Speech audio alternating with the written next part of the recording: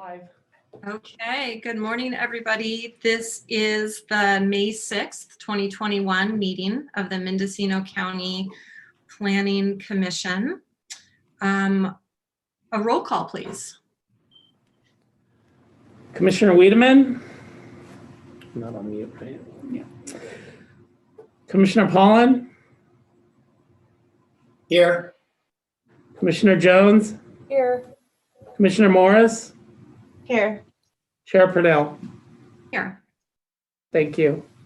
Okay, effective March 27th, 2020, the Mendocino County Planning Commission meetings will be conducted virtually and not available for in-person public participation. Meetings are live streamed and available for viewing on the Mendocino County YouTube page at www.youtube.com/Mendocino County Video. In order to minimize the risk of exposure during this time of emergency, the public may participate digitally in meetings by sending comments to pbscommissions@mendocinocounty.org in lieu of personal attendance. All public comment will be made immediately available to the commissioner's staff and the general public as they are received and processed by staff, and can be viewed as attachments to this meeting agenda at the Planning Commission agenda page. Requests for telecomment are required to be submitted prior to 7 a.m. the morning of the meeting. If you requested to speak under public expression, please call in now. Okay, do we have a determination of legal notice? All items on the agenda have been properly noticed. Thank you for that. And moving on to the director's report. Yes, good morning, Madam Chair, members of the Planning Commission. I'll keep it very short. Just wanted to report out that the safety element has now been submitted to the Board of Forestry as amended by the Planning Commission, and this is now scheduled before the Board of Forestry on June 8th. Once that action is taken by the Board of Forestry, if certification happens, it'll come back to the county, and we will take it to the Board of Supervisors on June 22nd for final adoption. And so then we will have an updated safety element. The next thing is I wanted to let the Planning Commission know that the Board of Supervisors took action on the facilities ordinance on April 28th, which was the first reading. We do not have a date for the second reading as of yet. And then finally, I wanted to get into the personnel aspects of the department. We are still short 7 vacancies, but we were able to fill the planning technician position. And what we did is we promoted from within. So Angie Lane has been promoted to planning technician, and she's transitioning from her clerical duties over to planning technician. And that would be my director's report. If the commission has any questions, I'd be happy to answer any. Any questions for the director? Okay, seeing none, let's go ahead and move on to agenda item number 4, matters from the public. This is public expression. The Planning Commission welcomes participation in commission meetings. This item is limited to matters under the jurisdiction of the commission that are not on the posted agenda and items which have not already been considered by the commission. No action will be taken. Individuals wishing to address the commission under public expression are welcome to do so via telecomment or email in lieu of personal attendance. Emails shall be sent to pbscommissions@mendocinocounty.org. All correspondence received will be made available on the Planning Commission agenda page. Do we have any requests for telecomment under public expression this morning? I did not receive any telecomments or any emails regarding public comment. Okay. Public expression. Great, and we have nothing on the consent calendar, so moving on to item 6A, regular calendar, case number MS 2019-0003, Carson, and I will turn it over to staff for a staff report. Thank you.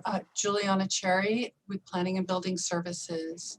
It's my pleasure to present this 2-lot subdivision to the Planning Commission.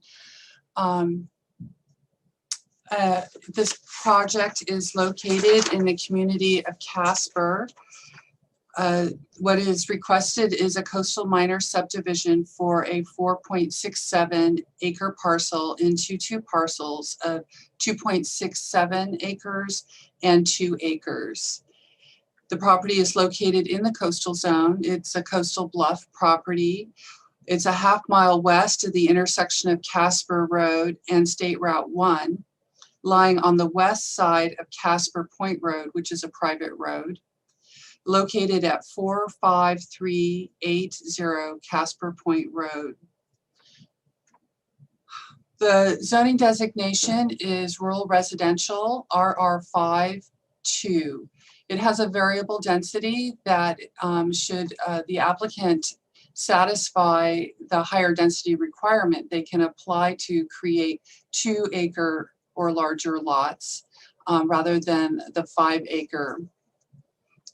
Their application is to do just that.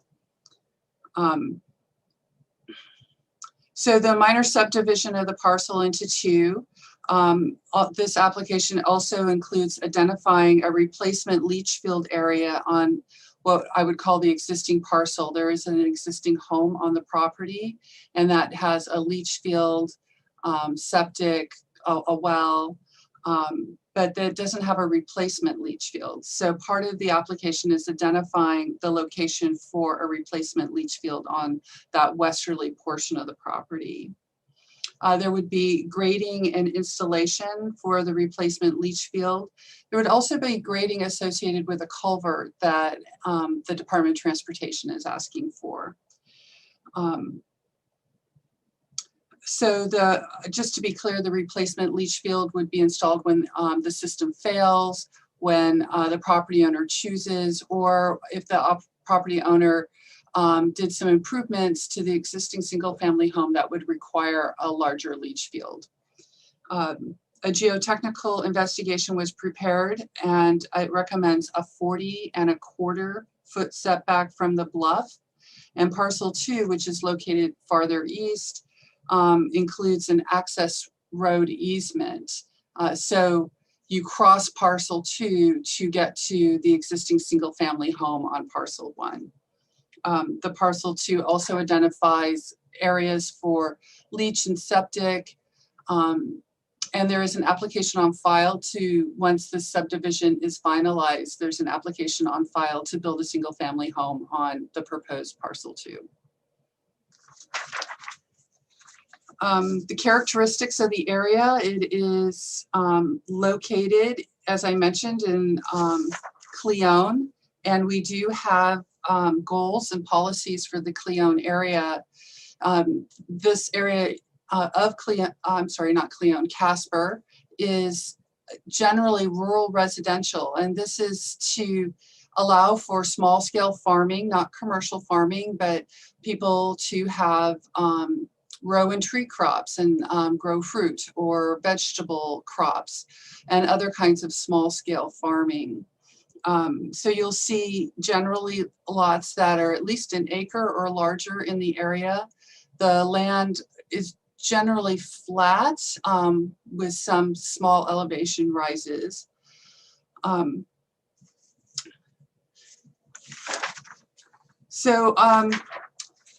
That goes over the goals that we have for rural residential, as well as maintaining some of the highly scenic characteristics or character of the Casper area. I wanted also to go over some zoning, as the applicant is proposing a 2 acre parcel and then something that's slightly larger than 2 acre, 2.67 acre parcel.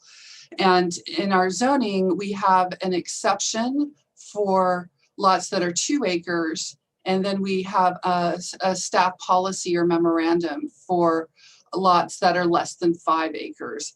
And in the staff report on page 4, I outline how those required minimum side yards would be laid out for either parcel 1 or parcel 2. When the subdivision committee met last September, they did recommend some land use planning conditions, and those are conditions 15, 16, 17, and 21. As I mentioned in my introduction, there is some grading that will be associated with this subdivision as the Department of Transportation is asking for a culvert to be installed. The work to install the culvert would be covered under this subdivision, as all conditions of the subdivision need to be completed prior to finalizing the parcel map. So again, the subdivision committee met and made some recommendations regarding grading, and that includes conditions 2, 3, and 7. In addition, staff is recommending condition 23. Condition 23 is asking that any grading that does occur comply with both our building code, the geotechnical report, and our zoning ordinance requirements for grading. Really, the requirements are to reduce opportunities for erosion and to use best management practices when you're moving soil. The site was surveyed and there was an extensive site visit in February of 2019 as the surveying biologists identified 2 potential types of isha. And we met on site in February of 2019 to talk about the extent of isha and whether those 2 potential ishas were going to be determined and found to be isha.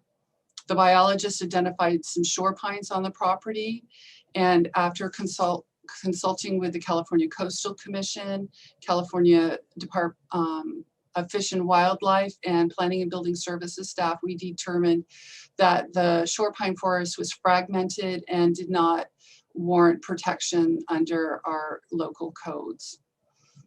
There's also on the westerly slope of the bluff and the property, a tufted hairgrass meadow, which has the extent of that and the type of isha we did agree upon, and we're recommending a minimum 100-foot buffer from the tufted hairgrass meadow.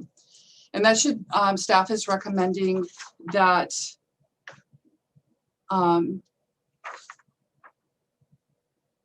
so the tufted hairgrass meadow is located less than 50 feet from the isha, and the site plan shows that the proposed location for the replacement leach field would be more than 100 feet from the tufted hairgrass meadow. So staff recommends establishing that minimum 100-foot buffer distance from the tufted hairgrass meadow, and that's condition 25. And in addition, measures to avoid the effects of construction on those special status wildlife and the plants that were recommended by the biologist, and that's that recommended condition number 27. I wanted to say that when the subdivision committee met, they recommended condition 4. And at that time, we hadn't conducted the site visit and we hadn't agreed on the extent of isha. So condition 4 rather does conflict with staff's recommendations. And so it would be the Planning Commission's pleasure if they did not want to include condition 4 in their motion to approve the project. Condition 4 specifies that all of the recommendations of the botanical survey report be followed, and that botanical survey report includes identifying that shore pine forest as a potential isha. And staff, it's staff, CDFW, and the Commission's opinion that shore pine trees, the grouping of trees, is not an isha to be protected.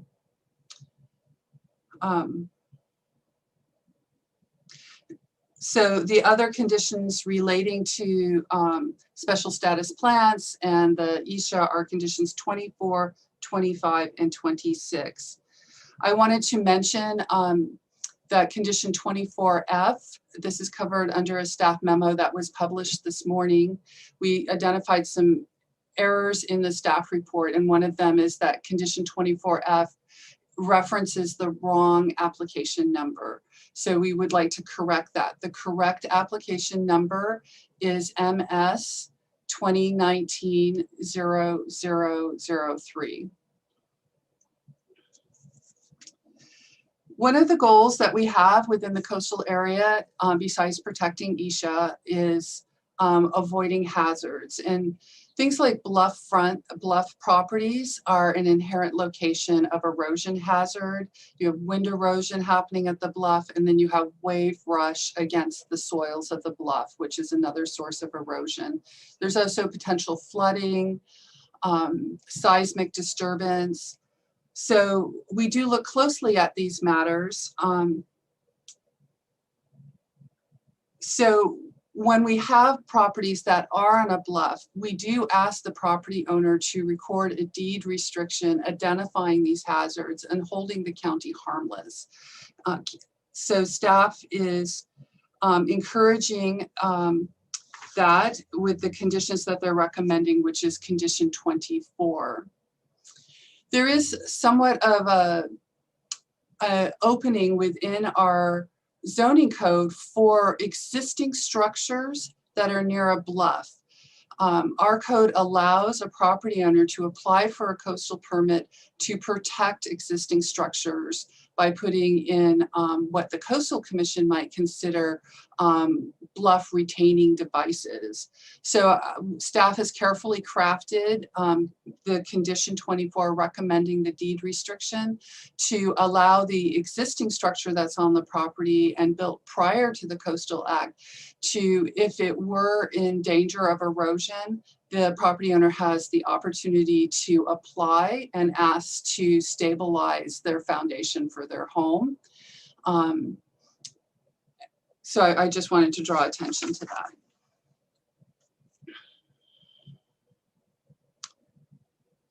that. Then on staff report page 8, there is another Scrivener error. When the applicant went to the subdivision committee, they requested to do a unilateral agreement. Subsequently, after they went to the subdivision committee in September, in February, they began exploring some exceptions from the standard rules. And there's a process associated with that. So they work closely with Department of Transportation staff to work out some exceptions, but they did not end up applying and requesting the exceptions. So I went through anticipating that the Planning Commission may be asked to grant some exceptions from the rule. So I went through my staff report and the recommended conditions, replacing the unilateral agreement with a parcel map, because when you grant an exception, you cannot waive the parcel map requirement. The parcel map does need to be recorded rather than a unilateral agreement. So on page 8, I incorrectly reference unilateral agreement. It should be saying parcel map. Because we anticipate that the Planning Commission will be asked to approve some exceptions.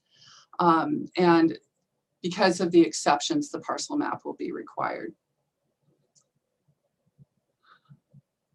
We're also recommending that the bluff retreat rate and the recommendations of the geotechnical report be recorded, and that would be conditions 24 and 28. Regarding fire hazards, the property owner has worked very closely not only with the Department of Transportation, but also CAL FIRE to look at the potential of stepping away from standards regarding road width, but still maintaining safety. The existing road width of Casper Point Road is narrow. It's wide enough for 2 cars to pass even at its narrowest point, but it's narrow compared to county standards. And so they're going to ask to have that narrow road width be allowed to continue, so that across their property, they would not need to, their property is 50 linear feet of this road. They would need to grant additional road frontage from their property. So part of looking at this analysis, they contacted CAL FIRE. And we received comments last February from CAL FIRE, and then just this week, we received additional comments from CAL FIRE. Those have been posted on the website as well. I did talk with CAL FIRE staff this morning. They called just to confirm that their correspondence had been received and to see if staff had any questions. So the existing driveway that goes from Casper Point Road across proposed parcel 2 and to the home on parcel 1 by the bluff is 9 feet wide. CAL FIRE has a minimum requirement of 10 feet of width. So it needs to be at least 10 feet wide to meet CAL FIRE's requirements. The county is asking for that road to be wider than that to meet our road standards, because in fact, the road that goes across parcel 2 is providing access to parcel 1. So the county is asking that that portion of the private road that crosses parcel 1 be the standard width. The applicant is also asking that the hammerhead that's typically provided so that safety equipment can come on the property and turn around adequately, that the hammerhead not be located at its most westerly point, but that the driveway associated with the home on parcel 2 could serve as the hammerhead. CAL FIRE said that it's not uncommon for them to work with property owners for something like that, but they would need to see the plan to be able to sign off on it. The home as proposed would be rather mid-lot, so the hammerhead wouldn't be as far west as what the Department of Transportation is asking for, but it would be in front of the house mid-lot. Okay. So that gets to recommended conditions 23 and 24 relate to the fire hazards and recommendations regarding mitigating for that. The area is identified as a highly scenic area. And so we did include one condition relating to aesthetics, which is condition number 1. The county has a priority to reduce glare, especially in highly scenic areas. And so we ask that any lighting, any exterior lighting be such that the light itself, the glare from the light is diminished. The project was referred to our local tribes and we have not received a response from them. The project was also the Archaeological Commission in August last year accepted the survey report that was prepared, and condition 6 was recommended by the subdivision committee. So this brings me to the transportation, utilities, and public services portion of staff analysis. Earlier I talked about the septic and leach field and their arrangement and what might trigger putting in a replacement leach field. So I don't think I need to speak any more on that, but if you have questions later, I'm happy to answer them. The septic and leach field would relate to conditions 10, 11, 12, and 13. Groundwater resources is something I do think I should talk about with you. And if you do have questions about groundwater resources, we can also pull in staff from environmental health. So when the applicant applied, she had in her possession, I think a 1991, 30-year-old hydrological study that found there's an existing well that serves the house, and then there is basically a test well that will be converted to a production well to serve the new parcel 2. And the testing for that found that I think it's 0.81 gallons per day could be produced from the test well. But the study was rather old, and so one of the questions we asked as staff is what makes a groundwater study current or out of date, and when should we ask for an update? In the end, what we did is we said, well, the groundwater study measured variables of this well and the surrounding wells. Perhaps we can go and look at those characteristics again today and see if those characteristics have changed and if those changes are meaningful. So the applicant, rather than doing a new hydrological study, hired a hydrologist to come out and measure the depth of the wells to see if the water was similar in volume and capacity. And the surrounding property owners were asked if they wanted their wells similarly measured. And then a report was prepared with recommendations. They also looked at things like amount of rainfall per year, comparing it to what was recorded the year of the hydrological study over time, and then what rainfall is today. And most of the characteristics were fairly similar and not significantly different. So the hydrologist's recommendation is that wells should function in a similar manner to what was tested 30 years ago today.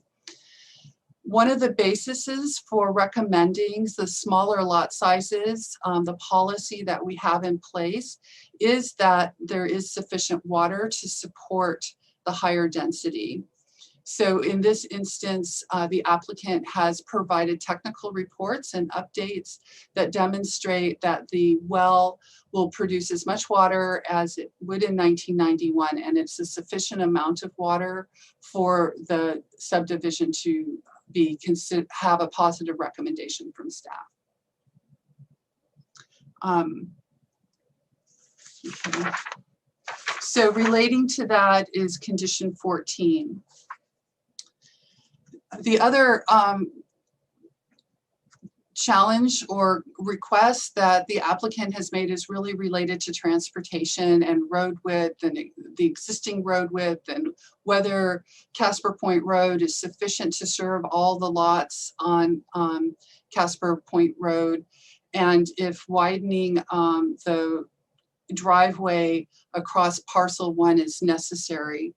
And that kind of gets to some ways that we manage requests. And planning and building services, when someone asks for an exception from a rule, we collect a fee, we look at the exception, we refer that revised application with the exception out for comment, and the subdivision committee provides comment.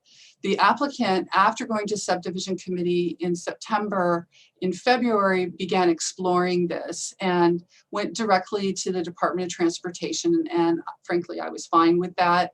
And the Department of Transportation at that time indicated that there were some parts of the request that they could support and some parts that they could not.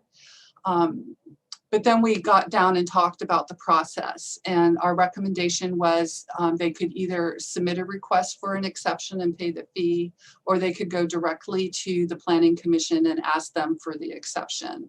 So that's why I'm anticipating when the applicant presents their project, they're going to ask for an exception from the rule. And in fact, I think it's 4 exceptions. I want to note that I won't go over the detail. I'll let the applicant go through that with you, but we also have Department of Transportation staff available to answer any questions the Planning Commission has. And this morning I did talk again with CAL FIRE. The conditions that staff's recommending relating to transportation and road widths are conditions 18, 19, 20. So the subdivision committee, when they met, recommended 22 conditions. It's the first 22 conditions that are listed, and then the subsequent conditions beginning with 23 are recommended by planning staff.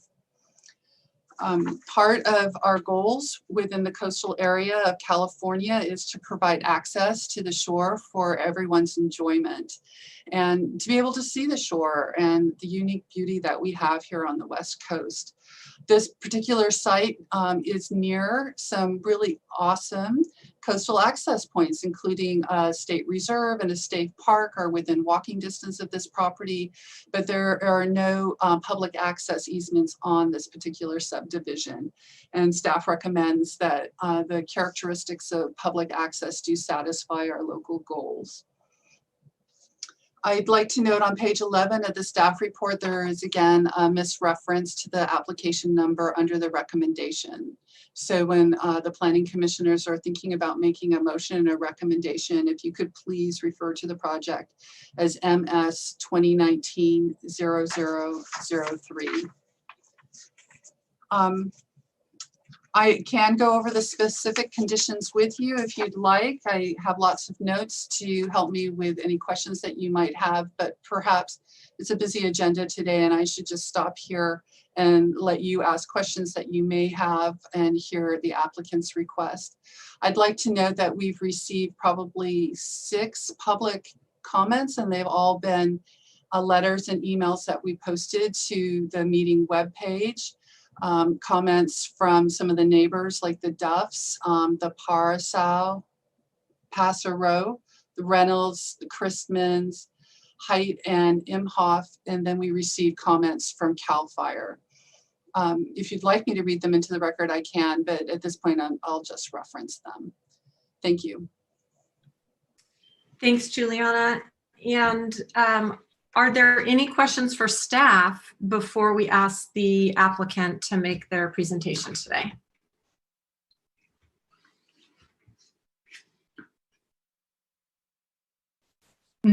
Commissioners, any questions? I don't think I see any. Okay, no questions. From you, I have one, and it is about the shore pine loss. You did indicate that it wouldn't constitute, well, that basically that resource is so fragmented already that shore pine loss wouldn't be significant. But what is the anticipated shore pine loss? Do we have a count on the number of trees? I don't believe that with the subdivision, any trees will be removed. And even with the home, it may be one shore pine. It's been a while since I've looked at the number of trees to be removed with the project, but I'm not really anticipating them. Most of the shore pines are in this area right on the property boundary between the existing home and where the new home would go. So the building footprint for the new home is unlikely to require more than 1 or 2 trees to be removed. Okay, thank you. And then a clarification on the hammerhead, because the way that the hammerhead turnaround is presented in condition 20 indicates that it would be at the terminus of the road, but didn't you indicate that the applicant wants to do that prior to the terminus? Right. Would you like me to show you 2 exhibits so that you can see the difference? That Okay, would be great. I will share screens. It'll just take me a moment if you could give me that. Thank you. Okay, let's find that. And Allison, I have some questions too. I had my hand raised, but you didn't see it. So when you're done. Okay, great. Thank you for letting me know. I thought there was a lack of questions.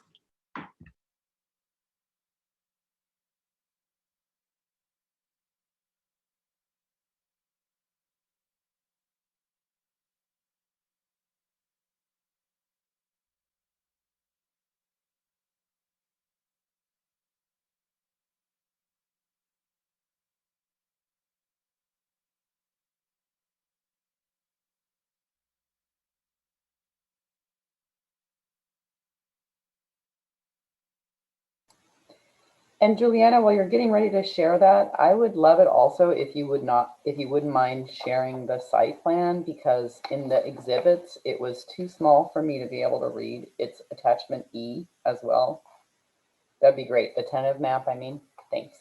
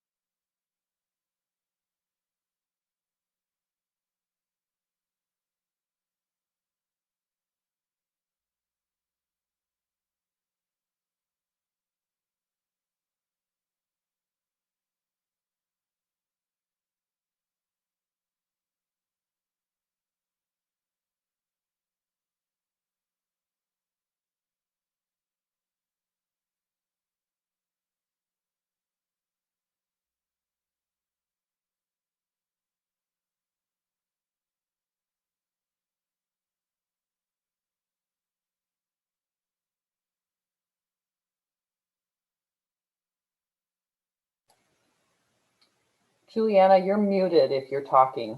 All right, so I think I'm sharing my screen. Can you see the screen? We can All see right. your screen. Thank you. All right, so I'm just going to move to the map exhibit because that's a good one to look at. I'm hoping that the one that's in the published staff report is really legible. That's not too bad. Okay, so I'll make this. Can I do that? I don't know how to maximize it, I don't think. There we go. All right, so this is the tentative map and the home would be here. Juliana, we're still only seeing, we're not seeing the map that you're looking at. We're seeing the Okay. notice of public hearing. All right, hold on.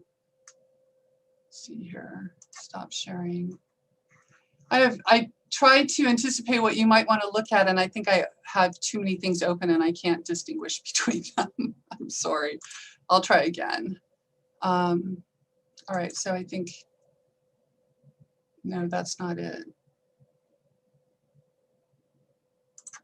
Here we go, share. So this is the tentative map. Can you see the tentative map? Yes, thank you. All right, so this is the boundary between parcel 1 and parcel 2. And here you can see where most of the shore pines are located. The proposed home would be in this area on parcel 2 with the driveway. And what the Director of Transportation is asking is that this existing road easement include a hammerhead over here at the westerly end of parcel 2. Transportation is not asking for any improvements past parcel 2. There would be no improvements on parcel 1 that are being asked either by CAL FIRE or the Department of Transportation. But the Department of Transportation suggested the location for the hammerhead would be here. If you give me a moment, I will see if I can move to a page that includes the site plan. I don't think the site plan is included in the staff packet. Oh wait, you had said it was Exhibit E. So it's the tentative map is Exhibit E.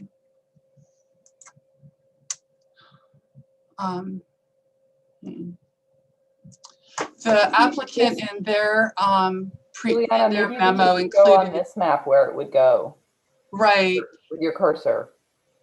the home, it would be proposed generally in this area here, which is also east of the existing fenced garden area. The property owner some time ago installed a vegetable garden and put probably a deer fence around it. It's quite tall. It's more than 6 feet in height, and it's open to let the sunlight in. So the home is proposed generally in this area here. And you can see here on Casper Point Road that 50 feet of the lot width follows Casper Point Road. And then the next lot to the south is similar in size to this one. So it potentially could be subdivided. And the next lot south is also similar in size. It could potentially be subdivided. And that's really the source of any future subdivisions along Casper Point Road. The other lots are of insufficient area already to be created into smaller lots.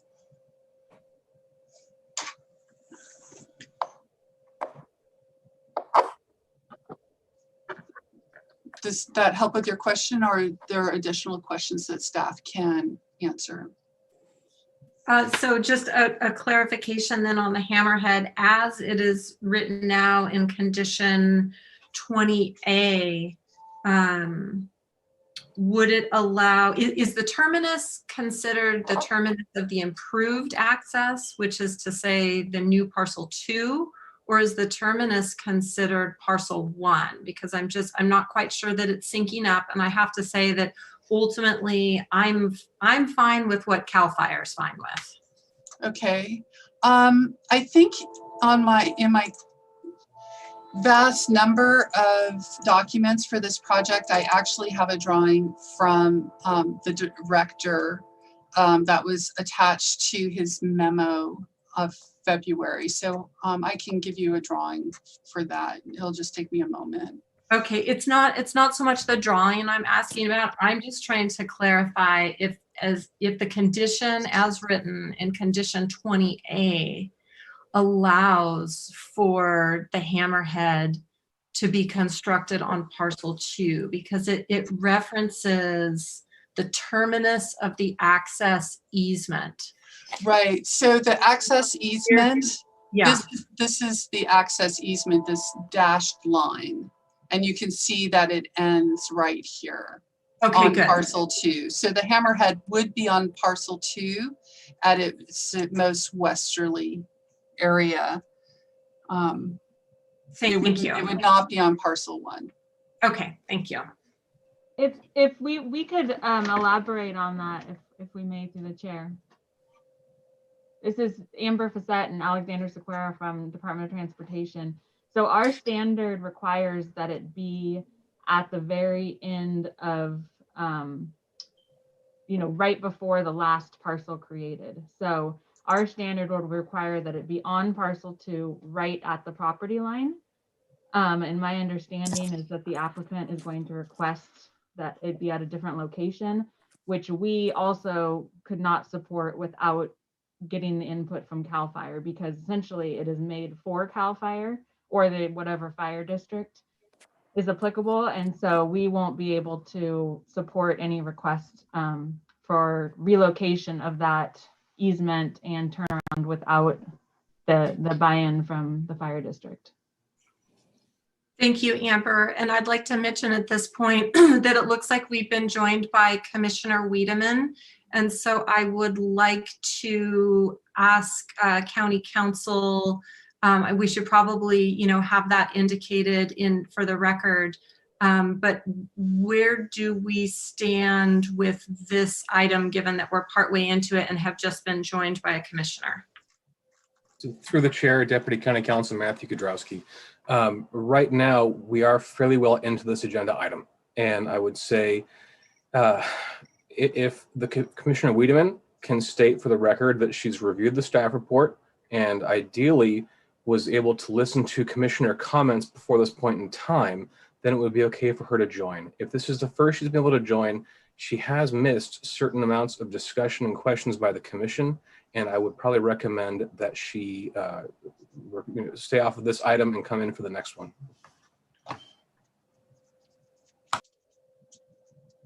Commissioner Wiedemann, would you like to respond to that? Sure. Can you hear me? Yes. Okay, great. Sorry for being late. I'm having we had technical problems here. So good morning, everybody. I did review the material and read it and read all the letters. However, I just came in, as you saw. I heard the end of Juliana Cherry's talk, but I didn't hear her whole presentation. So I'll do whatever council recommends. Deputy County Council Matthew Kudrowski, I think the cutoff really is not just for if Ms. Cherry was speaking, but it's with the beginning of the question and answer period between commissioners and staff. So if Commissioner Wiedemann was not here for all of that, I might recommend that she abstain from this item and come back for the second item today. Okay. Thank you. Okay, great. Thank you for that clarification. Great. Okay, so let's get back to any questions that we have for staff. I have asked all of my questions, and I know that Commissioner Jones had some as well. Thank you, Commissioner Purnell. I had a few questions. So in reviewing the staff report, I'd like clarity from staff about the status of I forget the name of it, the wild hair Esha. Because in review of the comments from Fish and Wildlife, they said that it is not likely to be a native grassland or an ESHA. And that's underlined in their comments. So I'm just confused why, if Fish and Wildlife is not calling it an ESHA, you're calling it an ESHA in the staff report and then also requiring a buffer around it. It is confusing. So Fish and Wildlife over the last year or so has changed their standards for reviewing wild native grasses. And this property has quite a bit of grass across it. So what they were talking about wasn't the tufted hairgrass meadow that's on the bluff, but actually the more prairie grasses that are easterly on parcel 2. And those grasses had been called out as non-native grasses in the Botanical Survey report. And the reason for those comments from California Department of Fish and Wildlife was because they wanted to let Planning and Building Services staff know and surveying botanists know that the standard for calling things out as non-native grass has really changed. They want to look at the percentage of the different types of grasses that are characteristic, and they want to have more information than a generalized statement saying non-native grass. And since we had no less than 3 staff from California Department of Fish and Wildlife, and some of them are specialists in grass during the site visit, they provided that comment because I think they felt that the description of the non-native grass on site could have delved a little bit deeper in detail. But the tufted hairgrass meadow is strictly a bluff area, and it's far west of these non-native grass that lack. It was just confusing to me, so I wanted to get clarity on that, and you have totally provided that, so I do appreciate that. I did notice in one of the comment letters that there was a concern that the properties surrounding do not constitute 2 acre or less parcels. And I actually looked on Parcel Quest because I was curious about this myself, and I counted 13 parcels that are in that surrounding area that are between 1 and 2 acres, and only 4 parcels that are between 3 and 5 acres. So to me, that is a majority. So I just needed to confirm for myself that that was correct. Did you do that same confirmation? I looked to see which parcels were more than 4 acres in area to see how many could be potentially subdivided in the future. There's one that's 5 1/4 acres far to the north up by the state parklands. Not that far, you can walk over to the parcel. And then the next 2 lots to the south are more than 4 acres in area. So those could be potentially subdivided. And then I just looked generally at the surrounding ones. The ones on the east side of Casper Point Road tend to be more than 1 acre in size, but less than 2 acres in size, or right around 2 acres in size. Great. And then I guess I would just have a few comments about some of the special conditions. So special condition 4, requiring a site plan exhibit that defines building envelopes, which will avoid rare plant communities. It might be easier just to require that because I think somewhere else you already are requiring that the rare plant communities get recorded and a buffer get put around them. So it seems a little bit duplicative to me, and could be confusing to someone, you know, in future down the road. So it's just a comment, I guess. And then, if I may, yeah, I also saw that conflict, and I felt conflicted because I think it's important for me to represent what the subdivision committee recommended, and they recommended condition 4. And then we learned more about that sensitive habitat. And I feel that condition 4 really is duplicative, and the conditions that are later in this recommended list of conditions cover the protections for the ESHA better than condition 4 would. Yeah, so I would just recommend maybe that at the Planning Commission, we just strike condition 4. And then I had a comment on condition 24E, and I'm wondering why you're asking the landowner to just remove. Could we not add the comment or move?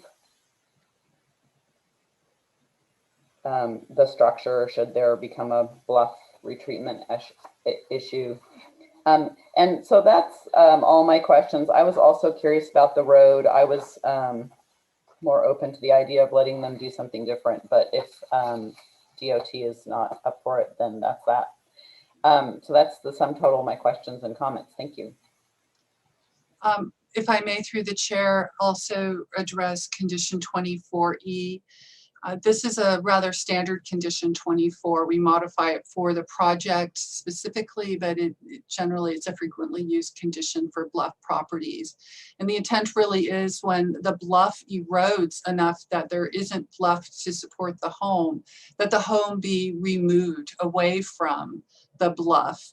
And we do see that on our county. There are some areas of extraordinary bluff erosion. Navarro Bluff Road is one. Above Bowling Ball Beach is another area where we see these extraordinary erosions. And so the property owner is being given notice that if the bluff does erode, they need to apply for a coastal permit to remove that house away from the bluff so that we can continue having a stable foundation for the home or not have a structure that could potentially fall into the ocean. And we ask the property owner to be proactive in this regard rather than wait for the devastation of having a home fall into the ocean. But I would be welcoming any changes to that condition that the Planning Commission wanted to offer. Are there any other questions for staff before we move on to hear from the applicant? Okay, seeing none, let's welcome the applicant.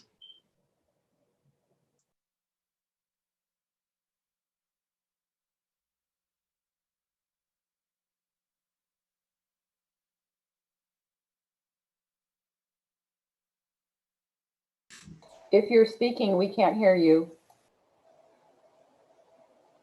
Do we have the applicant or agent? And there is a phone number listed in our participants, but I don't know who it is. If they're a part of this item, I can allow them to talk. Thank you, Angie. That is actually for a later item on the agenda. Great, thank you. I've entered the 3 people associated with the case. Angie, if you could add Tara. Oh, there's Tara. Okay, thank you. All right, Tara Jackson with Wind Coastal Planning and Biology. I am agent for the applicant. And if I may have about approximately 8 minutes to speak. Okay. Yes, go ahead. Okay, thank you. So first of all, I'd like to thank the commissioners for their time and attention to this project, as well as county staff. It's been about 2 years of extensive coordination, lots of emails and phone calls in order to get to this point of Juliana's fantastic staff report. And so I just want to offer my heartfelt thank you. And as Juliana expressed, we are asking for exceptions to road improvement requirements. Our first request being that of Casper Point Road. We had I submitted a memo yesterday on May 5th, 2021, that outlines all of our requests as well as provides some attachments, exhibits to help highlight why we're making this request. And so I won't go into too much detail. This was provided and is posted on the county website. But in summary, our first request is for Casper Point Road. And that is currently a road which is between 15 and 19 feet wide. The current requirement would be that it is widened to 26 feet. And we had a civil engineer come out and review the condition of the road. And he noted that it is based on the speed limit and the current width, that it is sufficient to support the 15 parcels that gain access from this road. We also have some exhibits that show two full-size vehicles passing each other comfortably, a truck and an SUV at the narrowest point, which is 15 feet. The civil engineer also highlighted that widening the road would actually compromise the integrity of the drainage system. So it would actually lead to a less strong, structurally sound road overall by widening it. CAL FIRE provided a letter which stated that the road in its current condition is safe for emergency vehicles and for people to do ingress and egress in the event of an emergency. Howard DeShiel, as Juliana Cherry pointed out, supported the exception to this, but just based upon some process hiccups, we decided to bring this to the Planning Commission. Then that brings me to our second request, which is the exception to the road improvement requirement on the actual parcel 2 itself. Howard DeShiel had pointed out, Howard DeShiel with Mendocino Department of Transportation, had pointed out that although MDOT could support the exception to the width on Casper Point Road, that the road on parcel 2, the access roadway, would need to be widened, and that it would need to be widened to 22 feet.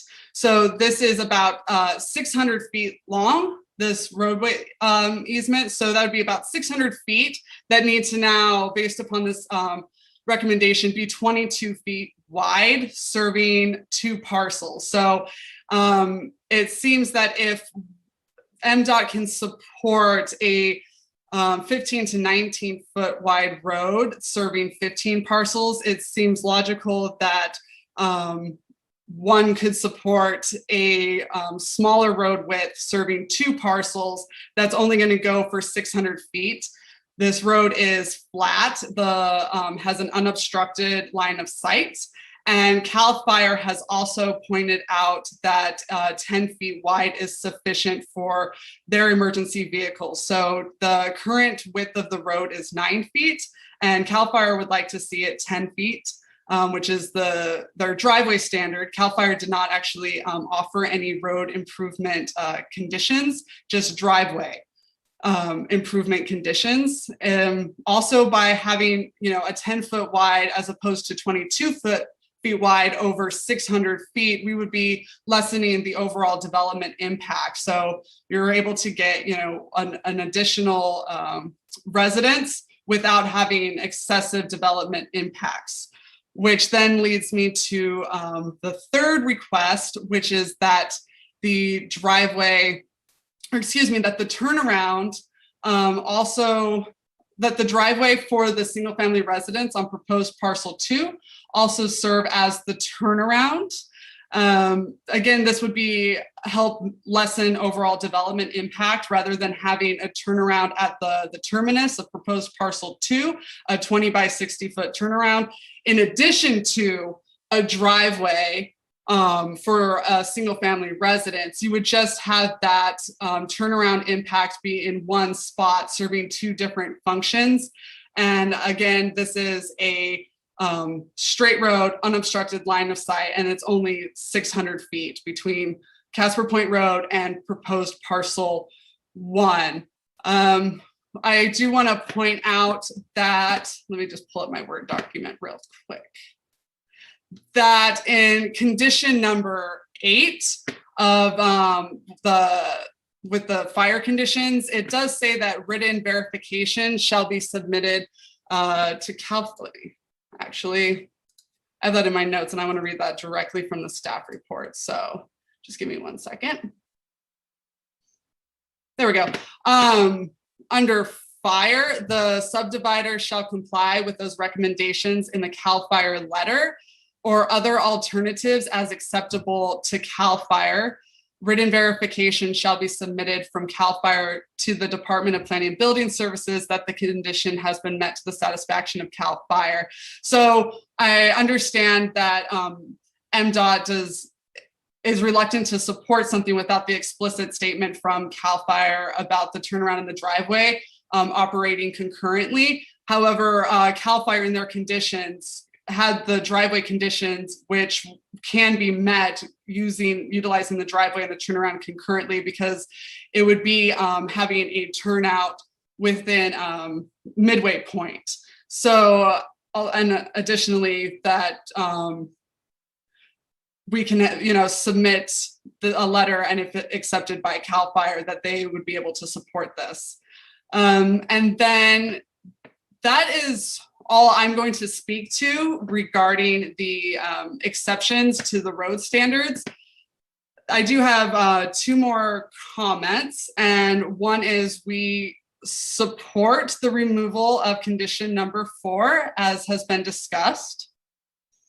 And then one other condition, this not having to do with the road improvement requirements, this is condition 7F. And this is the condition regarding all earth moving activities shall be conducted between May 15th and October 15th of any given calendar year, unless wet weather grading protocols are approved by the Department of Planning and Building Services or other agencies having jurisdiction. And we would like there to be some sort of language that also ties the restrictions to weather events.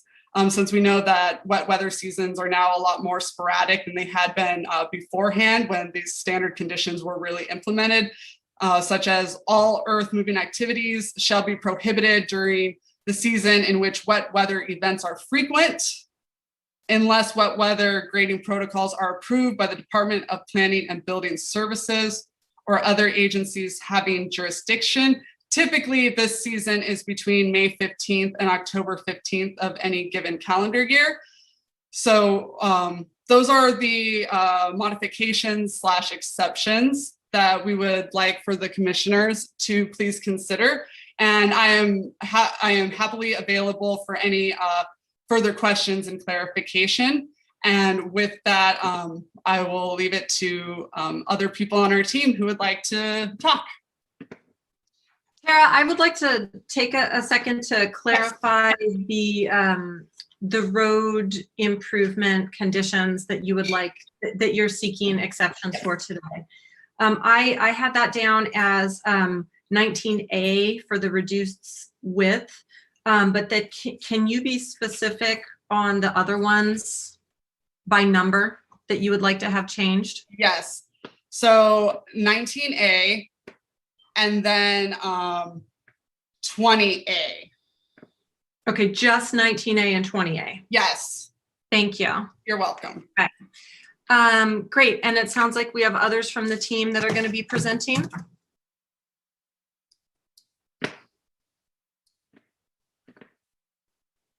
Hi, I'm Bonnie Lampley. I'm the hydrogeologist that evaluated the well for Julia. And I was here today to answer any questions. I understood Julia was going to make a presentation, but I guess she's not here. So I'm available to answer any questions that anybody has about the well or the hydrogeology. Hi, I guess maybe some, what? Oh, hi, I'm Julia. Oh, Julia, it says Amy. Yes, I am here. So I guess we do have Bonnie Lampley here, who is the hydrologist who was hired to update the report and to satisfy all the requirements that the Department of the Water Department was requesting, environmental health. So I really encourage you to, if you have any questions about hydrology or her methodology or testing, how she drew her conclusions. She's the expert, and I would like to say several things, but maybe since she's here and off mic or on the mic right now, if you have any hydrology questions, she's the person to ask. And then when you're done with hydrology, then I can come back and talk about the road issues. Is that acceptable? That would be fine. It sounds like you have nothing else to present at this point. I do have things to present. I would like to reply to the public comments, but I would like to wait until that time that everyone has their 3 minutes to talk, and then I would like to present my comments about the public comments. So I do want to, I definitely want to have it will take about 3 minutes to talk about the public comments. And then I do have a closing statement. And I do want to talk about number 4 of the memo that Tara was discussing about the Hammerhead T and putting that with the driveway on parcel 2. Is that acceptable? Okay. That's fine. I think what we're going to do at this point is open public comment. We do have one telecommenter waiting to speak, so let's go ahead and open public comment.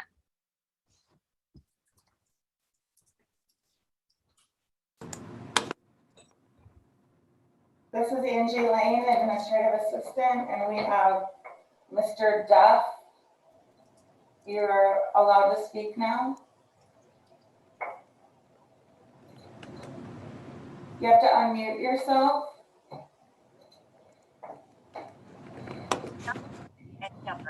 Please re-enter meeting ID. And we can hear you, Mr. Duff. If you'd like to go ahead and begin your comments, please state your name for the record. Can you hear me? Yes, we can. You can hear me. Great. Yes. That's really good. Madam Chairman, I'm Ray Duff. I came to Mendocino County in 1967. I got married here in 1969. My wife, Lorraine, and I have lived in the Casper area for over 40 years and on the coast for over 50 years. My objection to this application isn't a secret. I've told Mrs. Carson of my opposition. I currently have to work with Mrs. Carson as she's another resident on our mutual road, and we need to replace the culvert on this road. It's the same road you've been talking about. It's got a damaged culvert on it. My statements are not antagonism. My belief is that this area was set out with large parcels designed only to have one house on each parcel. And I remain opposed to the coastal front parcel of 4 acres to have 2 acres just to build another house.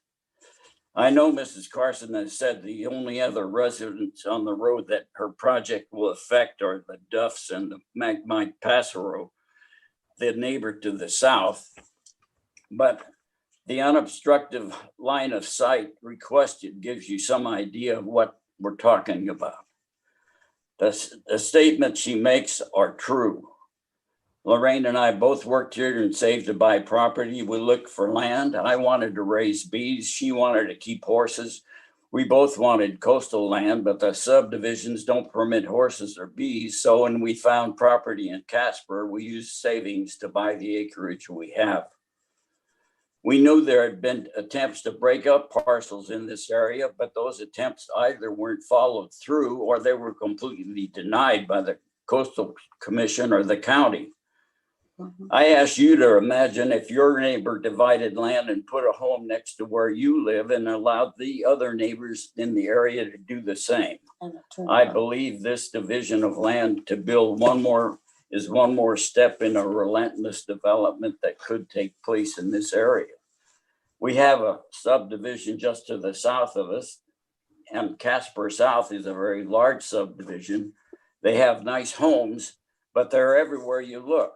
Ours is a residential area of larger parcels with one house on each parcel, and that's the way it was set out when Lorraine and I bought this land to build our home in the 70s, and the way it was when Mike Passero and his now deceased wife bought their home over 20 years ago.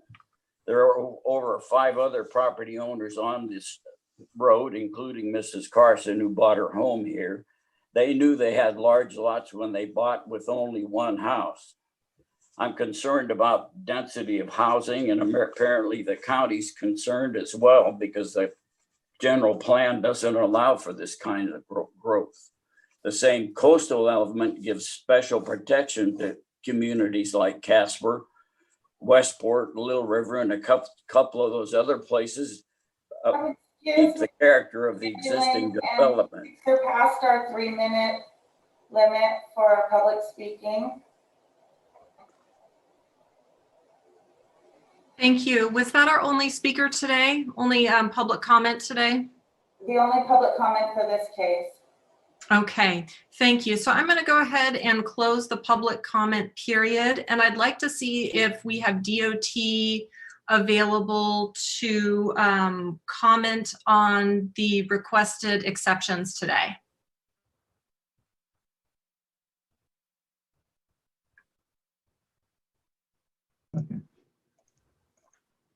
Hi again, this is Amber Fassett from Department of Transportation. We can speak to several of the requests. Our director DeShield, did write in a letter to Ms. Carson that that adequate justification had been provided by her engineer to support the road width exception. However, at that time, we were under the impression that CAL FIRE also supported that. And CAL FIRE has made it very clear in a letter dated yesterday that in fact, fire safe regulations do apply to the road and that they don't support that. So at this point, we cannot really support an exception request for the width of the road. Okay, thank you. Thank you for that, Amber. I would, at this point, like to go ahead and give the agents the requested time for closing comments, and I would just ask to please keep it brief in light of the full agenda that we have before us today.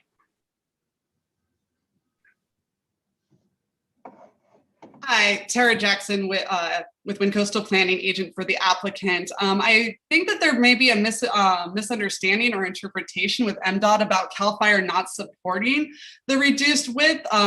Their original letter from February supports the reduced width on Casper Point Road, as well as their letter from yesterday says that it needs to meet the standards of the driveway. That was in regards to the driveway being 10 feet. So I think there may be a misunderstanding, and potentially maybe Juliana Cherry can speak to that in greater detail or read the letter. I also want to point out that Juliana Cherry had mentioned earlier on in her presentation that she spoke with CAL FIRE just this morning also about the turnaround serving as a driveway, and that's something that they do support. So I just think that maybe there's a misunderstanding at this point in time that needs some clarification potentially from Juliana Cherry if we need to go into greater detail. So in light of a potential miscommunication, letters from CAL FIRE, DOT unable to be able to support the exceptions requested today that have kind of come in as a surprise to us at the last minute.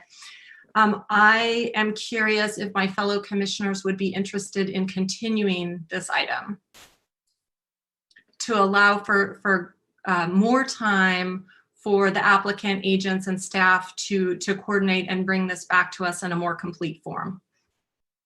I have a thought, Commissioner Parnell, and that is maybe that special condition 4 already, or I'm sorry, special condition 8 already allows for that communication between them prior to the finalization of the subdivision. And we could, if we wanted to act today, we could strike special condition 19A and 20A and just leave it up to Juliana and CAL FIRE to figure out what the right answer is, rather than us having to come back again. I just, you know, these people have been in this process for so long. And I'm just wondering if Juliana would be comfortable with that as a solution. Juliana, DOT, would you be able to respond to that? If I may, Julia Krog, on that point, it's really very important that for subdivisions, conditions are spelled out clearly within the resolution, rather than leaving those decisions to a later point in time.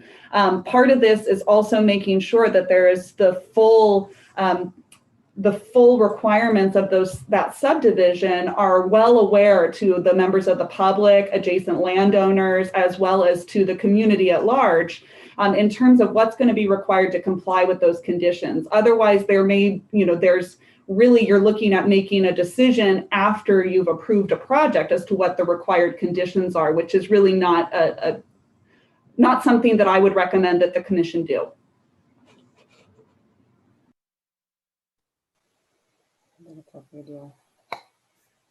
If I may, through the chair, I've had a moment to consider this. I have one question regarding the exception. And in the end, I think what would most benefit staff is an opportunity to look at this request for exception and to confer not only with DOT, but CAL FIRE. So how to proceed, and that's where I'm looking for some direction from the Planning Commission. Staff at this time thinks a continuance would be appropriate. And what I'd like to know is whether the Planning Commission would like the applicant to apply for that exception and pay the fee and have it be referred back to Subdivision Committee, or the Planning Commission would like staff to meet over the next week and come to some conclusions with the applicant and come back to the Planning Commission. There is some scheduling. The next available Subdivision Committee meeting is in June, which would mean that it would come back to the Planning Commission after the Subdivision Committee if we want to hear their revised recommendations.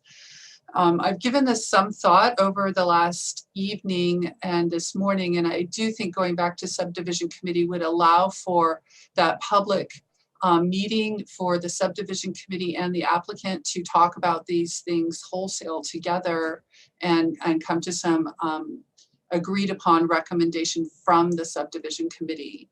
But if you would prefer, we can certainly confer outside of the Subdivision Committee with the Department of Transportation and CAL FIRE staff and come back to the Planning Commission slightly earlier with a revised resolution with staff's recommendations on those revised conditions. And just so the commission is aware, there would be the ability to potentially continue this item just for 2 weeks to the next available agenda being May 20th. So just putting that out there so the commission has all options in front of them.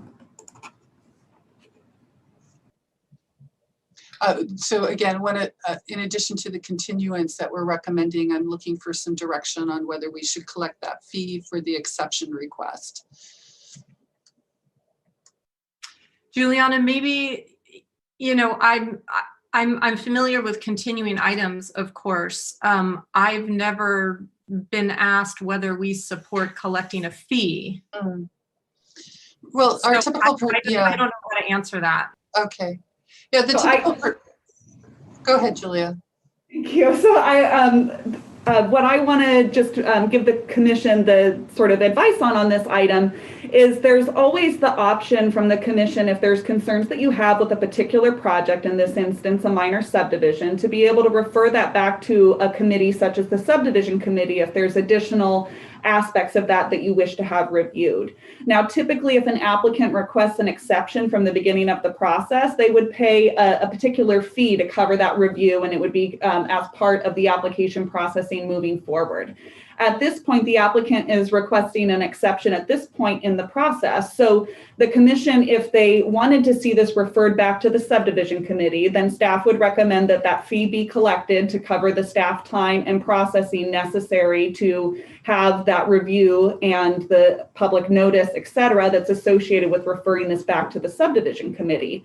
Otherwise, if the commission is comfortable with staff discussing this with Department of Transportation and CAL FIRE outside of a referral back to the Subdivision Committee, then we would be able to not require any additional fee and have that discussion and come back to the commission at a future date with this item. Thank you, Julia. And with that clarification, commissioners, what say you? Yes, Commissioner Jones. Sure. I think Cliff had his hand up first. Okay. Commissioner Pollan? Thank you, Chair Purnell. I think I would support it going back to the subdivision committee personally, and assessing the fee that's required. My one question in that would be, when it goes back to the subdivision committee, are there any additional considerations that we can recommend that they examine? And I'm particularly curious around the hydrological considerations that have been raised by members of the public in the public comment. And I don't have a complete sense of what the methodology was in making the determination that there was sufficient water resources, especially in light of the public comment around the wells in the area being significantly drawn down. And so I'd be most supportive of it going back to the subdivision committee if they're also considering additional information around the water resources. This is Julia Krog, and we do have a representative from Environmental Health available on the line. And so I'll just pause for a minute to describe what the subdivision committee role is related to processing of minor subdivisions. So they are a recommending body to the Planning Commission, and typically they review the subdivision to see how it complies with the standards and then recommend conditions of approval to the Planning Commission. Ultimately, the review of the hydrological study is something that is conducted by the Environmental Health Division, not necessarily by the subdivision committee itself. While there is a representative of the Environmental Health Division on the subdivision committee, that is not necessarily the role of the subdivision committee to determine the adequacy of that survey or that study. So that's staff's role to determine the adequacy of that study? Yes, the appropriate staff in the Division of Environmental Health. So I have a comment now. I'm not concerned about the water. I know Bonnie Lamprey's work, and she says it's good, probably is. I think I'm less inclined to send it back to the subdivision subcommittee. And just instead have Juliana Cherry broker some sort of agreement between CAL FIRE and DOT on these road standards. I did drive out to the property. I did not meet with the property owner, and my experience of driving there, the roads seem quite adequate. I also just want to alert people to the fact that adding a huge hammerhead creates more impacted environment. And an area that it's pretty unlikely to ever be used. The soils out there are very sandy and they hold up well in wet weather conditions. And frankly, I think a fire truck could probably drive around the entire property without ever getting bogged down. So to me, it seems a little bit like the solution is worse than the problem. And I would recommend that a solution includes using the access road for the second unit or the second parcel as the hammerhead turnaround area. So those are my comments, and I'll leave it at that. Great, thank you, Commissioner Jones. Let's go ahead and see if the agent has any final closing comments before we have final discussion from the commission. Tara Jackson, agent for the applicant. First of all, I'm wondering if the commission would, instead of continuing the item, write in so that condition 20A concludes with or other alternatives as acceptable to CAL FIRE. That way it still can say, you know, this is the turnaround that is necessary, or other alternatives, other alternatives as acceptable to CAL FIRE, and then that being the same for 19A. If that language would help us to be able to move forward today. And then if not, going back to, I don't think it's necessary to go back to subdivision committee. As was Julia Acker pointed out, that they aren't going to analyze the hydrological study that has already been analyzed, and that if there are questions that are coming up about the quantity and sufficiency of the water on the parcel to support another residence in the subdivision, that we do have Bonnie on the line here, and she can help answer the questions. And then there's also all of the data that has been collected. So that I'm wondering if we can avoid continuing the project at this point in time with that language change.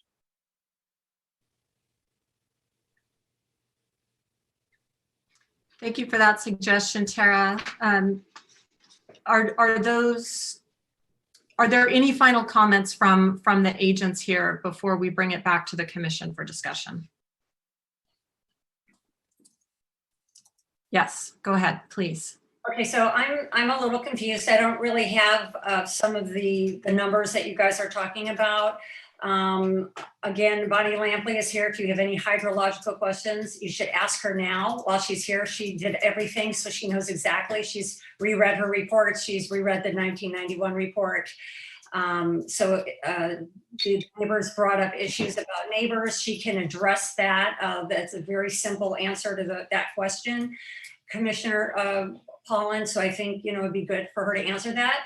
With regards to the road issues, I'm a little confused. Howard DeShiel has said that the Casper Point Road can be between 15 and 19 feet. There's no problem with that. So it's, we purposely didn't pay the fee because I have spent thousands and thousands of dollars, and he wrote a letter. He is in favor of not widening that road. So I don't see that we need to go back to MDOT and ask him what he's already put in a letter that you've all read, that Casper Point Road does not need to be widened in any way. With regard to my driveway, CAL FIRE has said that 10 feet is sufficient. Right now it's 9 feet, so I'll have to widen it another foot and 600 feet more in length. There doesn't seem to be a problem with that with CAL FIRE, and Amber just said that they defer to CAL FIRE. So to widen that road to 22 feet, again, even as our Commissioner Jones said, it's kind of ridiculous, to do something like that. It doesn't support what the purpose of the road is for CAL FIRE. And then with regard to the Hammerhead T at the end, I think it would be great if Juliana could put that map back up of the tentative map, so that Juliana, are you able to put up the tentative map so we can just look at it real quick? Would that be the pleasure of the chair? Chair, I would really appreciate being able to illustrate by having you look at that tentative map again. So Juliana showed where the terminus is, and she did show where the housing envelope is, but I would like to add one more element to that I think, I'm a visual person, is helpful to see, and it would only take a few moments. And you're muted, Chair Parnell. Or can we share our screen?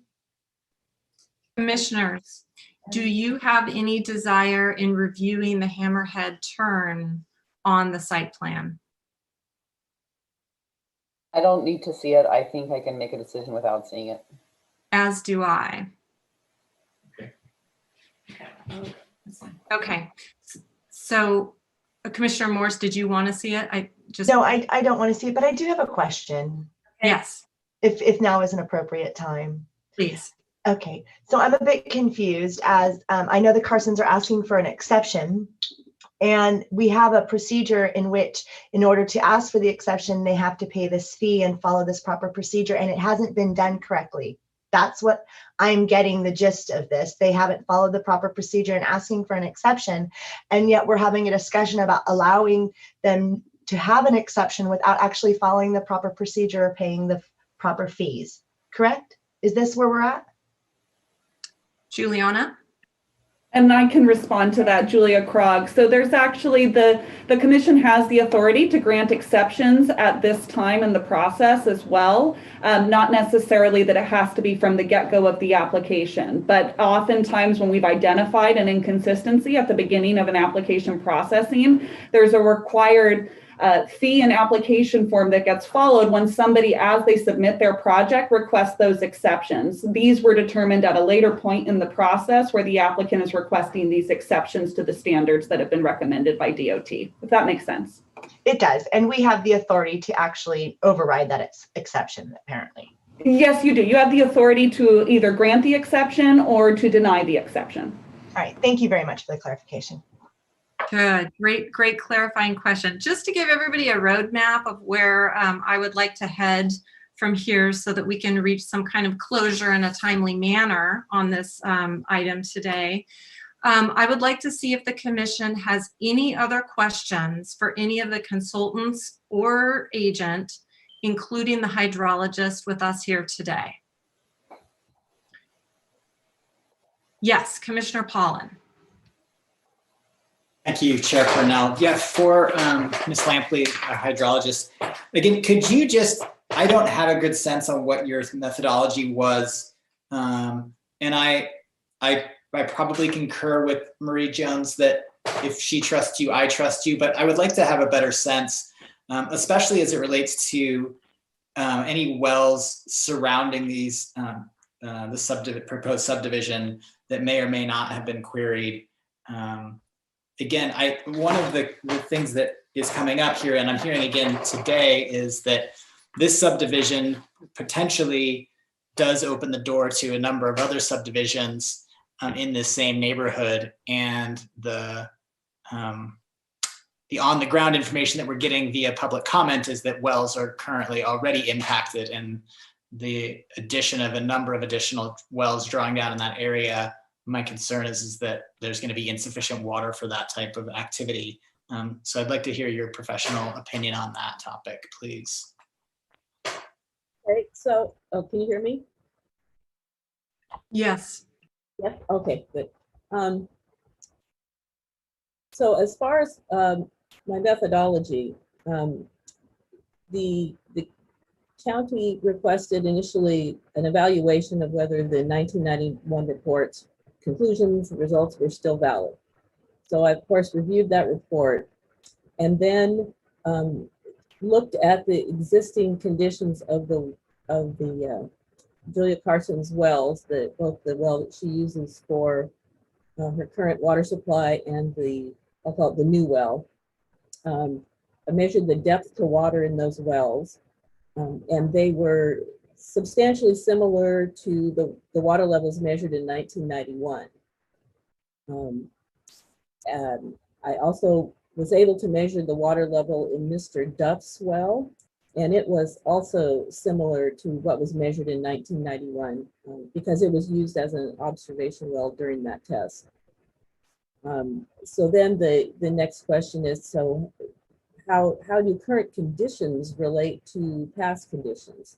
So I looked at the amount of precipitation, rainfall that had fallen during the period before I measured the current water levels versus that from 1991, and they were actually rather similar. The current precipitation was a bit lower, but they were both sets of measurements were done in a dry period, and the 1991 test was done towards the end of that drought period that extended from about 87 to 92.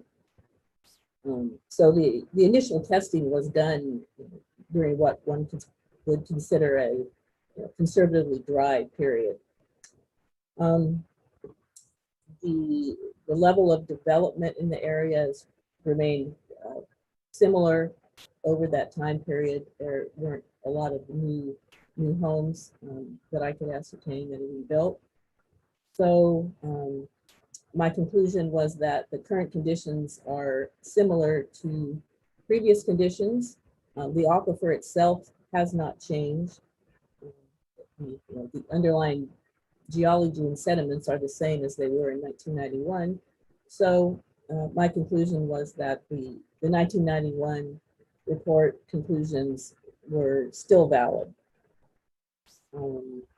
As far as the current wells that are reported being dry, in Mr. Duff's comment letter, he he listed 3 parcels that had reported their wells to be dry, or they ran out of water last season. So I looked up those parcels on the Mendocino County GIS parcel viewer. Those 3 parcels are all located very close to each other along Pacifica Way, I believe, in that area, to the southeast of the Julie Parsons parcel. And to my knowledge, there haven't been other wells in that area that were reported to have had problems last year. So my thinking is that there's something particular about that location around those parcels that is leading those wells to have insufficient water, during dry periods. Is it something about their construction? Has the casings deteriorated? Different levels of use? I can't address the actual causes of that, but to me, it looks like a localized problem. And the water levels in the area of Julia Parsons' parcel don't appear to be especially affected by dry periods. So, were in your analysis or in the 1991 analysis, did they actually do pumping tests and testing for recharge and? Oh yes. So in the 1991 report was, or analysis was done in support of a parcel split at that time. And they conducted a 17-hour plus constant discharge aquifer test on the new well, and showed they pumped it at about 1.36 gallons per minute for 17 hours. And from that, they calculated the aquifer parameters, and those showed that the aquifer is of fairly low yield, as we would expect, but that it did have sufficient water to supply a single family resident. One of the additional analysis that I did was to look at the level of potential interference on neighboring wells from pumping that new well. The original 1991 report had concluded that that there would not be any interference because they did not observe any during the 17-hour test. They observed water levels in what is now the Passero well and the Duff well at that time. And during the test, they saw no drawdown in those wells. But typically, what we do now is to make a predictive calculation, even if we don't observe drawdown in a neighboring well. So I did that using the aquifer parameters that were calculated from the 1991 report, which appear to be correct. I checked their math, so to speak, and concluded that there would not be significant interference on either the Passero or the Duff well from pumping of the new well for a new residence. Thank you very much. Are there any additional questions from the commission for either the applicant, the agent, or hydrologist? I have a question for Ms. Lampley. So you were talking about the 3 wells that Mr. Duff referred to in his comments, and saying last year that they had dried up. Are they on the same aquifer as the wells that Ms. Carson is planning on using for her new parcel? Do you know that? I can't say for a fact. I did try to locate the well logs for those wells. Well logs are available from the Department of Water Resources on their webpage, but the locations are redacted on on the forms, and sometimes the locations aren't well noted, so I couldn't figure out which logs went to which parcels. But I think that we can assume that they probably are in the same aquifer, with this, dune alluvial sediments over fractured bedrock. Most of the wells did look to be completed in both the dune sandy deposits and down into the fractured bedrock. And there were a few wells in that Pacifica Way area that weren't as deep as other wells in the area. But I couldn't tell which wells went with which parcel. So that might be a factor, that whatever driller did those wells, in that part of the subdivision didn't make them as deep as other wells. But I can't say for sure. Well, given public comment about their concerns about water and our obvious drought issues, I'm a bit concerned that we don't have enough information about the water situation. Ms. Lampley is, although Commissioner Jones is, very comfortable and confident in her, I'm not confident with the information that she's provided this morning. I took, a lot of time to read the public comment, and there is great concerns about the water, and I join with Commissioner Pollan about my concern about it, and I'm not happy with the answers that Ms. Lampley has provided this morning.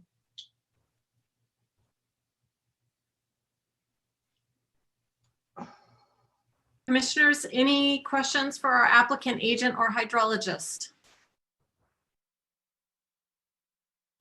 Okay, with that, I would like to thank the three of you for joining us today, and we will bring this item back to the commission for discussion. Okay, so commissioners, I believe we have before us some proposed changes, some exceptions to the conditions of approval. The agent has requested a change to 19A to 20A to 7F, which is about earth moving activities being prohibited during wet weather events. And then there has also been discussion about striking condition 4. I would like to give each of the commissioners a chance to express and discuss where they're at on this project in general. And if it looks like there's support for the project, then we'll need to discuss how we would like to handle those conditions.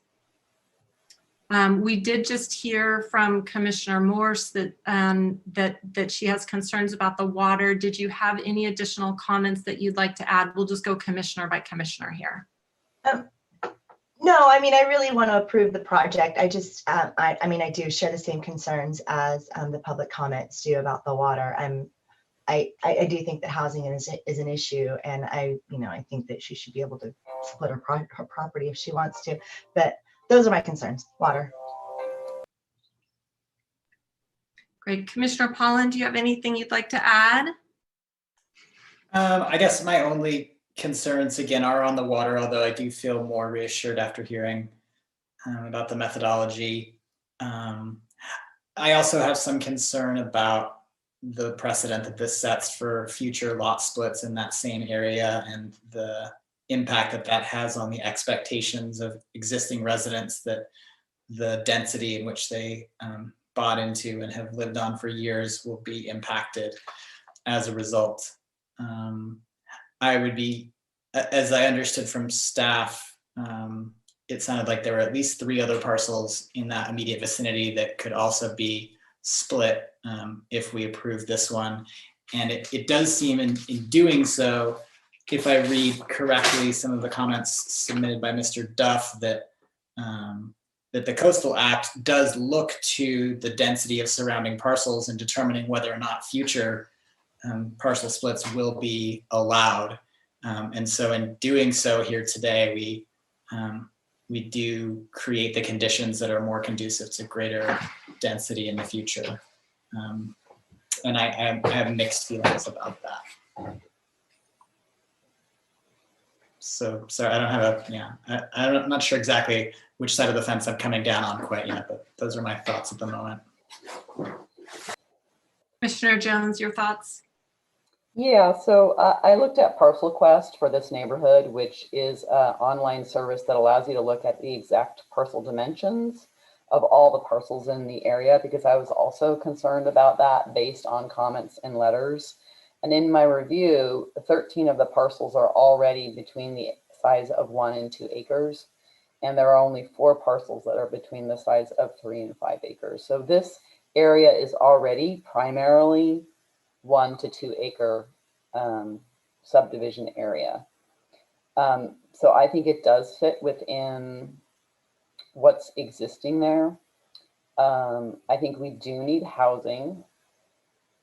I am reluctant to support the large hammerhead turnaround because it turns coastal prairie into impermeable surface for no obvious benefit. Likewise, I am reluctant to approve a 22-foot road when it's clear that a 10-foot road is more than adequate to serve 2 residences. If the other commissioners are very concerned about water, one way we could address that is by limiting the amount of second or accessory dwellings that could happen on these parcels. Currently, the parcel as configured could accommodate up to 3 residential dwellings. So the primary resident, a secondary unit, and a caretaker's unit. So that comes to 3 units altogether. So one way, if other commissioners are concerned about water, I'm not particularly in this case, that would be a way to address that concern so that the parcel going forward would only be allowed to have the same number of residential units as it currently has. So for example, we could condition one parcel to be allowed to have a second unit, but the other parcel not to be allowed to have a secondary unit or a caretaker's unit. And that would keep the overall maximum density for the area to 3 units, which is what it currently could have, given even though it's 1 parcel size. So that's one way of addressing that concern if commissioners want to consider it.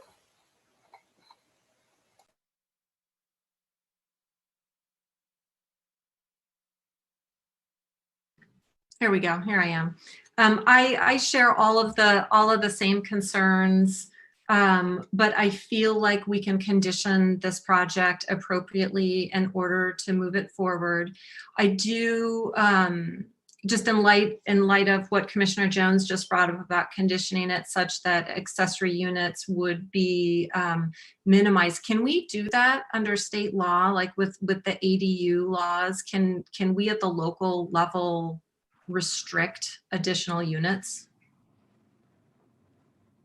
Deputy County Counsel Matthew Kudrowski, through the chair, if I may, I that's something where I think I might appreciate additional time to review what limitations there would be, both in general on that, as well as within the coastal zone, to make sure that kind of conditions worded appropriately, and then also be able to report if we have any concerns about doing so.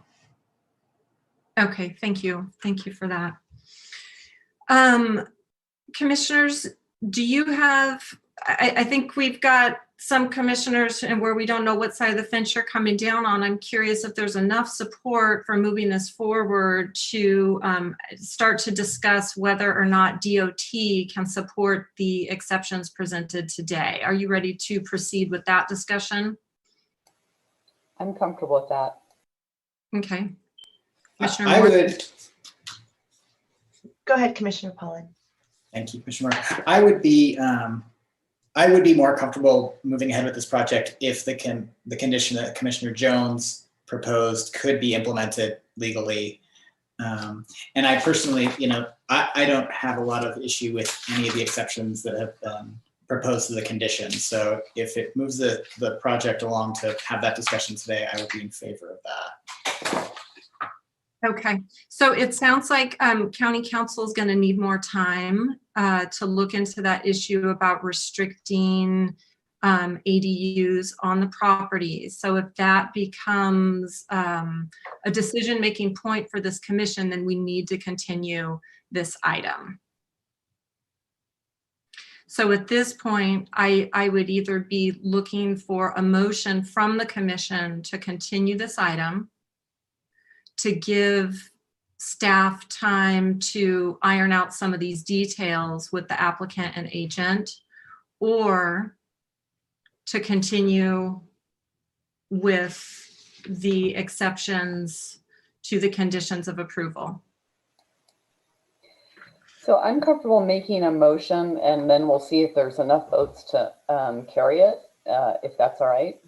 Yep, please. Okay, I'm the commissioner from the district in which this project is located. And I'd like to move that we adopt resolution MS 2019-0003 with the following changes to Exhibit A, conditions of approval. That subcondition 4 is struck as it's duplicative and not as detailed as subsequent conditions.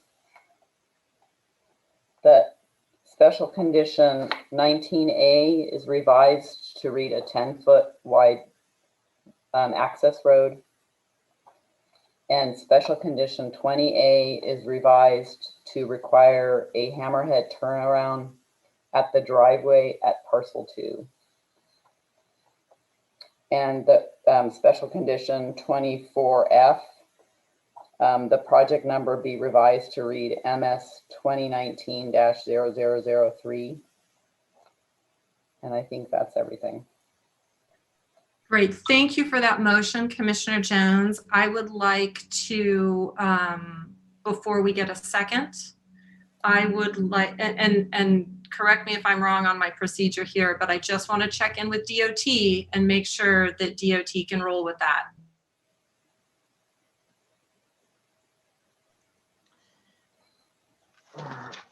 For Alex Square with Department of Transportation. I noticed you said 10 feet on 19A. That goes against our standard.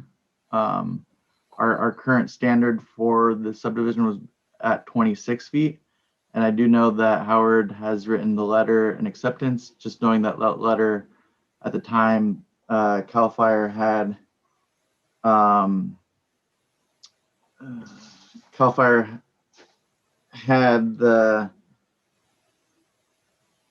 letter that they would support it, but since yesterday's letter with CAL FIRE, and that it says, as discussed, all parcels created after January 1st, 1991 shall conform to the state fire safe regulations, and typically with their private roads, their width is at 20 feet. So I would not support anything less than CAL FIRE would support.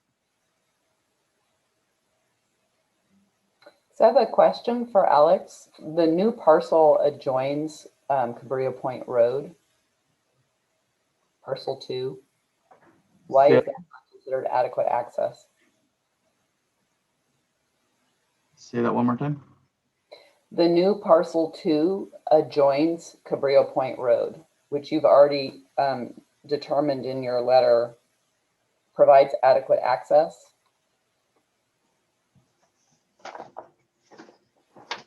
I just think that there are different ways to read your subdivision requirements, and having been out there on site, a 22-foot road there, just, it doesn't make sense. I mean, I know that's like a Gestalt thing, not a numbers thing, but what easternmost edge of this parcel abuts Cabrillo Point Road, the parcel that's being created. When you say Cabrillo Point Road, that's the private road that serves the 15 parcels out there. Okay. So I think we're talking about two different roads. The private road that accesses everything, all those homes out there, and then as well as just the road that accesses parcel 2 and parcel 1. So when you say 10 feet, are you referring to all the way out to the county road of Casper Road? No, I'm just talking about the part of the parcel that just the east side of the parcel that serves just parcel 1 and parcel 2. Okay, okay, because that 19A also includes, actually 19A would also include from Casper Road. So by saying 10 feet, you're saying from Casper Road within the access easement, you're fine with 10 feet. That doesn't make sense to me. So you're burdening this subdivision with needing to increase a private road that goes through 15 different parcels? You're increasing the capacity, and when we have the subdivision, it's not to our county standard. But how do they have authority to do that if they don't do, like, are you certain they have an easement width there? Like, Yes. Is there an easement width that's 26 feet wide along that whole road that serves the 15 parcels? I believe there's an adequate easement of, I believe it's at least 40 feet. It just seems like there might be a little confusion about what this special condition refers to and the ability of the property owner to actually comply with it. I mean, I think you can't really put a special condition that a property owner doesn't have the ability to comply with because they don't own those parcels. There's an existing access easement through there. So, and I guess at this point, I would also like to ask Matthew Kadowski, because my understanding of the way that exactions work on a project is that the impact of the project has to be sufficient to require the exaction. And by requiring that this project pay for road improvement that serves 15 people, arguably you're making one applicant pay for a benefit that will serve 15 people. And I think that is beyond what is allowed in an exaction. And this is in effect an exaction. I know this is a little technical, but it actually matters.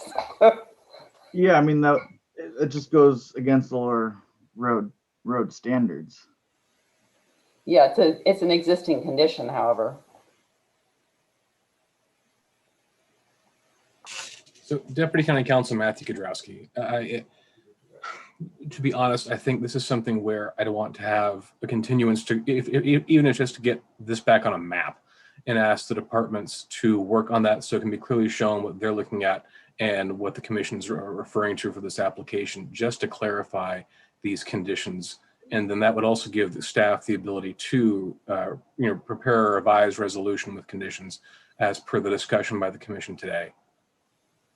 If I may, through the chair, Nash Gonzalez, director of the department, I would strongly recommend a continuance of this item because CAL FIRE has not wanted to deviate for years, in fact, since 1992 on 4290 requirements for road standards. And my suggestion would be that we sit back down with CAL FIRE and look at what is it that they will actually accept. Because I don't think we want to go ahead and make a decision today without consultation with CAL FIRE on this. And I think as DOT has noted that they cannot do or support anything that is less than what CAL FIRE will accept. I know that if we go back and we adopt or we approve a project today that's not in conformance with the CAL FIRE regulations, this is not going to set well with CAL FIRE. And I was here with the department when the planning department, the board of supervisors, and the planning commission all met with CAL FIRE as to the 4290 requirements, and it was basically said at that time that unless you provided certain aspects to a development, you were not able to deviate from the road standards. Chair Pennell, if I may respond to that. Yes, please. Yeah, so this gets back to my concern about the safety element. When we had that conversation, I guess it was at our last meeting, we talked about what the definition of development, and that you said that you would require compliance with road standards for larger development projects. And Commissioner Wiederman and I both pressed staff to define what a larger development project was. And you said it would be a bigger project. Well, here we have the very smallest development project you could possibly have, a minor parcel split. and saying that you're going to require an applicant to upgrade an entire road to serve that, I mean, essentially what you're going to do is you're going to stop subdivisions in Mendocino County cold, especially small splits like this, because increasing the size of that road is a very significant expense. Let's not fool ourselves about that. And and I also really would encourage staff and our attorney to look into the legalities of requiring an applicant to do major offsite improvements that are not related to their project, that are essentially benefiting other parcels. And looking at the nexus for that, because it's essentially a regulatory tax. And I just think we should know if what we're doing is legal. That's the only reason I'm concerned. Like, if we can do it, then we can decide whether or not we can do it for a given situation. But I think at first we need to determine whether or not we can even do it. So given this conversation, I think we probably should continue this topic, because this is kind of a big issue in terms of precedent setting, not just for this project, but for minor subdivisions overall in the county. Thank you, Commissioner Jones. I'm supportive of a continuance. However, we do have a motion on the floor. I'll withdraw my motion. Thank you. Okay. So the table is clear now. A continuance has been recommended by staff. I am supportive. Do we have a motion for a continuance of this item? I'll move that we continue this item to our next meeting. Can I do that? And the next meeting is May 20th, just so you can include the date in your motion. Continue this meeting to May 20th to discuss this project further, specifically to get clarity about which roads we're talking about in 9A, and also what the legal authority is that would allow us to require off-site improvements. I would also ask the maker of the motion to include a review from County Council on the legality of limiting accessory dwelling units or additional development on this site. Right, good point. Add that in there. Thank you, Commissioner Pollan. Thank you. Deputy County Counsel Matthew Godrowski, through the chair. I might see if I can ask for further than the next meeting out for these issues, just in combination with the other items we're currently working on and processing right now, including kind of following up on the item we have next on the agenda and where it goes from here. Is that at all possible? And Julia, could you let us know what that next meeting date would be? Sure. So we're just flipping our calendar here. Give us a second here. So we meet on the 1st and 3rd. So the next meeting after the 20th would be June 3rd or June 17th. Okay, so I'll revise my motion to give us until June 17th, because these are weighty issues and I think we want to make sure that our attorney has plenty of time.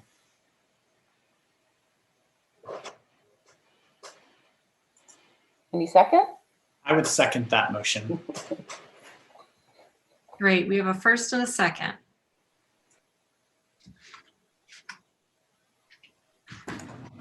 Commissioner Morris, Yes. Yes. Commissioner Pollan, Yes. Commissioner Jones, Yes. Chair Purnell. Yes.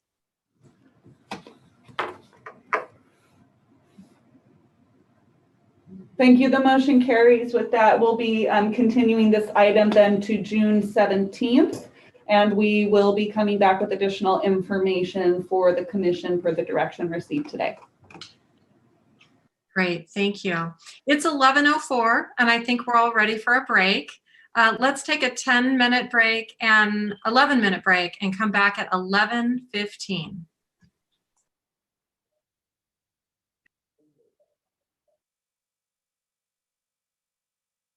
11:15.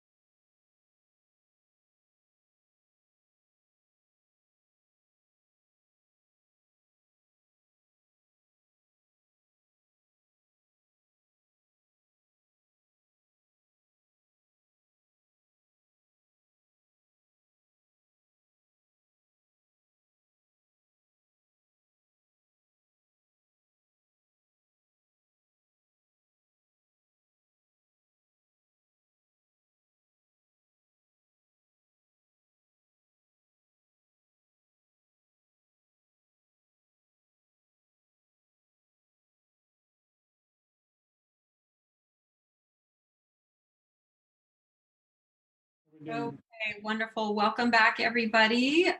We are coming back to item 6B, case number OA 2021-0003. I believe staff is asking for a continuance on this one, so I'll just turn it over to staff for an update. Hello, good morning, Chair and Commissioners. This is Sam Vandewater, the staff planner for this project. And we are, in fact, asking for a continuance to a date uncertain. Staff had prepared the documents, but just the review of the documents just needs a bit more further time. So we are just requesting, we will notice for a future date. Yeah, so that'll be a full new public notice. We'll go into the appropriate newspapers of general circulation, and this item will be renoticed for a future agenda. Sounds good. Moving on to item 6C, case OA 2021-0002, the cannabis cultivation ordinance, coming back to us from the Board of Supervisors. And I will turn it over to staff for a presentation. Thank you. I'm just trying to find my buttons here. So Julia Krog, Assistant Director. What I'm going to do is actually share my screen, and we're going to go through the memorandum that was posted for this item. So as the Commission is aware, this item was originally heard by the Planning Commission and a recommendation provided to the Board on March 19th of 2021. The Board reviewed this item on April 19th, 2021, and then continued the meeting to April 27th, 2021. And at that time, there was direction for staff to bring the item back to the Planning Commission for additional review on several topics. And so the memorandum prepared for today's meeting covers what those additional review items are. And I am happy at any point, if the Commission so desires, to switch to looking at the red line of the actual ordinance and or the red line of the Appendix A table. So I will just need prompting to switch between different documents if the Commission desires. So I'm going to go ahead and share my screen now and begin with the memorandum. And this is just going to start with item 1 on the memorandum. So let me just get my screen all set up here. And so what we are looking at right now, we're starting off with the recommendations from the Board on the Appendix A, which is the zoning table. So the first item that the Board had discussed, which differs from the Planning Commission recommendations, was the Board has recommended to remove the small and medium indoor cultivation allowances for the agricultural zoning district, the rangeland zoning district, upland residential, and rural residential districts. So the result of this is that the small and medium indoor cultivation types are solely authorized within the industrial zoned properties within the county. So that's the first point on the table. The second is to remove the medium mixed light cultivation allowances for the rangeland and upland residential districts. The result of this is limitation of medium mixed light cultivation to just the ag zoning district and industrial zoned properties. The third was that asterisk 7 within the table, asterisk 6, my apologies, within the table. And this relates to the 10% of the parcel area cultivation, which the Commission originally was unable to reach a full consensus necessarily on exactly the specific recommendation. But if you recall, there was the recommendation of somewhere between 1 acre to up to 5% of the parcel area was what the Commission had originally recommended to the Board. The Board has wanted to move forward with authorizing the 10% of a parcel area cultivation. And as a reminder, this is for outdoor cultivation only, for the ag and rangeland zone properties, and removing the upland residential district from those authorized zonings. So what that results in is that upland residential would be capped at no more than 1 acre of outdoor cultivation. And parcels within the ag or rangeland zoned properties would be able to potentially cultivate up to 10% of their parcel area for outdoor cultivation. Now, there is additional language that was applicable to properties that are eligible for the rangeland district. And as I noted, that's covered in the next section here that we're going to be going over. So the fourth recommendation from the board to the commission on this table is that cultivation shall only be allowed in the rangeland district on lands which have been previously cleared and tilled and has a previous crop history. And with that, the board had several points that we really need to go over with the commission. And this might be some of the bulk of the discussion today, is talking about some of these definitions and the appropriate dates. So first, the board had discussed that there be a demonstration of this prior crop history and tillage through aerial photography prior to January 2015. And that evidence, as I said before, would be reviewed through aerial photography for compliance. The board was seeking input from the commission on the best date and the method for verification of this, and also the possible consideration of a time frame. So as an example, that there would need to be evidence that the site was in previous, crop production between, let's say, 2015 and 2018, just as an example. So the second point related to that is that the board was seeking direction from the commission on definitions for tilled and crop history. So staff, as you can see in the memorandum, has offered several different options for consideration of the commission, and the commission could also choose an alternative to what is provided here by staff. So our first would discuss about tilled. We're going to talk about tilled to begin with. So there's three different options here presented by staff, and then a fourth for the consideration of the commission as well that doesn't quite refer to tilled, but refers more to agricultural activity. So this first potential definition reads that tilled means land which has been turned or stirred by plowing or harrowing or hoeing. And that came from the vocabulary.com. I included these various links as to where these were found. The next one comes from a Wikipedia section that had talked about really tillage, but included a definition for tilled, which said means soils which have been prepared for agricultural use by mechanical agitation of various types, such as digging, stirring, and overturning. The third comes from the Merriam-Webster dictionary, and it reads that tilled means land which has been worked by plowing, sowing, and raising crops. Now, alternatively, staff looked back at some existing regulations that come from the surface mining regulations. And this particular definition is related to agricultural activity as opposed to tillage. And it reads that agricultural activity is the cultivation and tillage of the soil, dairying, the production, cultivation, growing, and harvesting of any agricultural commodity, the raising of livestock or poultry, and any practices performed by a farmer or on a farm as incident to or in conjunction with those farming operations, including preparation of these products for market. So the difference with this definition compared to the other two is really this goes beyond talking about crops and moves towards talking about utilizing land for livestock or poultry purposes as well. So meaning that potentially grazing activities would be encompassed in there as well. That was not something that was specifically recommended by the board, but staff presented that just so that the full breadth of options are available in front of the commission, and you can make your recommendations to the board based upon those. So the next set of definitions relates to previous crop history. So again, I've included the sources below each one of these. So the first potential definition reads that previous crop history means a demonstrated history of use of an area of land for a plant or plant product that can be grown and harvested extensively for profit or subsistence. Crops may fall into 6 categories: food crops for human consumption, feed crops for livestock consumption, fiber crops for cordage and textiles, oil crops for consumption or industrial uses, ornamental crops for landscape gardening, and industrial and secondary crops for various personal and industrial uses. Alternatively, previous crop history could mean cropping undertaken during the planting season immediately preceding the said season. Alternatively, cropping history could mean a record of the crop that was on the land during each of the 3 years preceding the current inventory year. And that was from the U.S. Department of Agriculture. So those are some options, and I'm sure we'll be coming back to talk through that a little bit further.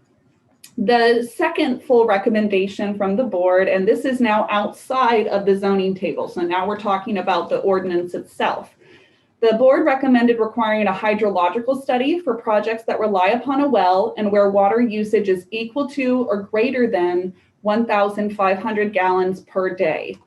And this is something that the Planning Commission hadn't necessarily discussed in full detail at the prior meeting. So coming back is really to check in to see if the commission has any further recommendations related to this or is in agreement with that comment from the board.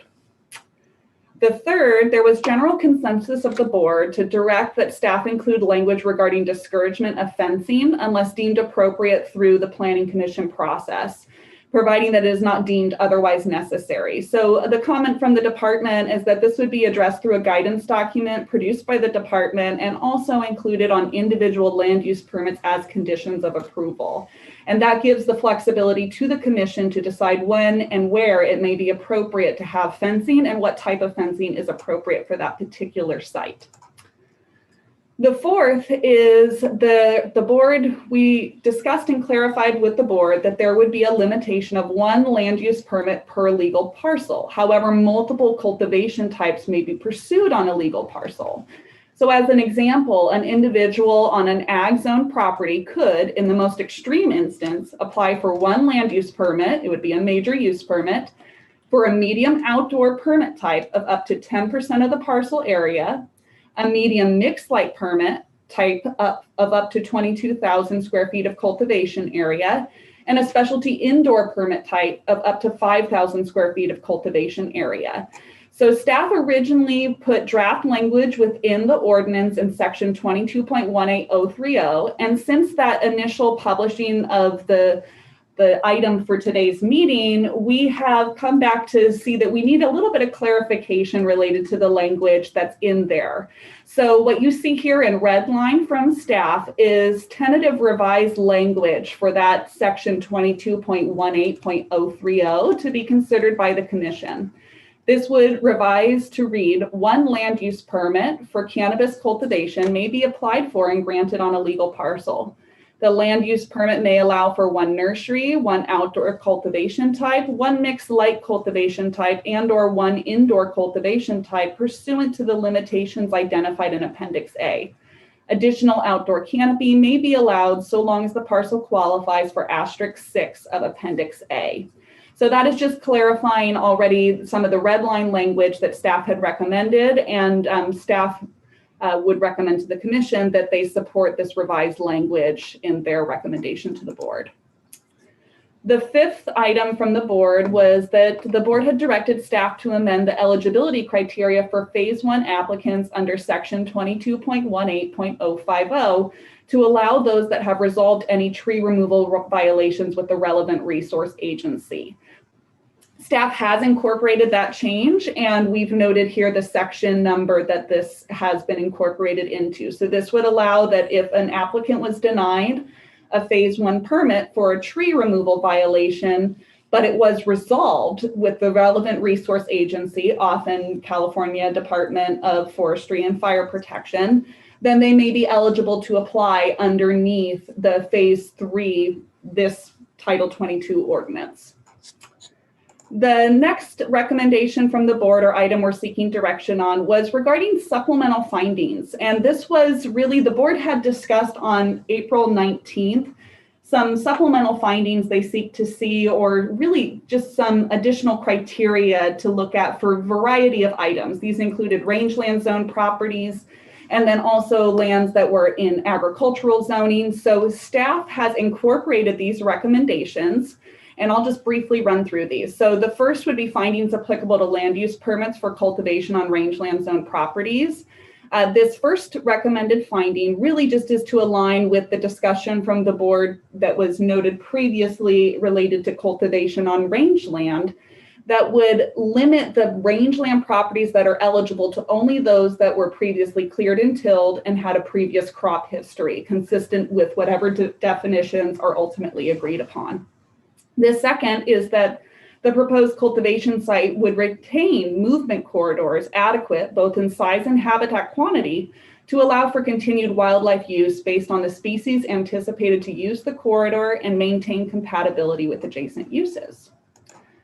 The next set of findings would apply to both cultivation on ag zone properties and rangeland zone properties. And I should note that many of these were pulled from or adapted from general plan policies. So that way, while they would be captured as part of a land use permit and making a general plan finding a consistency finding, they would also be able to be spoken to more specifically by being called out as supplemental findings. So the first applicable to the ag and rangeland zone properties would be that the proposed cultivation site will not result in a need for unintended expansion of infrastructure in conflict with other policies. And staff has, and I just want to note this, staff has deleted the language in conflict with other policies as that refers to conflict with other policies in the general plan, which would already be captured by staff in review of the land use permit. As the commission is aware, as part of the findings required by section 20.196020 of County Code, we are required to make a general plan consistency finding. So this would already be captured. The secondary finding for ag and rangeland zone properties would be finding that the cultivation site will not adversely affect the long-term integrity of the agricultural areas or agricultural uses in the area. And now here are additional findings recommended for all cultivation land use permits. So this first would be clarifying the finding that was already contained in the ordinance in section 22.18070D related to having an adequate water source. And this portion of the finding is what was previously included, and now the recommendation from the board is to include this additional language here. So the additional language reads that the cultivation site is served by a legal water source located on site and does not rely upon water delivery, except delivery of water may be utilized in emergency circumstances, emergency situations. For cultivation sites for which a hydrological study is required, an additional finding shall be made that the groundwater extraction of the proposed cultivation site will not have an adverse effect on the groundwater supply and that there is sufficient groundwater to supply the cultivation site. So again, just noting this amends a previously reviewed finding by the commission. The second that would be applicable to all land use permits is that the proposed cultivation site does not rely upon a generator as a power source and/or an internal combustion engine water pump. The third, this relates to fragmentation of agricultural lands, and this would state that the proposed cultivation site will not undermine the integrity and economic viability of agricultural operations by causing or contributing to piecemeal land use conversion, land fragmentation, urban encroachment, the introduction or concentration of incompatible uses on lands adjoining or within agricultural areas, or the extension of growth-inducing urban services such as public water or sewers. And then there are additional findings applicable to land use permits for mixed light and indoor cultivation. The first would be that the proposed cultivation site will not result in grading, cutting, and/or filling that would significantly and permanently alter or destroy the appearance of natural landforms. The second is that the proposed cultivation site will not project above an existing ridgeline. However, if no alternative site is available below the ridgeline, a finding shall be made that the cultivation site is sited and designed to reduce visual impacts. So the goal with these two findings was really to address some of the visual impact concerns associated with hoop house and greenhouse structures that may be utilized for cannabis cultivation. And then the last finding is applicable to solely medium mixed light permits on the ag zoning district. And this would state that the cultivation site shall not involve the coverage of the native soil with base rock or similar medium that makes future cultivation of the site infeasible. So this is really to prevent that somebody comes in and lays down a bunch of base rock to make it so that way the native soils could not be utilized again for any level of cultivation. The seventh recommendation from the board was that that phase 1 applicants who apply for a land use permit under chapter 22.18 phase out the use of delivered water by January 1, 2023. This has been added to the draft ordinance, and staff has noted the section of where that's been added. And then I also would like to note that this language may in the future be part of an amendment to chapter 10A17. The eighth comment from the board or direction from the board was that staff add a standard condition related to sites that have any water delivery to require that the permit holders be required to maintain a tracking log of emergency water deliveries, including information regarding gallonage, the delivery company, the source of the water for delivery company, and the date of delivery. And staff's note on this is that this would be addressed through a guidance document produced by the department and an individual land use permits as conditions of approval. The 9th recommendation was that the board discussed concerns related to application workflow within the planning and building department and cannabis program, and directed staff to include additional language in section 22.18.060 to specify that the department may establish periods of time during which it will and will not accept applications for land use permits pursuant to this chapter as it deems appropriate to manage workload. And I would like to comment on this, that staff would provide notice to the public related to these opening and closings. That way it would be clear when there would be applications accepted. The last recommendation, this relates to actually something that was recommended by the Planning Commission on March 19th. And that was that the Planning Commission recommended that the board consider requiring renewable energy sources for medium indoor and medium mixed light tier 1 and 2 in order to reduce greenhouse gas emissions due to high energy use. The board supports this recommendation, and staff's note on this is that we have added the language to section 22.18050C1. However, the board specifically recommended listing Sonoma Clean Power and solar power as examples, and staff recommends leaving these examples out as there may be the potential for some confusion during implementation. And a comment here is that Sonoma Clean Power identifies itself as using less than 50% renewable energy sources, as it does not include hydroelectric power as a renewable energy source. Staff recommends that the commission, if you would like to see this remain, leaving this phrase undefined to allow for more nuanced definition in the future. Staff also welcomes any other recommendations from the commission regarding this phrasing, we're just seeing a potential concern if we specifically call out Sonoma Clean Power and solar power as examples. So with that, we have covered the full memorandum, and now I'd like to pause and see whether or not the commission would like for me to pull up the Appendix A table and or review the red line of the actual ordinance itself.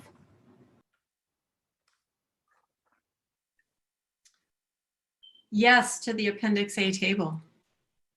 And I don't feel a need to have an actual review of the red line itself because I've looked at it carefully. As have I, and it mimics much of what you just went over. Excellent, thank you. So I am going to go ahead and share my screen now, and we're going to pull up the Appendix A table. So now what you'll see here is staff had accepted all the changes that the Planning Commission had recommended, and so solely what you see here are the additional changes to the table recommended by the board. So as you can see, small indoor allowance, which is up to 10,000 square feet of indoor cultivation, is recommended as not being permissible in the UR, rangeland, ag, or RR zoning districts. Similarly, medium indoor is recommended to not be allowed in the ag, rangeland, and UR districts. And medium mixed light, tier 1 and 2, is recommended to not be allowed in the UR or the rangeland zoning district. Additionally, you see in asterisk 6 here at the bottom of the table that the UR zoning district has been struck. The other limitations that staff noted during the memorandum are presented within the draft ordinance as opposed to within this Appendix A table. Are there any questions on this before I stop sharing my screen?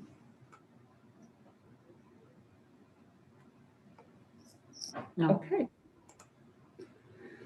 So, and then I do want to note, we had also some discussion internally and some public comments that were received related to this item prior to the meeting. And one of them was clarifying about, and actually with that, I'm going to share my screen here again, just to show you the section. So with asterisk 7 on the table here, and I'll try to make this a little larger so everyone can hopefully read it. So with asterisk 7 here on the table, the one of the comments that came in was asking whether or not an individual who may have a nursery also on their site would be eligible to apply just for an administrative permit. And staff would like to just make that clear that that was the intention when staff drafted this language. However, the commission may wish to provide a clarification recommendation to the board on that specific point, that we call it out here in *7. The other item was related to water hauling, and just making sure, we want to make sure it's very clear that phase 1 applicants that are applying for a land use permit underneath chapter 22.18, if they are relying upon trucked in or delivered water, they will be conditioned to phase out the use of those resources by January 1, 2023. That was the recommendation by the board. They also discussed within 2 years. So that would be something that would be addressed through the conditions of approval on those specific permits that may rely upon trucked in water to ensure they develop an adequate water source in conformance with the regulations prior to that cutoff date, January 1, 2023. And with that, I'm going to look to my fellow drafters here and helpers on this ordinance, to both Kristen Nevedal and Deputy County Counsel Matthew Kudrowski, and just ensure if they have anything additional to add. Okay, great. So I think with that, that concludes staff's presentation. And of course, we are available for any questions of the commission. Questions from the commission?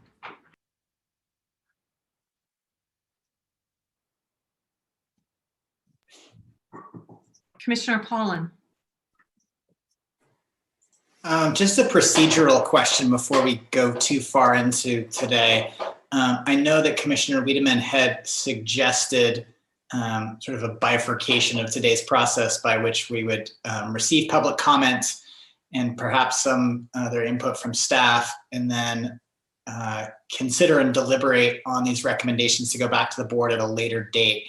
I saw that got passed around via email thread, but there wasn't any clarity about whether we are proceeding under that path or not today. And so I asked the chair if we have a process outlined for today's discussion yet. Great question. I believe that what we'll do is we'll just proceed with this item today. We'll take public comment.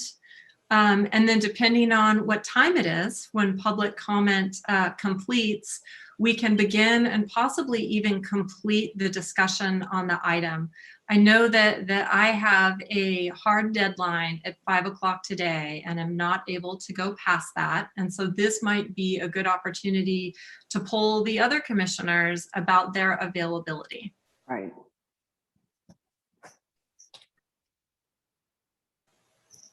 Yes, Commissioner Wiedemann. Good morning to everybody. I also have a deadline, so 5 o'clock would be fine for me. If we have to carry it over, I hope we don't have to, believe me. I would like to, get our recommendations and pass them to the board. But I would like to uphold the deadline. So I'm going to be on vacation at the next Planning Commission meeting in New Mexico, where I will not have cell or internet access. But I can probably make the meeting by driving 45 minutes into town if need be. And Commissioner Jones, are you able to stay until 5 o'clock today if needed? I can stay until 8 if needed. Okay. And Commissioner Morse, what's your schedule like today? I can stay till 5. I would like to point out though that I know nothing about an email chain, just so we're clear. So maybe I haven't been included in on it yet because I'm so new, but I can stay till 5. Oh, and Commissioner Morse, I believe I forwarded those emails, and perhaps we'll connect after the meeting to ensure I have your correct email address then for sending those, because I made sure I had all 5 commissioners on there. So maybe we just have an incorrect email address. Maybe I only get emails from Mr. Feenan, apparently.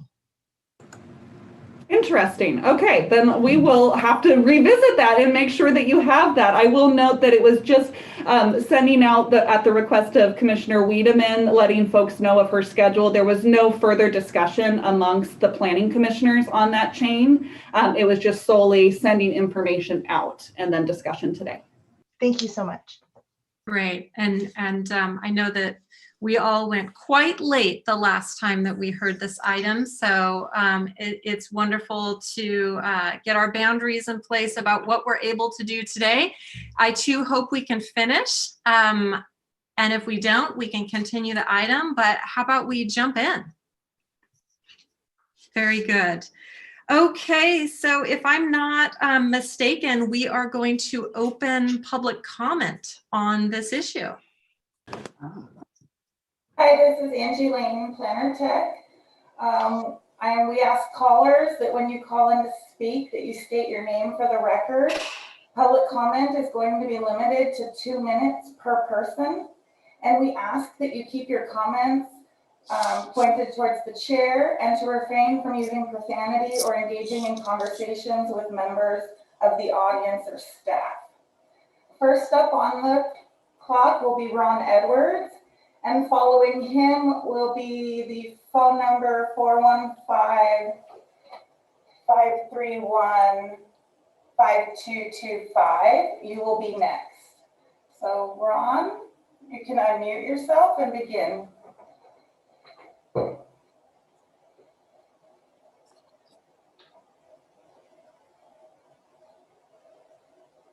Ron, you're muted still.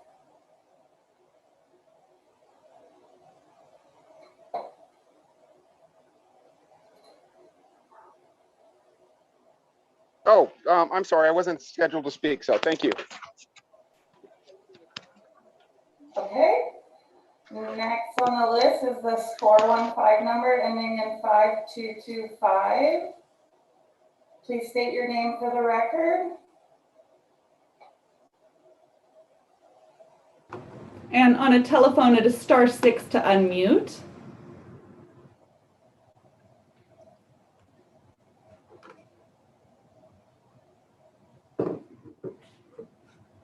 Not hearing them respond, I would say let's go ahead and move then to the next caller that we have available.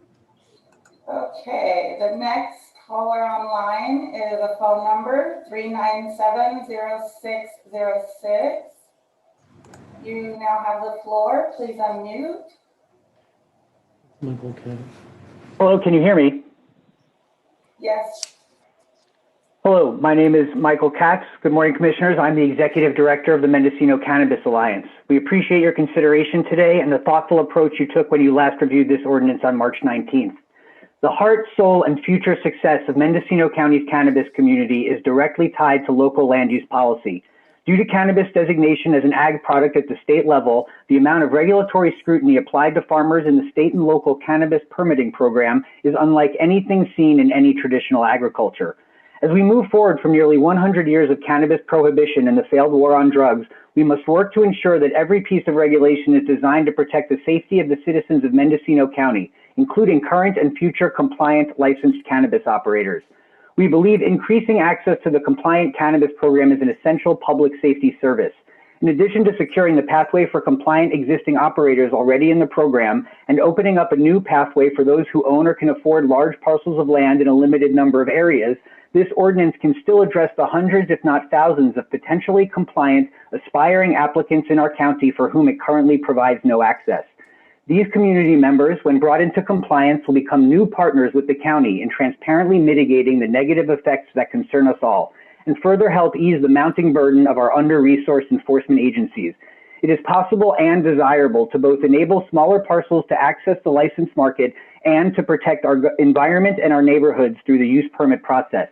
Our memo, presented in coalition with the Covelo Cannabis Advocacy Group, contains specific proposed language on many of the items within the ordinance. These recommendations are designed to balance the goals of the full range of local stakeholders. We remain eager and available to support your efforts in developing a pathway forward that works for all of Mendocino County. Thank you so much for your consideration today. Thank you. Next on our list is Syracuse Golden Ghost. Please unmute yourself and state your name for the record.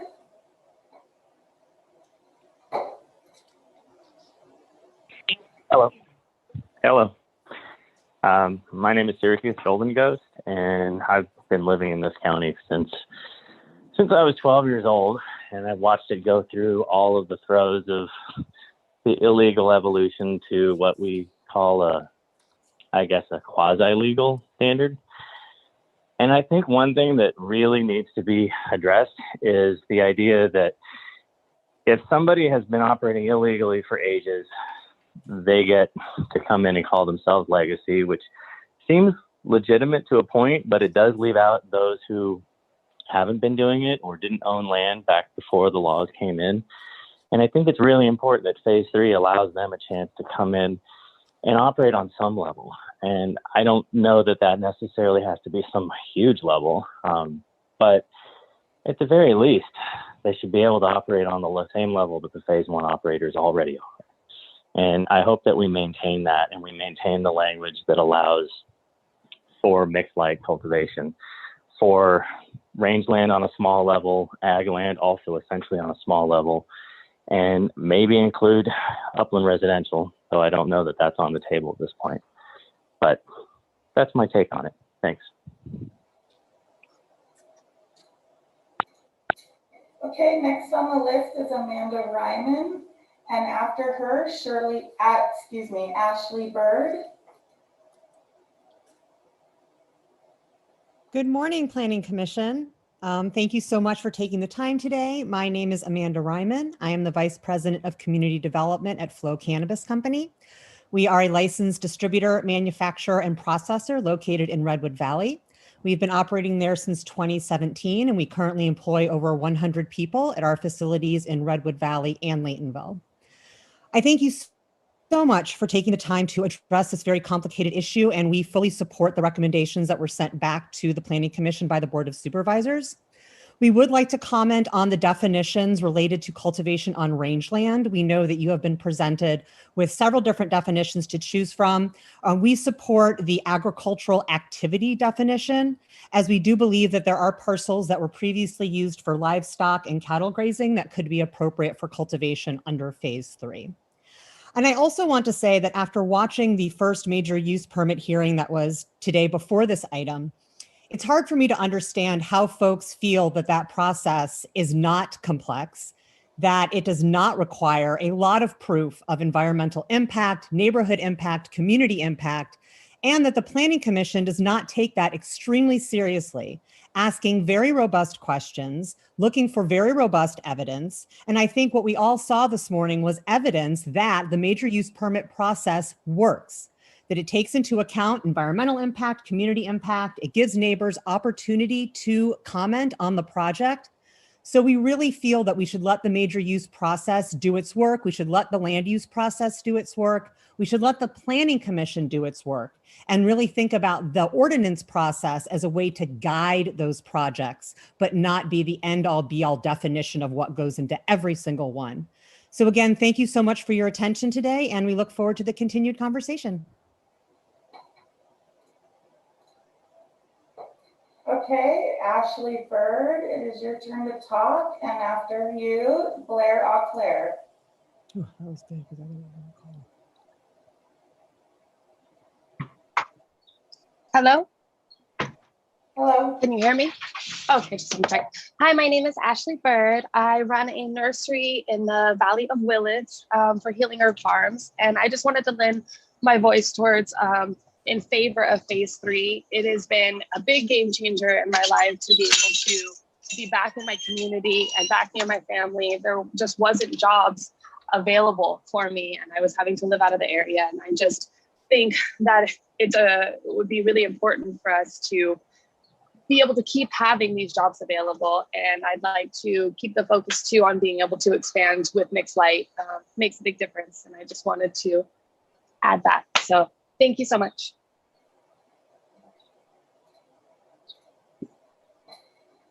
Thank you. Corinne Powell, Corinne Powell, you're up to speak. Next on the list will be Alexa from Redwood Remedies.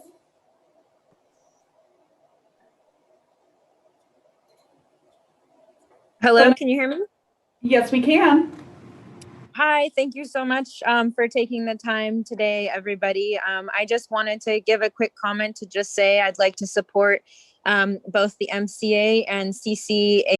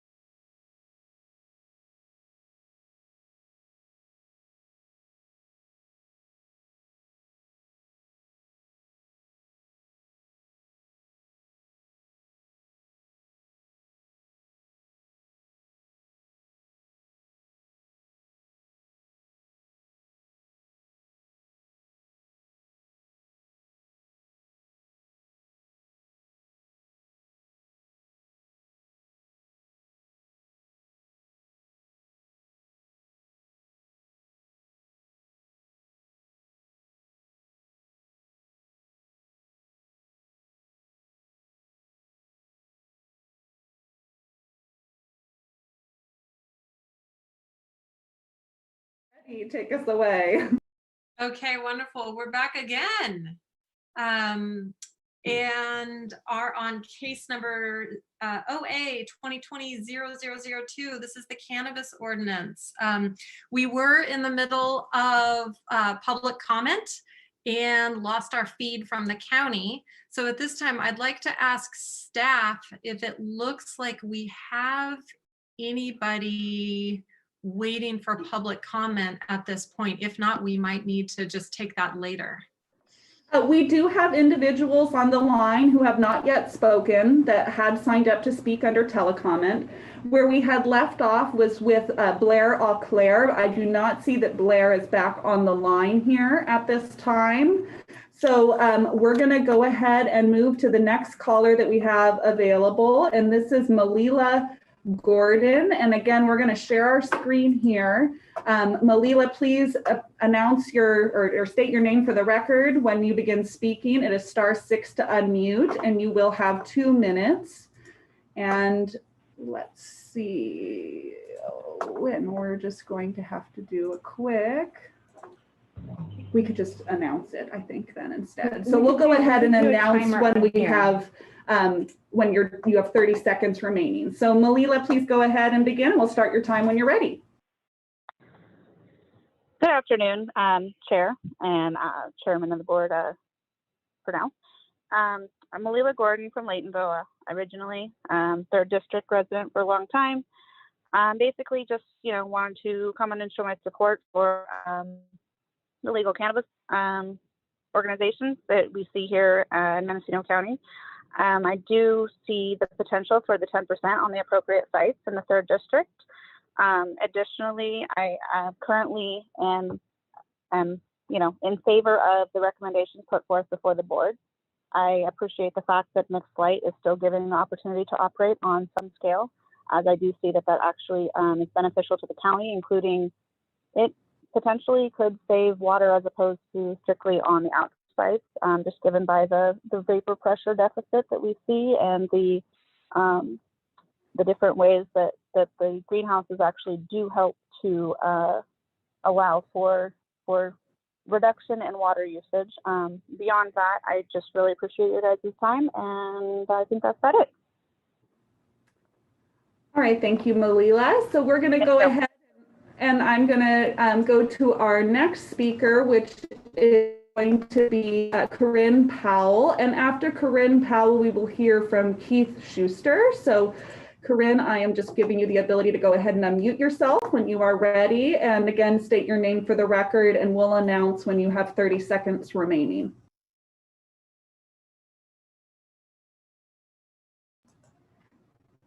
And Corinne, it appears you are still muted. If you wish to provide comment on this item, please unmute yourself.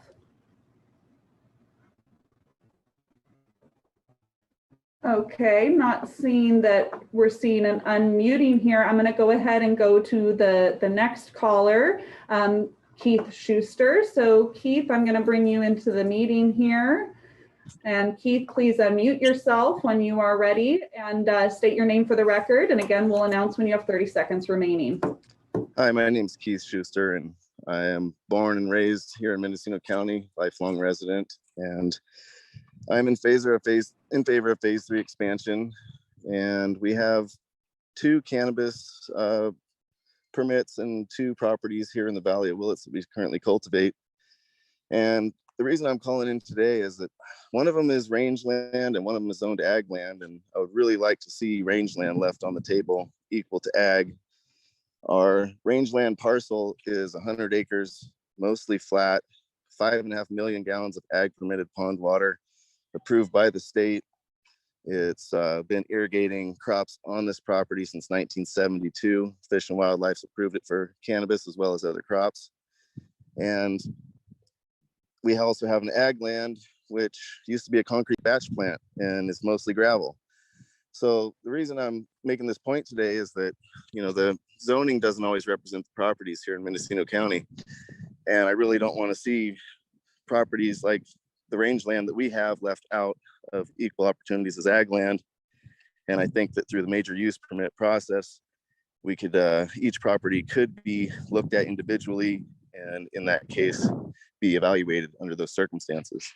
So I appreciate you taking the time to hear my comment, and thank you very much. Thank you, Keith. And so next up,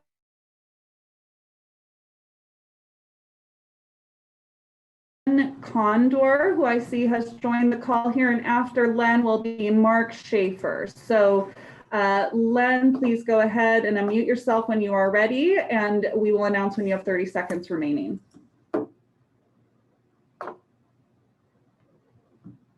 Len, do we have you on the line? It is *6 to unmute if you're on a telephone.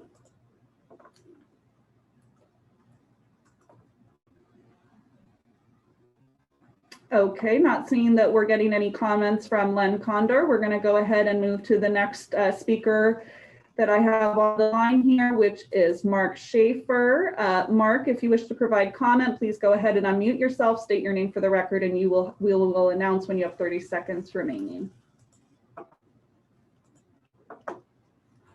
It wasn't my intention to comment. I was just observing. I'm here in support of the memos from MCA and CCAG. Thank you. Thank you, Mark. So then moving down the list here, we're just going to have to do a little troubleshooting here because it looks like we have some folks on here that maybe are not intending to provide comment on this item. I'm going to move to what appears to be MCA Administrator, and then after MCA Administrator will be Melissa Grebe. So MCA Administrator, if you wish to provide comment on this item, please unmute yourself and state your name for the record. This is Michael Katz. I already spoke via phone comment earlier. Thank you, Michael. Appreciate that. Okay, so then next up we have Melissa Grebe. And Melissa, please unmute yourself when you are ready and state your name for the record, and we'll announce when you have 30 seconds remaining. Yeah, hello, my name is Melissa Grebe, and I am calling to support the adoption of the ordinance. I grew up in Laytonville, and I go between Lake and Mendocino counties. I have gone away and gotten education and came back, and I'm raising a family. I believe that it's important that we empower our legal cultivators to be meaningful contributors to our community, to provide jobs so that we have good options for the young people in our communities. I think that there's a lot of confusion when I listen to the opposition. I have lots of friends and family that have different emotional reactions, and I think that it's important that we empower our legal cultivators to be able to compete in the greater market. And I believe that we can trust the Planning Commission and the board to properly regulate and choose projects on a case-by-case basis that meet all the requirements needed to show that they are sustainable contributions to our community. I currently work for a legal cultivator, a company that manages several properties and sites in Mendocino County. And it's really exciting to see what the job creation looks like for our community. Today, I was verifying employment for a home loan for an employee that started with us when they didn't have a home, and now to be buying a house is pretty exciting. I also have a background in real estate, so that's kind of extra exciting to hear. Making real changes to provide real jobs for people that are in our community. I think that's important as we see the economy and needs. And I think that we have a responsibility to provide. 30 seconds remaining. We have I believe, a responsibility as leaders within our community to provide options for people in our community to be successful. And I don't think that that necessarily comes with denigrating the environment or causing the problems that some are fearful of. I think some of the fears are somewhat irrational and can be managed with appropriate guidance from those that are leading the county. So I urge you to empower those. All right, that was time, and I apologize for not announcing this sooner. Next up will be Monique Ramirez, followed by Sarah Bodner. So bear with me a moment while I do some shifting around here. So Monique, we have just brought you into the meeting. Please state your name for the record, and we'll announce when you have 30 seconds remaining. And after Monique will be Sarah Bodner. Thank you. Thank you so much, Monique Ramirez, District 3. I want to offer support for the MCA memo and also the coalition memo that was submitted between CCAG and MCA. There's a lot of really good recommendations. I think something that needs to really be acknowledged right now is that if we're going to talk about expansion and not provide opportunities for the smallest cultivators at a 2,500 square foot footprint, then we are doing so much wrong to our community. I really think that we need to look at the zoning table. We need to lower the acreage requirement for the cottage operators, not requiring them to have 5 acres of land. I strongly do not support 10% acreage expansion. Again, the state doesn't even have that license type available right now. And so I just think that we're forging a path ahead without really looking at everything at this moment and where we're at, and we should take things slow. There's lots of great recommendations, bringing it down to 22,000 square feet. That would be much more equitable for all zoning, instead of just 2 zoning types being able to really expand beyond a 10,000 square foot footprint does not feel equitable. Or we could look to doing the 1 acre on ag land. That seems really reasonable. I mean, I am personally a 2,500 square foot operator and I'm making it, I'm surviving in this market. So if people are doing 10,000 square feet and saying that they can't survive, it seems really odd to me. And, you know, jobs, yes, that's really important. But what I want to see is people be independent and stay on their farms and be independent entrepreneurs and business owners and not have to leave their farm to go make 20 bucks an hour working for someone else's dream. That does not seem the path. And, you know, Mendocino County soul is not for sale. So let's remember that. And please honor the people of Mendocino County, because if you don't, they're going to probably put together a referendum. That was time. And so then next up, we have Sarah Bodner. So I'm going to bring Sarah Bodner in, and Sarah Bodner will be followed by Blair Auclair, who I see has rejoined the meeting and who was cut off in the middle of her comment when we had the internet outage. So I'm going to bring in Sarah Bodner now. And Sarah, please, yes, great. Unmute yourself and state your name for the record. Hi, this is Sarah Bodner, representing the Cannabis Business Association of Mendocino County. Thank you, Chair Purnell and Commissioners, for your service to the community and to staff for persisting today through all this. This cannabis ordinance has really been a long haul, and I appreciate all the thoughtful consideration that's gone into it. On behalf of our member farms and businesses and the several hundred employees we represent, I would like to offer our support for the Board of Supervisors recommendations. And while I don't think everybody is going to be happy, I think they represent a lot of compromise, negotiating community needs and the need to create a viable industry to support Mendocino County's economy going forward. I would like to speak to a couple specific items in the recommendations and specifically call out we appreciate the bridge that's been created to transition phase 1 operators into phase 3. And the recommendations that this commission made, the board has supported to grandfather in the zoning, the slope requirements for phase 1 operators, and require administrative permits and a streamlined application process. This is all really important. We also offer our continued support for the board's proposed 10% of parcel size cap on suitable agricultural lands. And just want to reiterate that this is a ceiling that very few parcels are actually going to hit. And I want to point that out, and that the use permit process is really going to ensure that that happens where it's appropriate.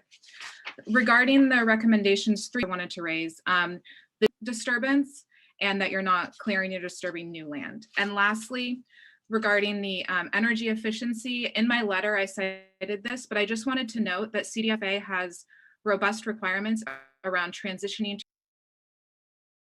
Okay, and that was time. So next up, we'll go back to Blair Auclair. Blair, we're bringing you in, and Blair will be followed by Hannah Nelson. So Blair, you're in the meeting. Please go ahead and begin your comments when you are ready.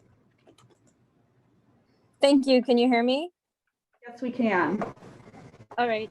Thank you so much. Thank you for taking my call again.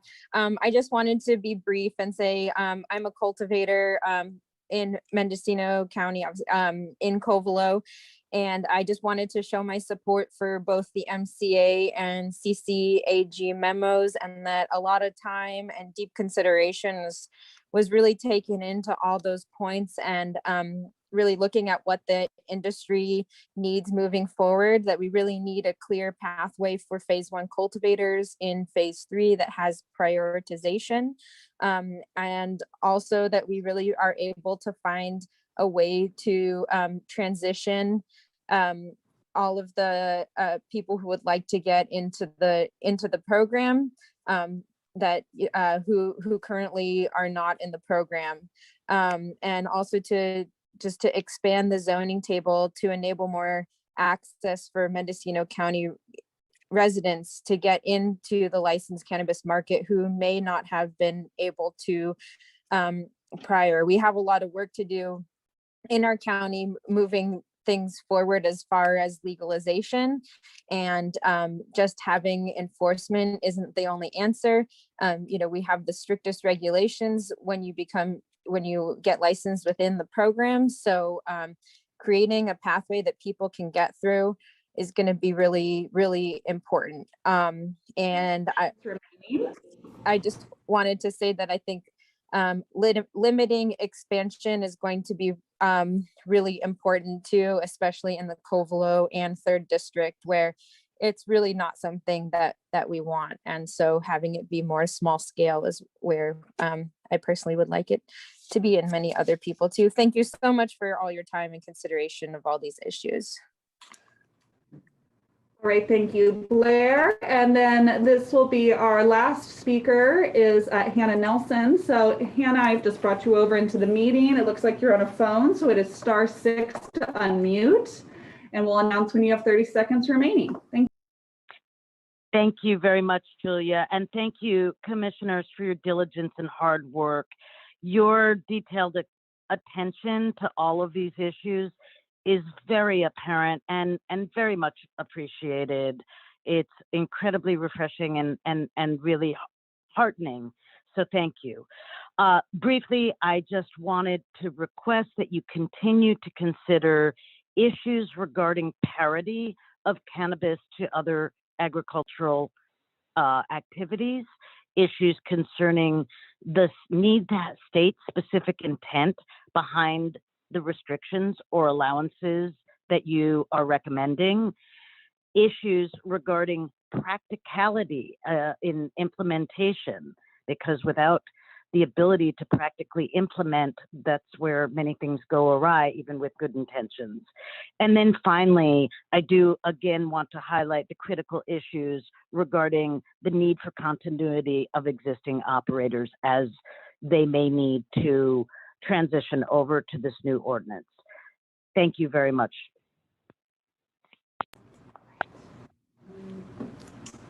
All right, thank you, Hannah. And then I'm just going to try one more time the two folks that we were not able to hear before. So I'm going to see if Corinne Powell is available to speak at this time. So Corinne, let's see, I've just brought you over. If you'd like to provide comment, please go. Oh, and it looks like, let me see here, let me try again. Corinne, we've brought you over. If you would wish to provide comment, please go ahead and unmute yourself and state your name for the record.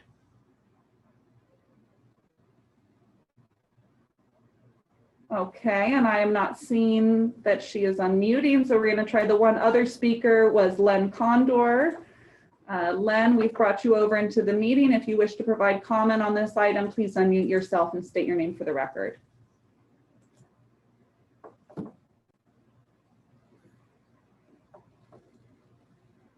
Okay, with that, I'm going to, it looks like we have covered all the public commenters that we had available on the line. And if the commission is willing to entertain us, staff, we just learned that our internet is back on. So if we could have a 5-minute break, we'd be able to switch back to our usual setup, which might be a little bit more functional for the rest of the meeting. Great, let's go ahead and do that. It's 1:55, so we'll see everybody back at 2 with the usual internet setup. Thank you.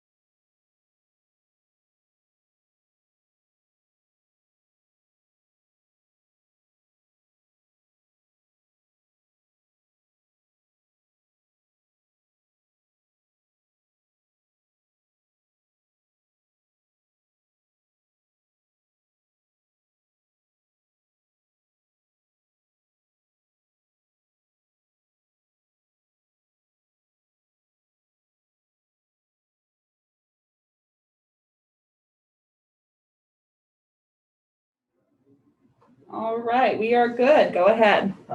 Great. Okay. Well, thanks first of all to the IT gurus who helped troubleshoot that, and to staff for your diligence, and really for everybody's flexibility. Okay, so we have heard public comment, and at this point we are going to bring the discussion back to the commission. I'm going to suggest that we jump in with Appendix A and tackle Appendix A first. I see thumbs up. And then move on to the ordinance itself. And as chair, I'm going to give other commissioners a chance to speak first and then share my comments at the end. So who would like to speak first?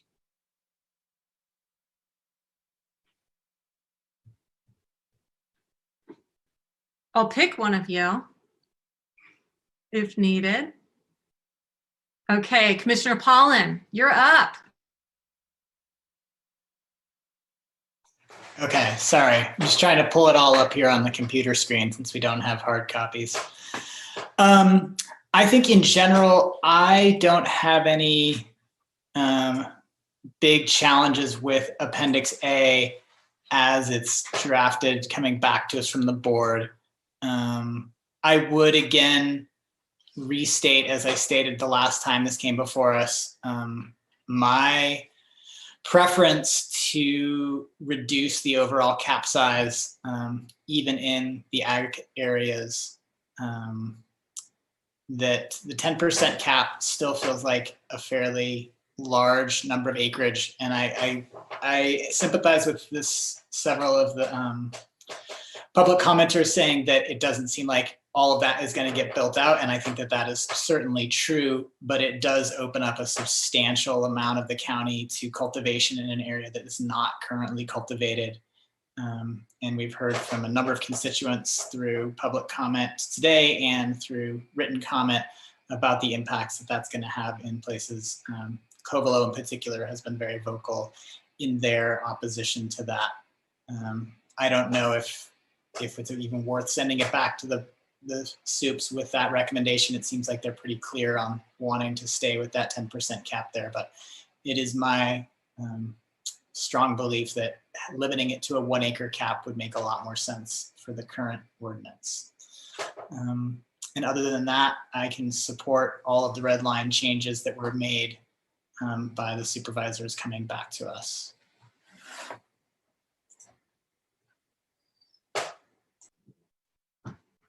Thank you. Commissioner Jones.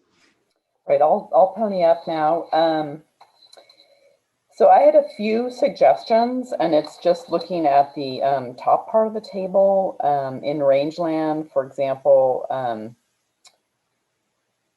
RR10, a minor use permit for a building that's 5,000 square feet doesn't seem right to me. It seems like that ought to be a major use building, major use permit, sorry, because that's a pretty big building for a 10-acre parcel. So I would like to see that maybe switched up to major.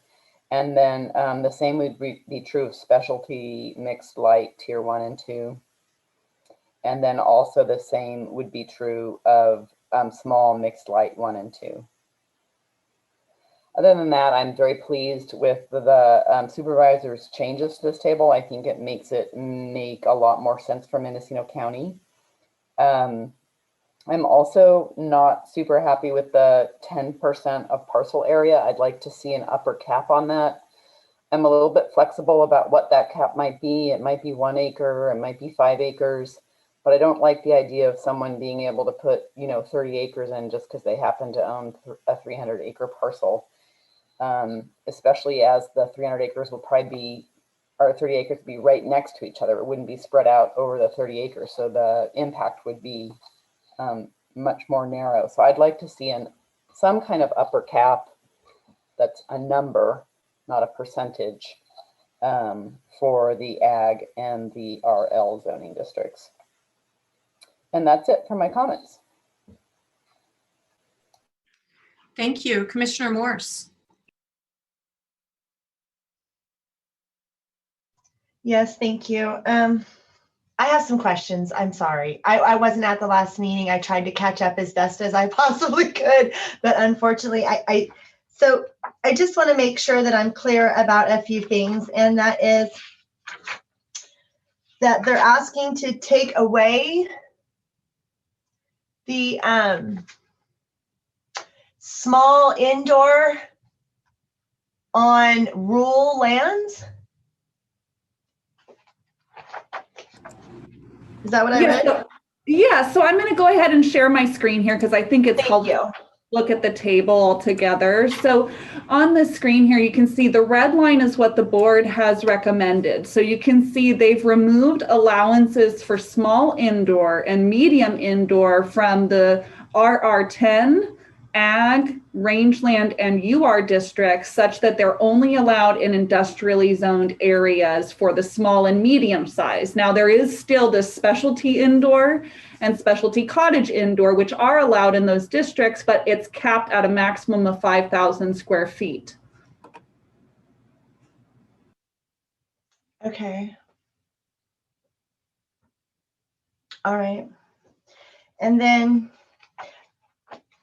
this, I'll be honest, this is the first time I've read the ordinance. And well, I have a lot of concerns about the whole thing, but I realize that I'm very late to the game. So I guess I don't have any issues with what the board is proposing at this time. I don't suppose we can go back and change anything. Like, I don't particularly like the fact that people who can't grow 6 plants outdoors unless they have 10 acres or more. And that's just, but I don't know if that's not on the table, and we probably can't address that issue right now. But like somebody who lives out in Red Valley and has 1 acre, they can't grow their 6 adult use marijuana plants in their backyard unless they do it indoor. I mean, I'm totally opposed to that. But like I said, that's probably not on the table right now, and we can't address that. So, but as for these particular red line changes, I don't have an issue with those, but I do have an issue with the 10%. I am in agreement with both Commissioner Pollan and Commissioner Jones about that. I agree. I don't like the 10%. That's where I'm at. Like any of it.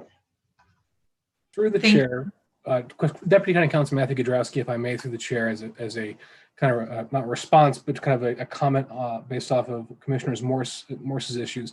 Specifically, this was referred back to the Planning Commission pursuant to a specific government code section, 65857, and it provides that any modification by the board of this ordinance that was not previously considered by the Planning Commission shall be referred back to the Planning Commission. So in general, staff's memorandum and the red lines are focused on what the board was providing recommendation and seeking, in some cases, seeking additional conversation from the commission on. That isn't to say that if there are certain issues that are coming up that the commission is barred from that, but I would say in general, this meeting is targeted at the referral from the board on what they reviewed and sent back to the commission. Thank you very much, Matthew, for that. I appreciate that. And Commissioner Wiedemann.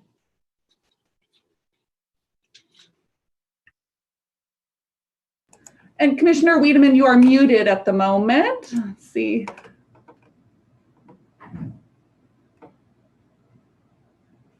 There we go. Okay. And because I have odd technical here, can you hear me now and it's not too loud? Okay. It's perfect. Oh, well, thank you. Okay.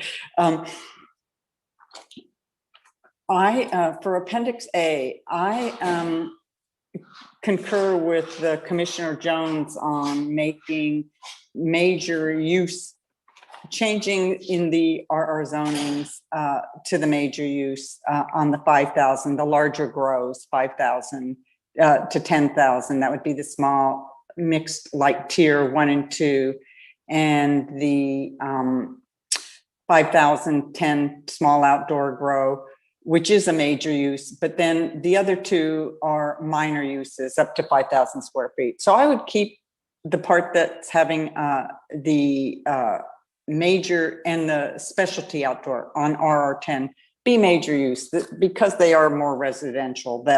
That's one change I would make. The other thing I want to talk about is rangeland, and I've got to thinking a lot more on the rangeland. I think ag land, I'm comfortable with the 10% because it's not going to totally be 10% when you start looking at ag land, and when you really look at our land base of how much ag land we have in the county, I'm less concerned about that. And I kind of feel like if any place in the county that makes sense for agriculture. On the rangeland, which was clearly a, we were coming up different as a community.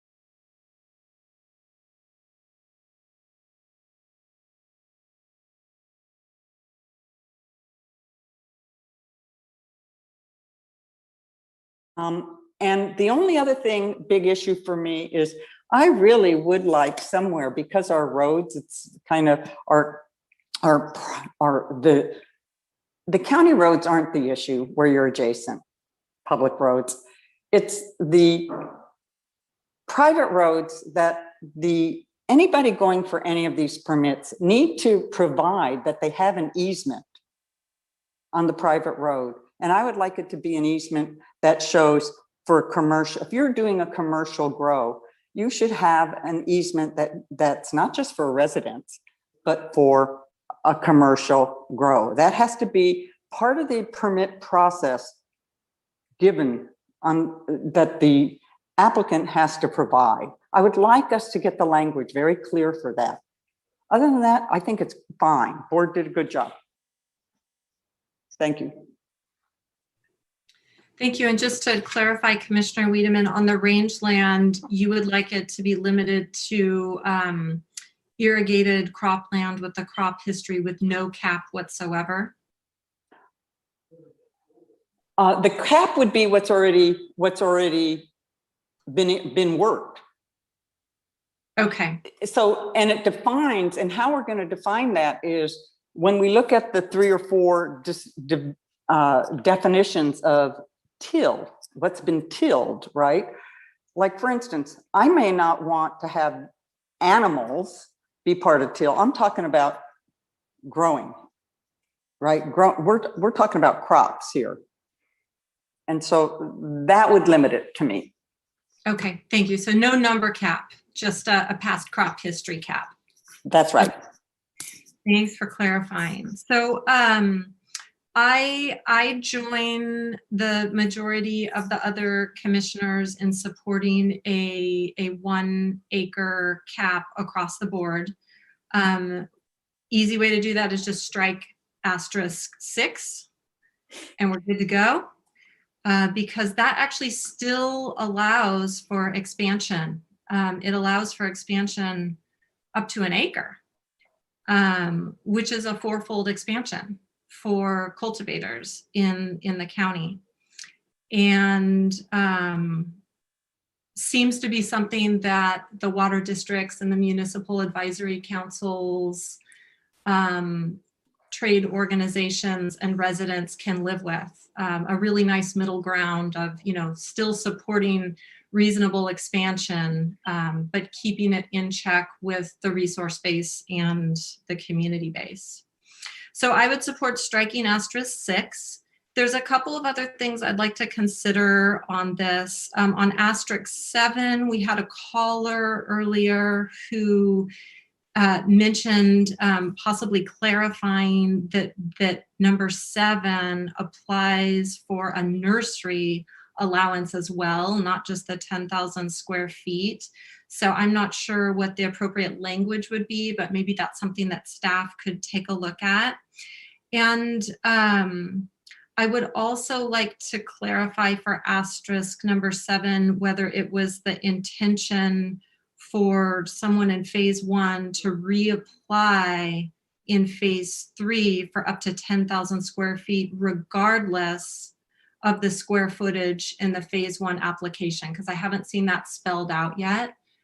So in other words, let's say they applied under 5,000 or that just their site supported 7,500, but suddenly with a phase 3 application, it could support up to 10,000. Are we allowing that? I would lean toward a yes on that, but I think we really need a clarification. Otherwise we wind up with a real murky zone on that.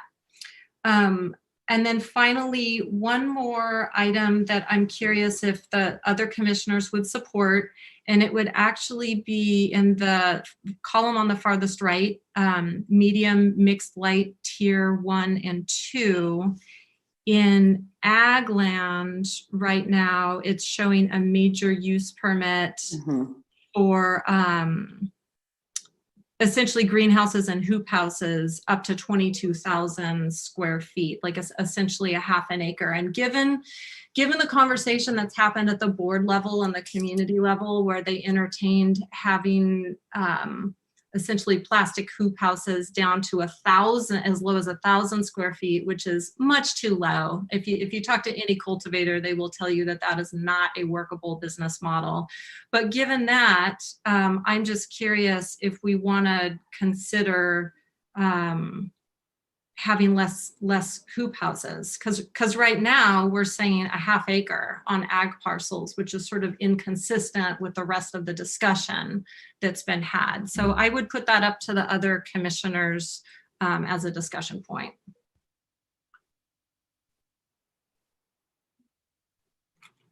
Half an acre. But other than that, I love how this table came back. I think that this is just great improvement, that this process is working. So I want to thank staff and the board and the public and everybody that's weighed in, because I think this process is working. Chair Purnell, can I just clarify what your suggestion was? Would it be striking the medium mixed light tier 1 and 2 entirely from ag zoning? From ag zoning, the question is how much greenhouse and hoop house do we want to see in ag land? And I think what we need to do is we need to weigh the environmental costs of that. And there are environmental benefits as well to growing in hoop houses. But what I anticipate when the use permits start rolling before us is we're going to have neighbors and community members crying foul over the visual impacts of these hoop houses and greenhouses. And so I think just having this discussion now about, do we really want to go to a half acre? And if the answer is yes, I'm fine with it, but I'd like to have that conversation now, because it's going to be an issue.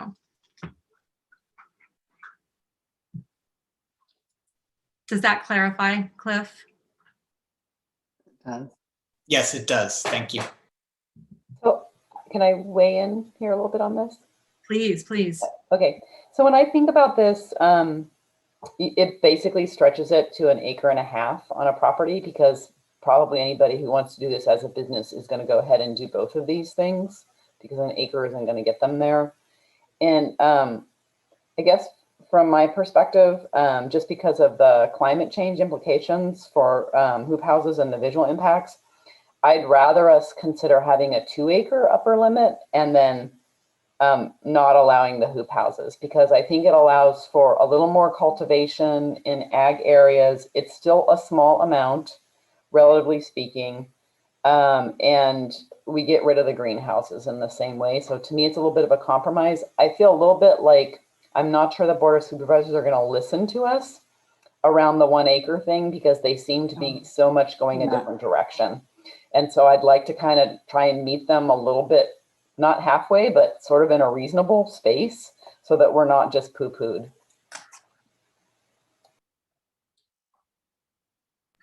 Can I go, Chair? Yes, please. I also agree. I mean, the reason I moved so much on rangeland was because I listened to a lot of people and after our meeting and heard what you were saying, and nobody, we want our rural character, but on the other part is actually we have very little ag land when you look at maps, and a lot of people who think there's parcels when you're driving down the road, it's ag land, but it's really rangeland. Anderson Valley is mostly rangeland. And so all I'm trying to come up with here is I concur with Commissioner Jones that if we just eliminate any of the percentage, I can make the compromise in rangeland and just have it to property owners who already are growing things and can do the adequate water and existing irrigation. And I would eliminate myself. I could eliminate the greenhouses, period, in ag land, right?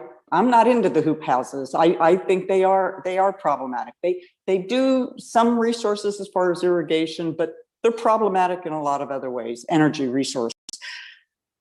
But I think if you're just going to hold to a 1 acre for ag land, I don't think that's very balanced in looking at all the property owners who are ag land who want to be part of the market today. So I would say keep a higher percentage in ag land. You want to eliminate I would concur, I would lower the limitations on the hoop houses, the greenhouses. I can do that. Thank you.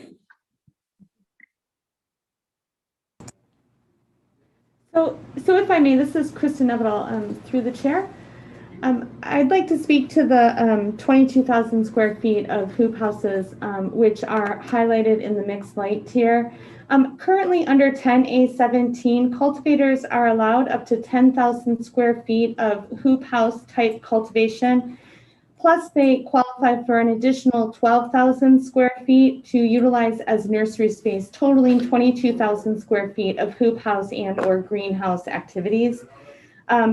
You could potentially consider maintaining the mixed light, the medium mixed light tier to create parity between phase 1 and or 10A17 and 22.18 cultivators, but limit the ability for hoop house development so that it cannot exceed 22,000 square feet. This would essentially force the cultivator into choosing whether they wanted hoop houses for cultivation or flower production, or for nursery production propagation, or a combination of the both. But in eliminating the medium mixed light tier from this table, you would be limiting or setting a limit that is a lower threshold than what's currently allowed for hoop house development under 10A17. I really appreciate that clarification. Thank you, Kristen. It's not my intention to be more restrictive than in 10A17. Again, just in light of the board discussion about not wanting to have a future full of plastics and thinking about how what we want to encourage on ag land is row cropping, and we don't want to encourage, plastics production.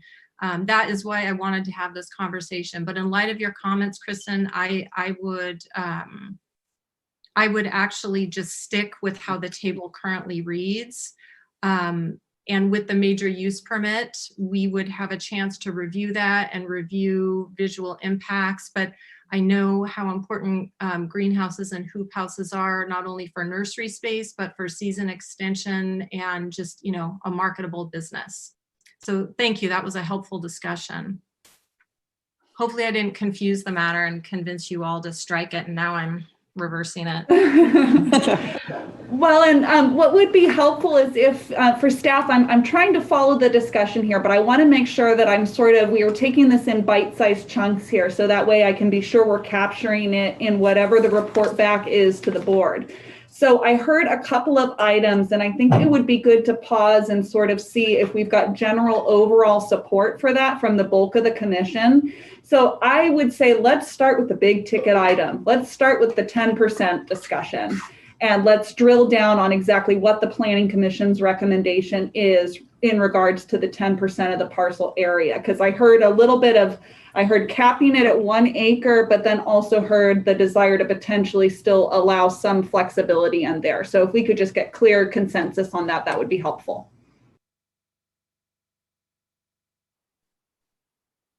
I have a question.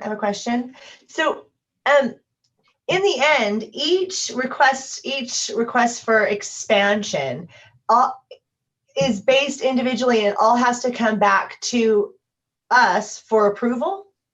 So it's on a case-by-case basis, correct? That is correct. So there would be a major use permit required for the 10% of the parcel area, and that would be under the jurisdiction of the Planning Commission and subject to all the required findings within the ordinance as revised by the board. All right, thank you. So I've heard, I do want to get to your question, Julia, and I'm leading toward a straw poll right now, but let me say I heard commissioners saying two different things. I heard commissioners saying based on their expertise and focusing on this as a land use issue that some of us support a 1 acre cap. There is a separate conversation about what is more politically palatable and what the board might actually listen to. And that's separate from what some of us may feel is a better land use decision. I'd like to kind of tease that out a little bit. This is not a final vote. This is going to be a straw poll. The politics of it aside, how many commissioners by a show of hands supports the 1 acre cap as has been discussed?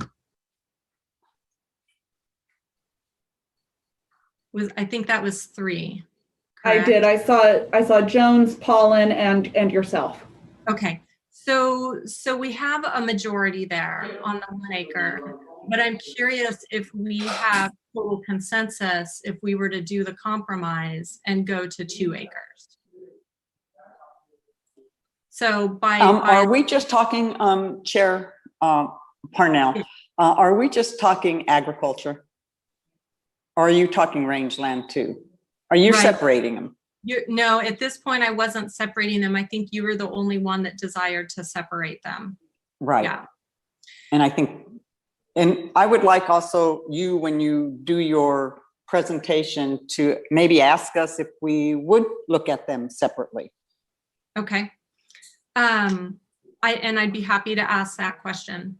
I'm just curious if our straw poll numbers change if we go to 2 acres. Are there, which commissioners would consider the 2 acres? I'm on the fence with it. Could be, yeah, I'm there. Okay, so we gain one commissioner by going to 2 acres. Okay, we gain Commissioner Morse by going to 2 acres. I just think that because it's on a case-by-case basis, that, I mean, it makes me lean more towards, allowing the expansion, considering that, they just don't get to put up 30, they just don't get to do it without our approval. So, I mean, that kind of changes my opinion about the expansion, being that it is a case-by-case basis. And so, I mean, I would tend to maybe lean towards supporting the board on this issue because of that only. Okay, thank you for that. So now getting to Commissioner Wiedemann's point, which commissioners would like to weigh the cap based on zoning district? In other words, so have a different cap for ag and a different cap for rangeland. I'm okay with that. I think we need to have a more nuanced conversation about what it means, because I'm not comfortable with no cap just based on previous cultivation, because I'm sure there are plenty of parcels that are 50 acres that are cultivated completely in wine right now and could be turned over completely to pot tomorrow. So, and I don't think that's really the vision. So I think there still needs to be some thought to what a cap might look like in ag if it was so. We separated them out. And I agree that would need to be a separate conversation. And I think that could potentially be quite a large conversation. So what we need to determine is if there's majority support of this commission to have that conversation. So just by show of hands, do you want to have the conversation about an unlimited cap on rangeland, an unlimited number cap limited only by previous cropland? usage. I want to have the conversation as a commission on just that topic a little bit. I think you're the only one. Am I the only one? If I'm reading everybody right, you're the only one that wants to have that conversation. For me, the way it was spoken is problematic. So like I could see maybe talking about a 10% cap on ag land, but not an unlimited on ag land. So if we wanted to go 2 acres on rangeland, and sorry, I always forget to turn off my dang phone. Oh, so sorry. So what I was trying to say is a 10% or some percentage cap on ag land. Maybe it's 5, maybe it's 10, I don't know. And then a 2 acre cap or 1 acre cap on rangeland. We might get more of a consensus for the group as a whole. I will say that one of the things that I really struggle with this is the lack of maps. And it would have been really great if we had had some maps that showed what we're talking about in terms of rangeland and what we're talking about in terms of ag land, because we're kind of making these really important decisions for our community without having a real sense of what we mean in acreage. And I don't know if that's something that you guys could pull up quickly for us or not, but it would be helpful. If you give me a couple minutes, what I can pull up is the extent of ag and rangeland zoning within the county, but what I won't be able to pull up because the conversation has been so variable is sites that would be eligible based upon being at like a 10% or a 10 acre parcel minimum, something like that. But if you give me a couple minutes, you can continue with the discussion. I'll pull those up. That would be also awesome. And Julia, maybe, I don't know if you can do this in your GIS, but really quick, pull a parcel size distribution so that we have a sense of like how many parcels in rangeland are over 100 acres. Because I think that are in ag land are over 100 acres, because that would give us a sense of like, what does it mean when you say 10%? Like how many parcels is that? And that might be too much work, but it would be helpful information for us to know because it has implications for the policy. And while they're doing that, I just want to say one thing about when we're talking, if we're talking percentage, let's just say stay on rangeland. Let's move away from ag land right now. Would it be when we talk about, when the Board of Supervisors says, hey, the current footprint of what's been tilled, are we putting a percentage to the current footprint of what's been tilled, what they can prove's been worked, and that they have to also have the adequate water to supply that among all the other conditions? So I think we need to clarify that. We definitely do. And that is in the ordinance itself. I'm curious if we're able to tackle Appendix A without jumping into the ordinance itself. And Chair Purnell, I'm ready to share the screen with that map. Okay, great. So we prepared this as part of our October 13th, 2020 packet to the Board of Supervisors. What you see on this map, and I will scroll down because I just want it so you can see a little bit better quality. So District 3 shown here, the orange is ag land, the green is rangeland.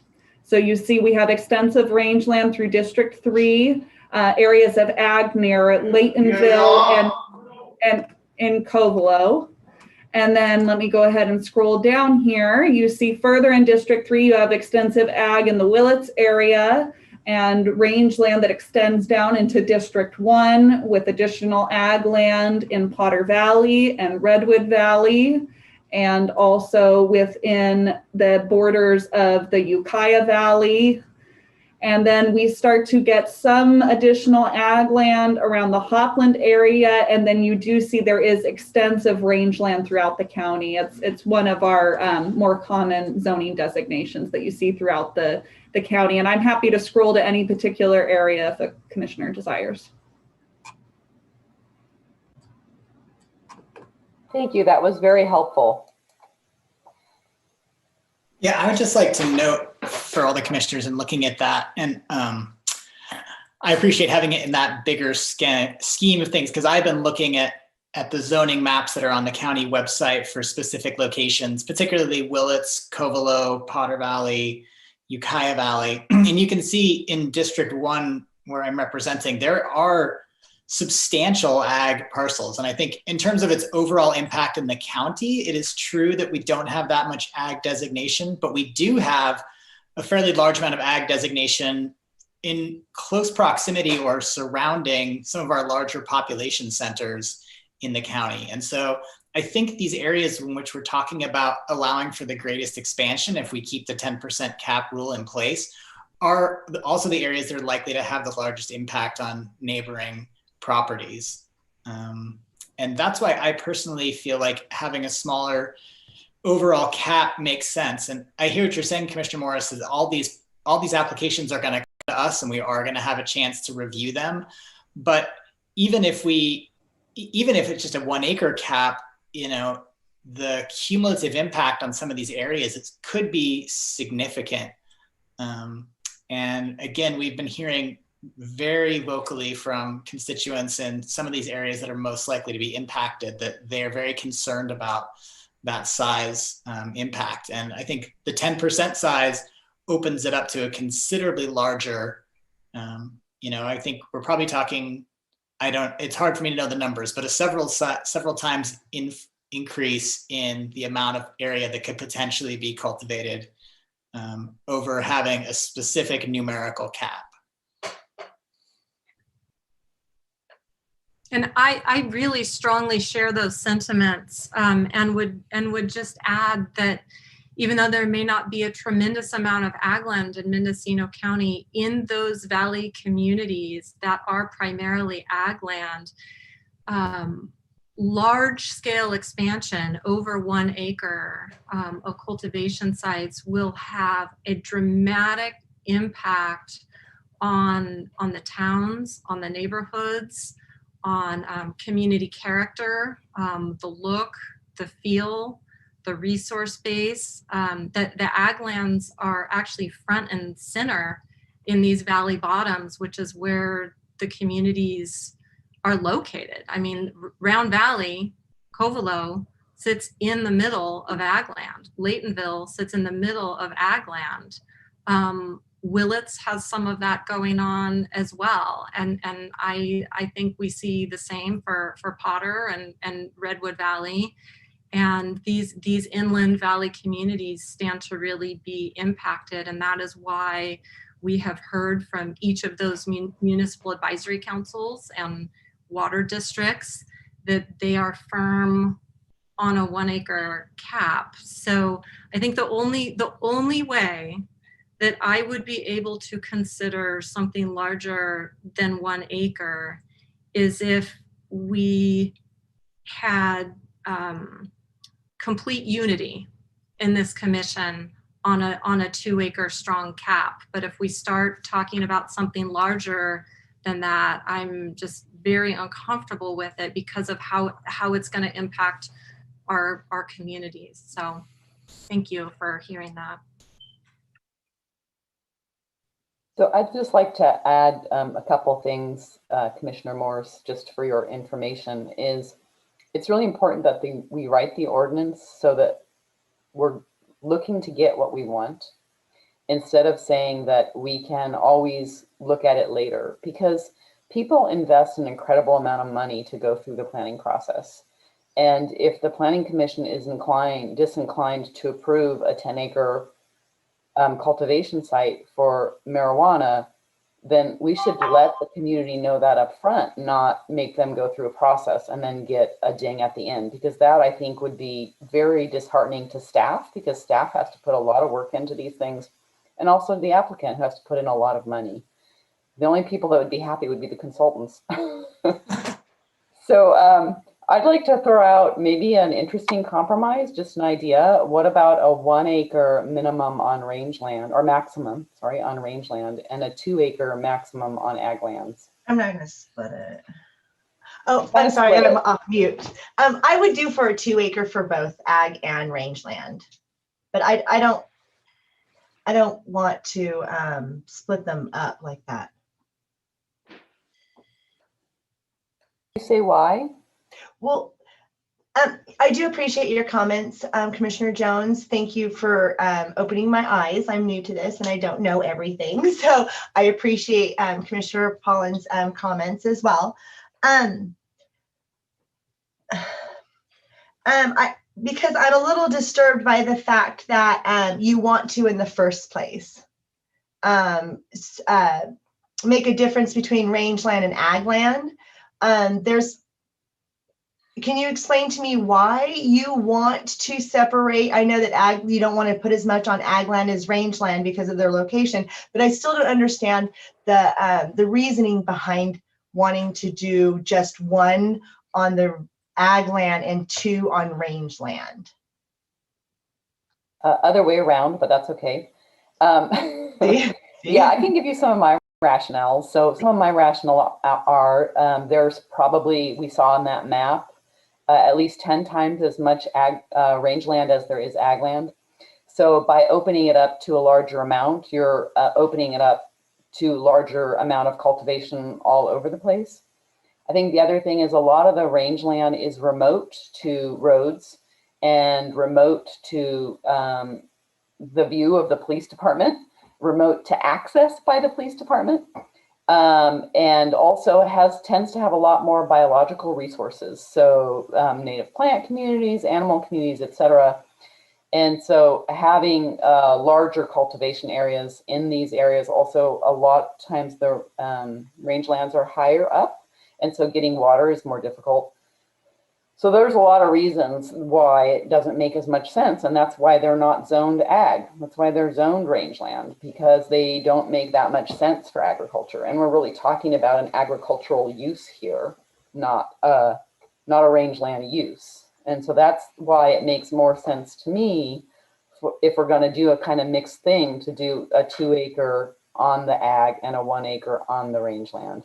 It's just a lot more acres. It's a lot more remote. It's harder to watch, a lot more traffic on longer roads. It's like all the impacts are more diverse, more diffused out in the community. And I also a little bit worry about the impact on pricing on these properties and people getting speculatory on them and putting up hoop houses that they never grow anything in. I mean, you saw a lot of that in Canada. When Canada legalized it, people spent a lot of money building all this infrastructure that then they never ended up using. And that changes the feeling of a community a lot.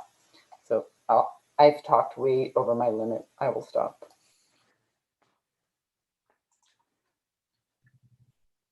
I support everything you just said.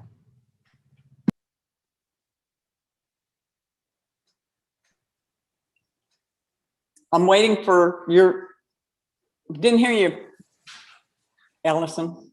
Okay, I support everything that Commissioner Jones said, and then I saw Commissioner Pollin's hand go up. And then if your hand's up, you can be next. How's that? Oh, well, thanks. Yeah. You can go first if you'd like, Commissioner Wiedemann.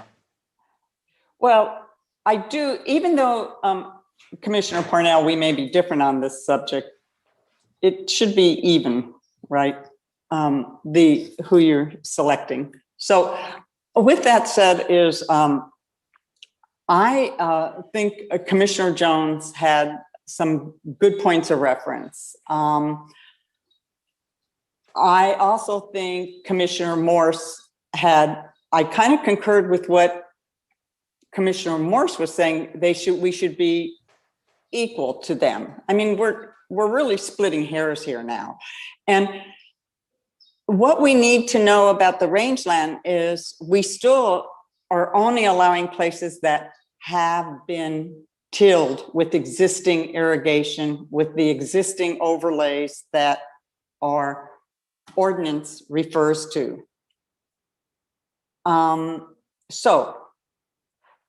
Because I do want to go through the ordinance a little bit, Commissioner Parnell, because there's things in there I want to address.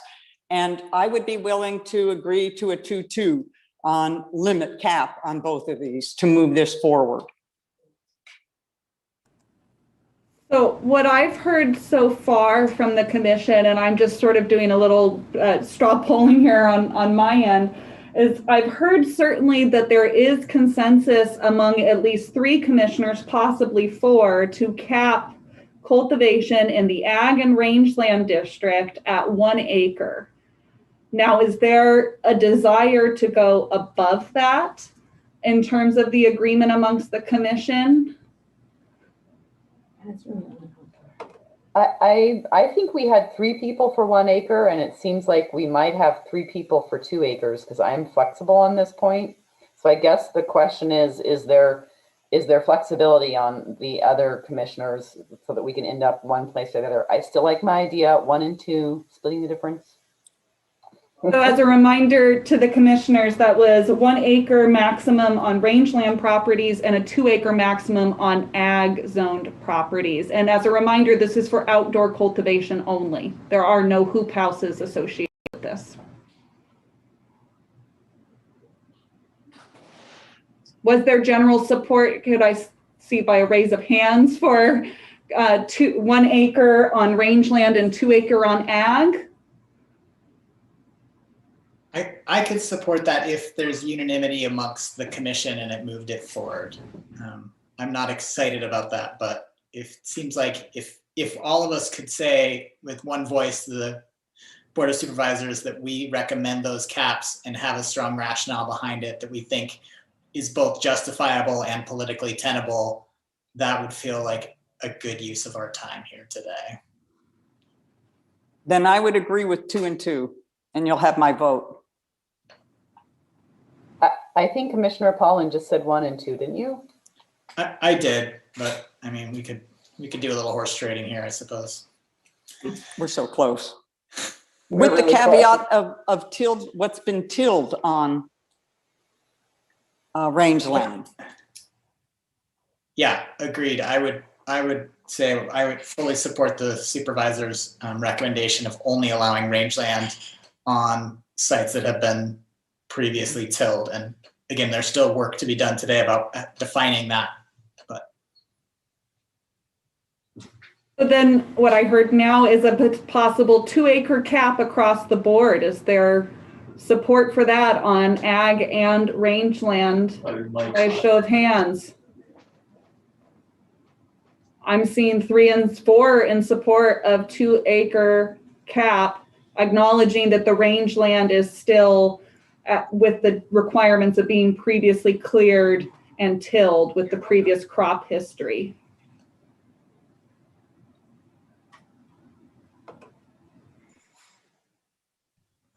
Chair Purnell. And did we have 4 on that? We had 4 on that from what I saw. I'm thinking about it. I would not object if we could get 4 commissioners to go 2 and 2 with previous crop history on rangeland. Okay. So as it is right now, I've heard that as the tentative agreement amongst the commissioners. So I'm going to go ahead and make that change within the table as a recommendation. And again, we'll be coming back on a final discussion on this, but just for that particular point. Thank you on that. Yeah, thank you for walking us through that. That was baby steps. You did good, Julia. It's a complex one, and it's one of the big ticket items. So we got to take it in bite-sized chunks. That's why we're starting with that one first. So it's definitely the big ticket one. So so that would be a modification to *6, or would we be striking 6 and then adding a 2 acre limit to the table, or would we be adding 2 acres to *6? We would be striking the language that says 10% of the parcel area and modifying that to say 2 acres, because you are allowed to potentially have up to 1 acre in other zoning districts as well. So okay, great, good. So that's the big item there. Yeah, Commissioner Jones. I just wanted to do cleanup on my recommendation that we do a major use permit for the specialty outdoor, specialty indoor, and small mixed light tier 1 and 2 for RR10. That's good. Okay, just want to make sure I had clarity. Thank you. So that was, I'm sorry, can you just repeat those again to me so I can make sure? I'm happy to. So our R10, we're just changing specialty indoor to a major, okay, mixed to a major, and small mixed to a major. Thank you. I will capture that change. Okay, and then I think one more cleanup item was an *7, clarifying that the 10,000 square feet is regardless of square footage in the phase 1 application. Do we have commission support for that? I'd like a clarification on Me this. too. And for me, this is fine if it's 10,000 outdoor. I'm not in support of it if it's 10,000 indoor, and that needs to be spelled out. This is Kristen, Cannabis Program Manager, and currently under 10A17, you could have 10,000 square feet of outdoor, mixed light, or indoor flower production under that ordinance.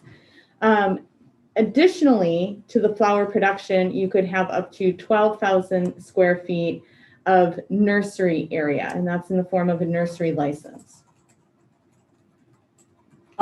Kristen, is that nursery indoor too, or does it have to be outdoor?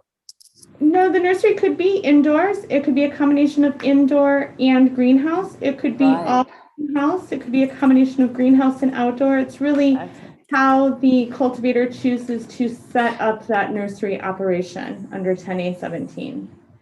So ultimately, we could see up to 22,000 square feet of greenhouse or hoop house development under 2017, which was the point that I brought up earlier. 10,000 in flower production and 22,000, or I'm sorry, 10,000 in flower production, 12,000 in nursery production for a combined total of 22,000 potentially.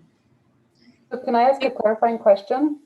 And this is just because the phase 1 happened before I came on the planning commission.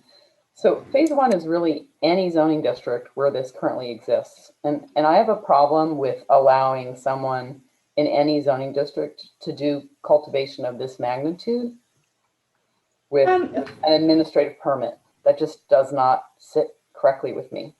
Well, currently phase 1 is under ministerial permitting, so I think that's probably worth mentioning. And it is really existing cultivators. So there's a very small pool of cultivators that came in under the phase 2 licensing, but they are on industrial parcels. So under the phase 1, all of those cultivators, which is the vast majority of the parties cultivating under 10A17, they were the county's existing cultivators, and they existed prior to January 1st of 2016. So it was utilized as a bridge to move them into the regulated marketplace. So they are on a very diverse range of zoning and parcel sizes. There are a few districts that have sunsetted and are subject to opt-out. So we've worked with cultivators to relocate them, but they are kind of very much so spread throughout the county at this point.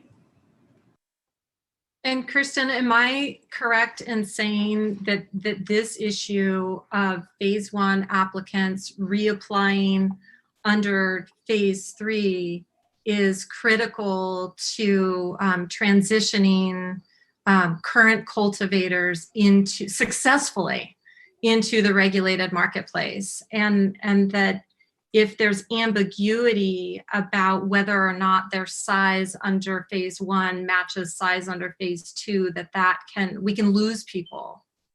Like we can lose people in that ambiguity. So I'm just looking to tighten up this language so that we know if it's regardless of square footage in phase 1. The issues under phase 1, again, are not necessarily because of the square footage. It really is solely around the fact that the phase 1 program is a ministerial program. Ministerial permits do not include site-specific CEQA analysis, which is required for a license, an annual license, to be issued by the state.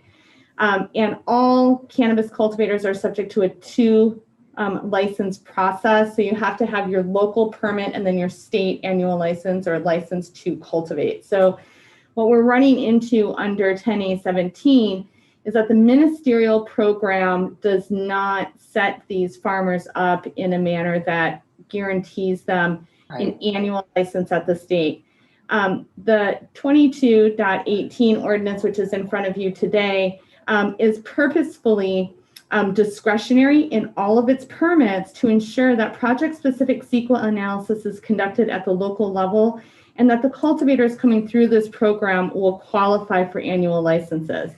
This is the very important reason why we feel it necessary to provide a pathway from 10A17 into 22.18 is so that parties under the original ordinance that need conditioning, they need some sort of environmental mitigations, can have those mitigations and conditions placed on their permit through a discretionary process offered under 22.18.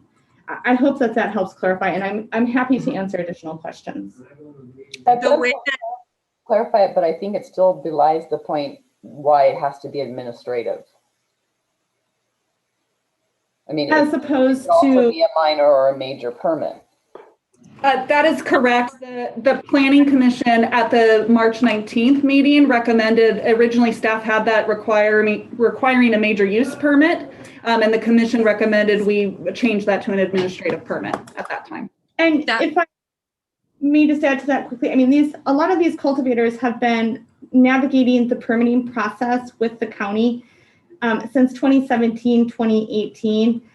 It's my recollection from the original meeting that the administrative permit was a way to try to encourage folks into that, to stay into the regulated marketplace, and also provide them a little bit of, I don't know, incentive or easier pathway in doing so, because they have been, like I said, in the process for quite a while and managing their environmental compliance, which has its expenses associated with it. There's still something I'd like to clarify on this one. Am I reading this correctly that the qualifying criteria for this is just that a person had to apply for a phase 1 permit? And if they applied for a phase 1 permit of any size, that they are eligible to apply under 2218 up to 10,000 square feet under the old rules? They are eligible to apply with the exceptions that are noted within the ordinance itself. And remember, there are the areas that we discussed with the commission last time about not authorizing folks who were denied based upon a tree removal violation, lack of having proof of prior cultivation, lack of being located on a legal parcel created prior to January 1, 2016. And there were two other, and lack of response to requests for information from the county as well. Right. The eligibility issues, but still, I don't know if I'm expressing my question well enough here. What if a phase 1 applicant applied for a 5,000 square foot cultivation site? Are they eligible to apply under 2218 for a 10,000 square foot site? Because this is how it currently reads, but there's some interpretation involved, and I want us to clear that up. Sure, and as it presently reads, you're correct. It would allow an individual to potentially increase, if they were at 5,000, up to 10,000 square feet. However, the commission can provide recommendation on that to say that they cannot exceed the amount that they were seeking underneath their phase 1 permit. Okay, great. Then I have a. If I may just clarify one moment too, is under 10A17, we have folks that are still amending and moving up to 10,000 square feet. So I don't know that this changes anything other than what's already happening. So I just wanted to make sure that that was clear as well. So my suggestion on this, just to clear that up, is to simply add to *7, regardless of square footage in phase 1 application. And especially to Kristen's point, which is that, people are changing their applications. And I just want to be clear about what the eligibility is for this, and that it's not based on square footage or amended square footage, so long as it's under 10,000. You mean regardless of existing square footage? Is that what you're saying, Allison? Chair Parnell? Regardless of square footage in phase one application. Okay, thank you. Which can also be a moving target, as Kristen said. No, that's great. Good catch.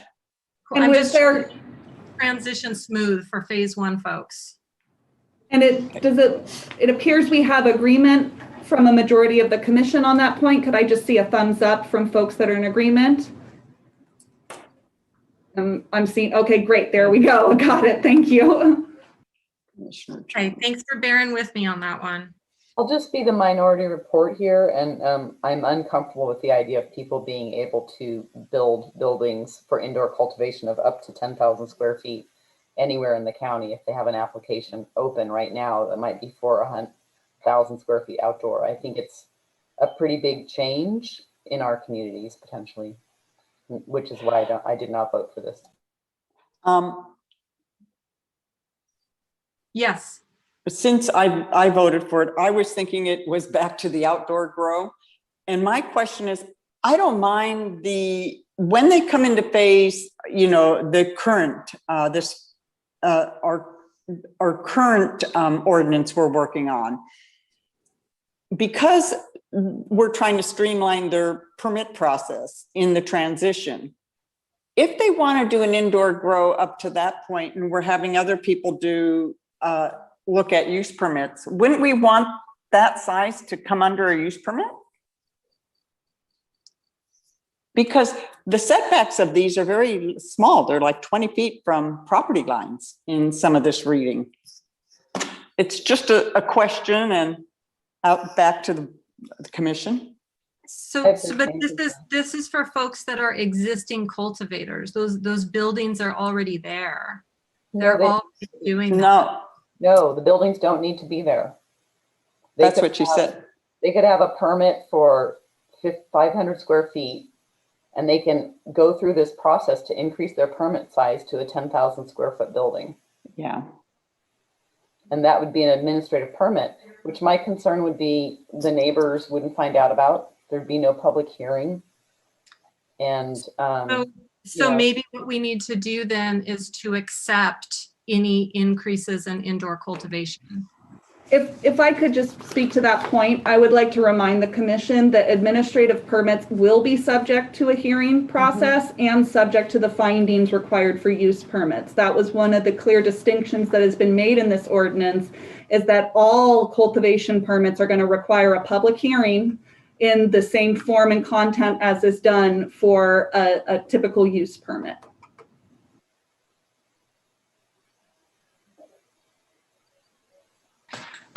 Does that change your thinking at all, Commissioner Jones? I don't know. I guess I'm just struggling with this idea that there's kind of a free-for-all anywhere in the county where you already have applied to go up to 10,000 square feet. I mean, maybe I'm wrong about that, but it sounds like even from staff that that's already happening. And it just doesn't feel like good planning to me. It feels very chaotic. Me too. I don't think it is. Well, and if I may just speak on that point is, right now with the phase one application process, there are certain areas where, so an alternative that the commission can also consider is looking at the requirements of the phase one permitting and basically stating if you wouldn't be allowed to go up to a particular cultivation size under phase one, you are unable to do that same underneath chapter 22.18. So because there is a zoning table for phase one as well, and there's discussion about when you are authorized to scale up to a higher amount.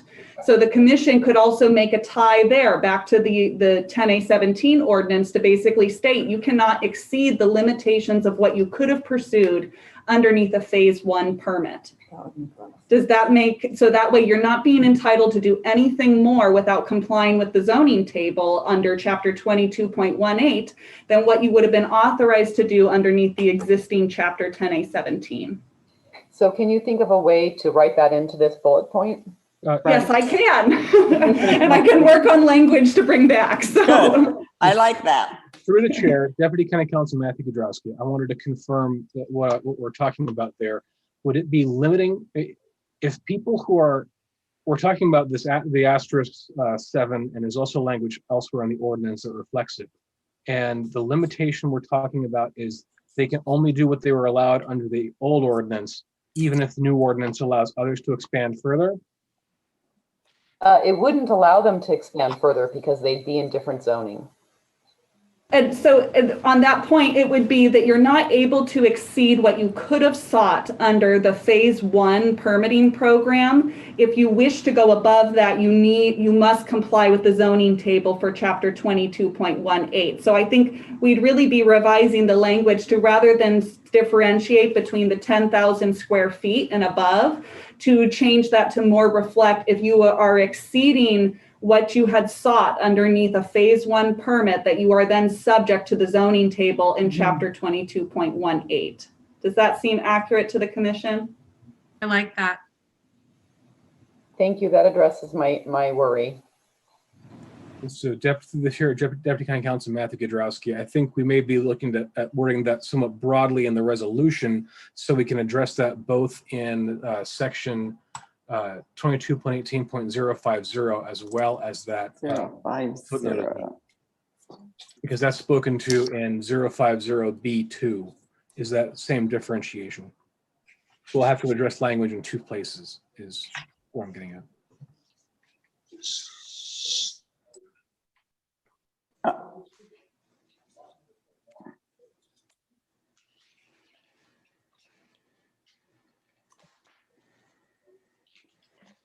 Okay. Does that complete Appendix A for us? I would just just one quick thing as I'm rereading asterisk 6, just to make sure that we're expressing our intentions correctly. I think we said that we would go up to a 2-acre cap, but as I'm reading that in the ag or the rangeland zonings for a minimum parcel size of 10 acres or larger, if we do a 2-acre cap, that could be on some parcels a potential increase of or 20% of the parcel could be put into cultivation. And I wonder if we want to say 2 acres or 10%, whichever is less, so that for those smaller parcels, we're not expanding in that dramatic of a fashion. Good catch. I agree with that.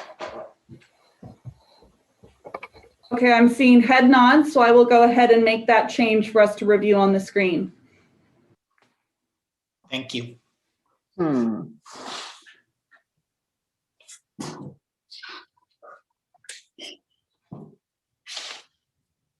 Okay, staff, do you have any clarifying questions about our changes here? No, actually, I think I'm largely capturing it here, but we will likely need a break before we come back for final review with the commission, just so that myself and council, and we can make sure that we've captured everything on here. But I do have a couple, I think since we've talked about that big ticket item related to the 10% of the parcel area, there's just a few items that the board was specifically seeking input on from the commission on particularly the rangeland and the need for the prior crop history. So the first was the date as to when that verification would need to be demonstrated, and also a consideration of how that is demonstrated. So this again is for rangeland only, and it's about when you would need to demonstrate a previously cleared and tilled history and your previous crop history.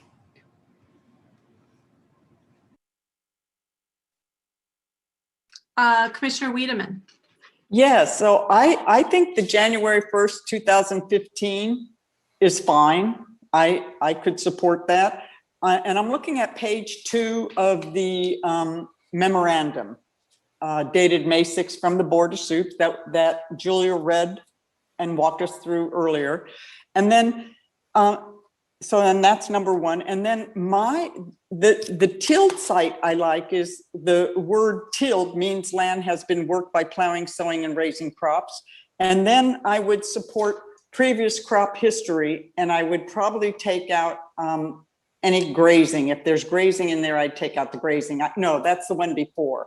So I'd use this one. it didn't get lettered. So it's the previous crop history. That's how I would define tilled. Thank you.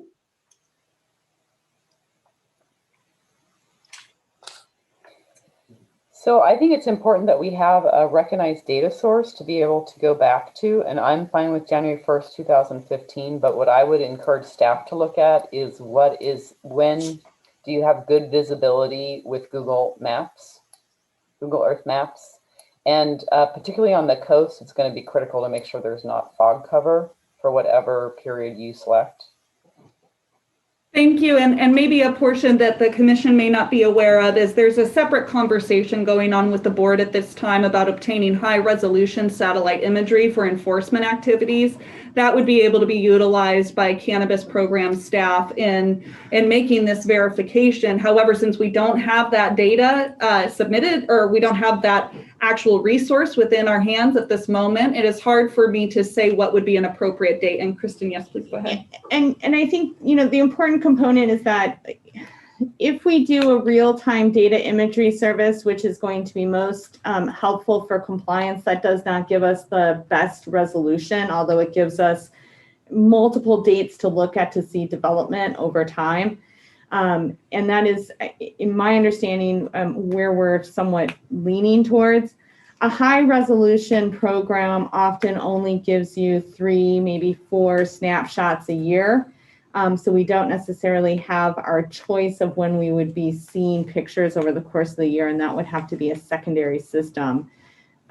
So trying to ensure that we have what we need to manage visibility on proof of prior, in my opinion, I think would be incredibly difficult. It proved to be difficult when proof of prior was a requirement for 10A17, where people had to show us existing cultivation. I mean, granted that predated me, but from everything I've heard from staff and my predecessors in this program, proof of prior was one of the most challenging components to manage in onboarding applicants. I do have some hesitation that we would be heading back down that road with this sort of language. Yeah, I understand that concern. I think you need to put some brackets around the time frame, not just have it be prior to 2015, but like give yourself a 3-year period.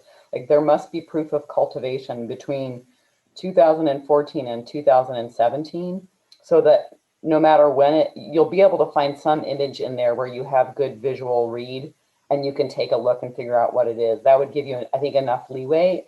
The other thing I would say is that cultivation is going to be much more visible than a lot of other things that you're trying to prove via aerial photo, whether or not a building was X size or not, for example. So I think it will be a little easier for you to be able to see, hopefully. And I think there's a distinction between the previous proof of prior debacle, which was for an illegitimate crop that people had actually been desperately trying to hide all evidence of up until that point, and then suddenly worked very hard to find the evidence. And in this case, we're talking about providing some kind of evidence of a legitimate agricultural crop. And I think the ag department will be a fantastic ally. If they sold at farmers markets, they'll have producers certificates. If they sold crops wholesale, they'll have some kind of crop record. Anybody that's in the Williamson Act has to provide those crop records in order to stay eligible for the Williamson Act. So we actually, I think we're gonna find that legitimate ag crops have records, sales receipts, and that the ag department is going to be able to get their hands on that data. And so I would actually tend to lean on the ag department on this one, and I wish they were here now and we could even ask them about what records would be on hand. I think the question is it enough to say previous crop history and strike the section that says been previously cleared and tilled? Because there are so many different styles and types of agriculture that may not involve clearing or tilling, but are still legitimate types of agriculture. Because here it says cleared and tilled and has a prior crop history. So all Right. three of those criteria must be met. And I'm just concerned that that's going to rule out people who had a legitimate agricultural crop but utilized a different farming methodology. So again, my question is, can we actually just strike been previously cleared and tilled and has, and then just start it has a previous crop history that can be confirmed by the County Department of Agriculture?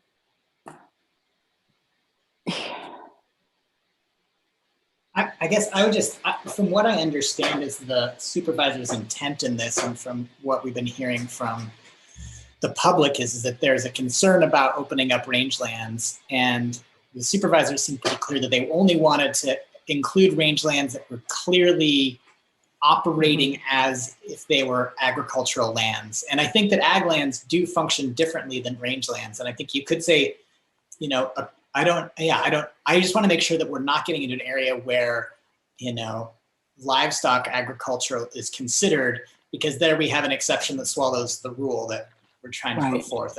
And I personally would be in favor of having a more restrictive definition that really clearly demonstrates that this site is functioning as if it were ag zoned, and therefore it should be qualified to be treated as such. So I have a minority opinion possibly. If we're going to limit it to 2 acres, maybe we don't need to go here. We can just eliminate all the concept of tilled and not tilled and cropped or not cropped. No? Because my understanding is they were using that as a methodology to reduce the amount of land that could be considered. Right. I think the whole point about existing tilled from the supervisors was not wanting to open up rangeland, hearing the public also and saying we need to preserve the larger area, the rural character, what it supports. And by saying, hey, a way to address this, the compromise in the sky was an existing place that shows irrigation already there and something the land has been worked. So I am committed to that on this one, because I've moved probably 280 degrees from my last meeting, and I want you to know that. But I am committed that if I'm going to move there, I want there to be existing there's some existing agricultural work on this plate, on these parcels. So I've heard a couple different proposals out there in the discussion from the commission so far. First, I heard consideration of just limiting the scope of the limitation on rangeland to only those with a previous crop history, rather than saying cleared and tilled and with a previous crop history. And then secondarily, I heard from Commissioner Jones tentative consideration of striking that entire restriction in rangeland given the limited scope, and then hearing from Commissioner Wiedemann that there is also a desire to maintain that language. So maybe we can start with the first piece, which is there a desire amongst the commission to break up the restriction in rangeland and sort of separate cleared and tilled out of the requirements for rangeland and solely look at previous crop history? So if there could be whether or not, let's start with is there a desire by a show of hands of commissioners to have that to limit it to just previous crop history? I think that I see Commissioner Collins shaking his head no. And I guess what do you think is inferior about that, and how can we remedy that? Because the tilled and cleared is tricky and exclusive in some ways. So how can we capture this legitimate ag activity?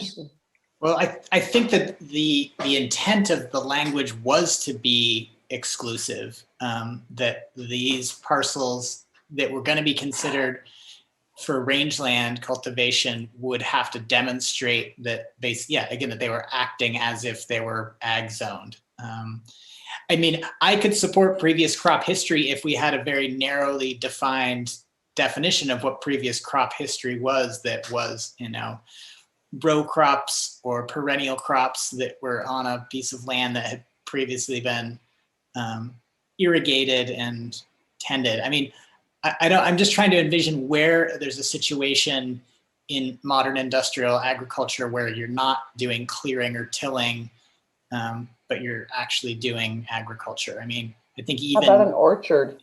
Well, I think an orchard, you had to clear what was there existing before. I mean, orchards are tilled. I mean, the orchards in Potter Valley are regularly cultivated. They're irrigated. That's, again, we're not talking about agricultural lands. Yeah, we're not talking about, pre-Columbian horticulture techniques that are out there. It's like, if we're gonna say that this area has been treated in the way that's similar to an ag land, I think we have to have some demonstrable criteria that shows that. So I have one idea for you, and it may counter my point. What about like hay? Well, hay is, I mean, I think if we put irrigated, or irrigated in there to grow hay, at least in all the areas of the county where there's substantial ag land, you have to irrigate those pastures.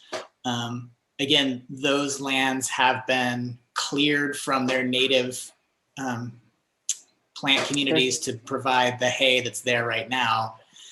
I think the number of parcels that we're talking about are probably relatively small, and they are parcels that are currently either doing hay production, some orchard production, or some vineyard production that feel like they should be treated similarly to agricultural properties. And I think that distinction makes sense, and I can understand that justification. And so I want to make sure that whatever rule we come up with actually accurately describes those particular types of parcels.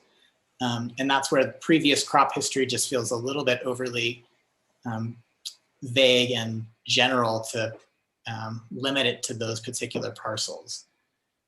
And again, I think the bulk of the public comment that we've heard and the concern is about opening up, those green areas that we saw on the map from Julia earlier are substantial acreages in Mendocino County. And that's where the concern is in terms of expansion. And so I think we could shrink that to a more reasonable area by having a good definition.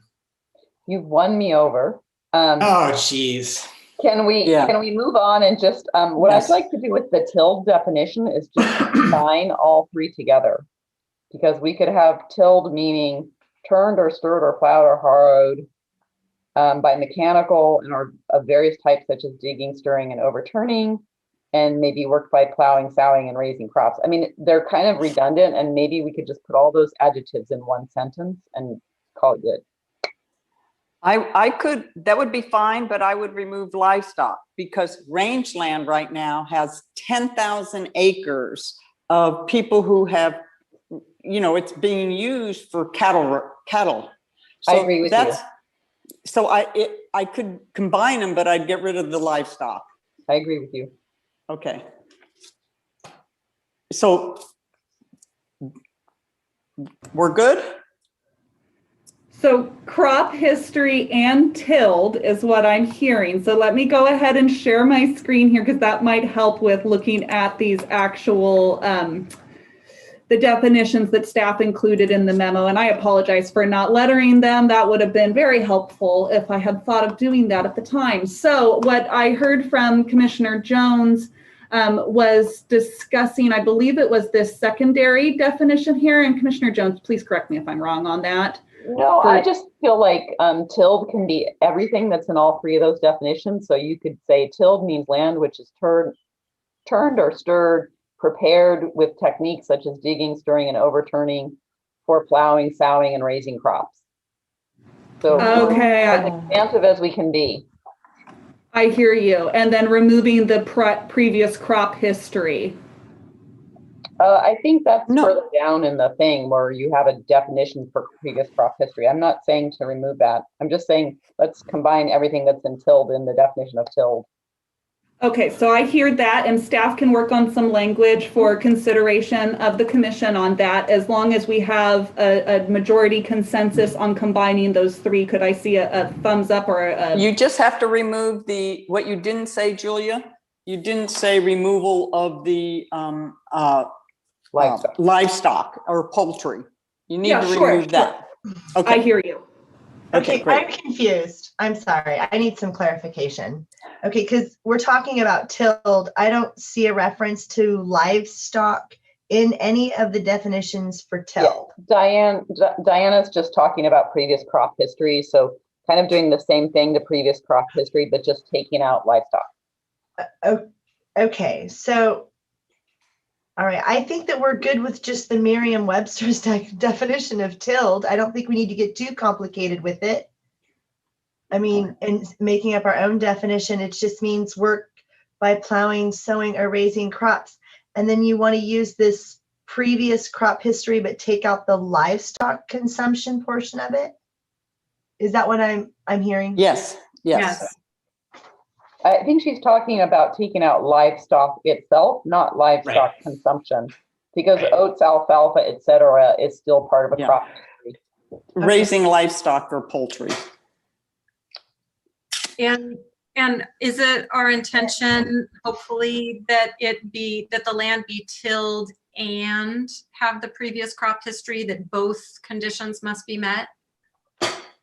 Great, because I am aware of land that is tilled but not planted or irrigated. And so, and that's just some sort of strange management technique that doesn't actually result in crops. And what about irrigation, showing existing irrigation? If I may, before we keep going, if I could just get some clarification before we go down the I agree. topic of conversation. So initially the direction was to combine the three definitions of tilled, but I have now heard a reverse on that to just use the Merriam-Webster definition. Can we just get a straw poll on that of using the Merriam-Webster definition of tilled? Would you read it again, Julia? Yes, and I will actually do even better here and share my screen so we can all look at it. So it is this one right here that says tilled means land which has been worked by plowing, sowing, and raising crops. So do we ever see agriculture that doesn't involve plowing? Yes. Yes, that's why I wanted to have a bigger definition. But usually it will involve sowing. This is plowing, sowing, and raising crops, not plowing, sowing, or raising. I don't care what we do. You're getting so anally retentive here. Let's move on. Yeah, we can move on. Well, I'd love to, but I need direction from the commission on this. So what direction am I going here? I would personally vote for the first tilled one, which is plowing or harrowing, harrowing, or hoeing, and we also have to have a previous crop history so that there's been some activity of land disturbance, plus that has had to result in previous crop history. And I would also echo Commissioner Wiedemann's revision to previous crop history that would strike, I guess in that previous crop history as it's defined in there, it does not have, it is okay. It does not have livestock in there, so. Well, why don't we do this so we don't get too deep in the weeds here on this, more than we already have. Staff will work on hearing the discussion amongst the commission, and let's come back to this when we're looking at your final action on this with some revised language from staff. Great. I think we're looking at that first definition like Commissioner Paulin described. Okay, and then the additional item on this, I just want to make sure we have confirmation. I heard Commissioner Jones suggest the January 1, 2015 date as being acceptable. I'd like to make sure that we've got a majority of the commission in agreement on that. What's magic about that date? Well, I can say from the board discussion, I believe that was suggested by Supervisor McGordy. And really they were looking at dates where there wouldn't be that somebody goes out and basically clears and tills a property in anticipation of this particular land use ordinance going through. So they were trying to combat that. Now, I will say that staff at the board had suggested that possibly they align that date with the legal parcel date of proof of prior cultivation date of January 1, 2016. So, you know, really the board wanted to seek the input of the commission on this, but that had been their initial suggestion of the date of January 1, 2015. So putting all the options there on the table. Can we ask, I'm sorry, Ms. Nevedal, would it feel like it would make more sense to align that date with the date that cultivators had to show prior cultivation under phase 1? Thank you for asking. I think it's a little bit of a moot point. I mean, someone could have, here we are in 2021, so someone could have developed agricultural crops between January 1st to 2016 and today. I think the goal here is to make sure that we aren't having a conversation about an ordinance that spurs development currently, right, as a proof of prior. So I think you could even look at a date ahead of or more current date than January 1st, 2016, because again, you know, right, the goal here, I think, with that date is just to ensure that we don't have some rush of tillage and development in preparation for 22.18 ordinance. Then I would suggest that you just do pre-2020 because that's going to give you the best option to have really good data sources to look at. I would keep it longer. Because I've used Google Earth for projects, and you can see quite a bit several years earlier. Okay. Well, do we want to have just a date before, or do we want to have like a date range between? Because if it's just a date before and there was an orchard on a rangeland property in 1973 that someone can show an aerial photography for, does that qualify for that if it's been, reverted to native oak woodland for the last 20 years? Good question.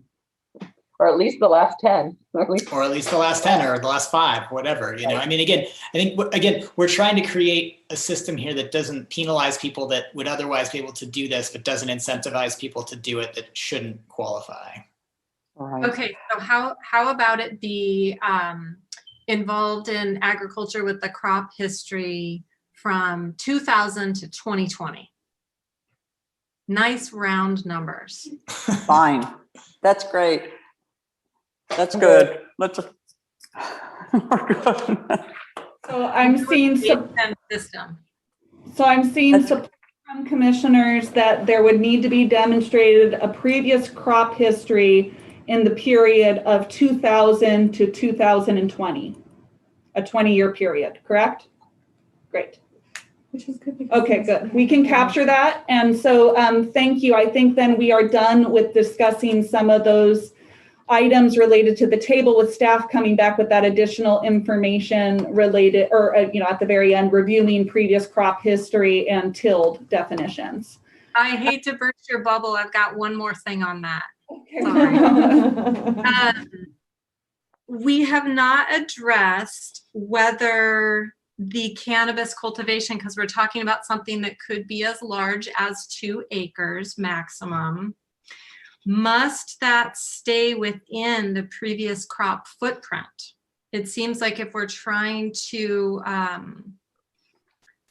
limit impacts, that it needs to remain within previous crop footprint from 2000 to 2020. And I can clarify that was the intention of the board, right, is that would be required for any rangeland properties, just to make sure it's clear. This is applicable to all cultivation and rangeland. This is not just expansion. This is all cultivation and rangeland. Yes. So it might be a good time to get that language in there. Cultivation sites must stay within the footprint of previous crop history. Yes, and that's actually within the ordinance itself. It's not in the table here. we have it within the ordinance here. of that additional requirement. And let me just flip to my memo here. That is contained in section, Page 7. thank you. I'm flipping through all of these items.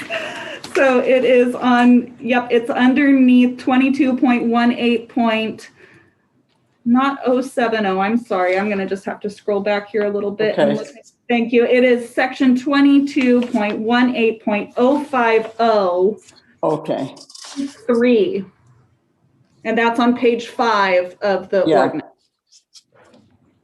It's the very last section before 0.06. Right, but it doesn't say that it has to stay within the footprint of that previous crop history. So let's say somebody had a half acre of grapes.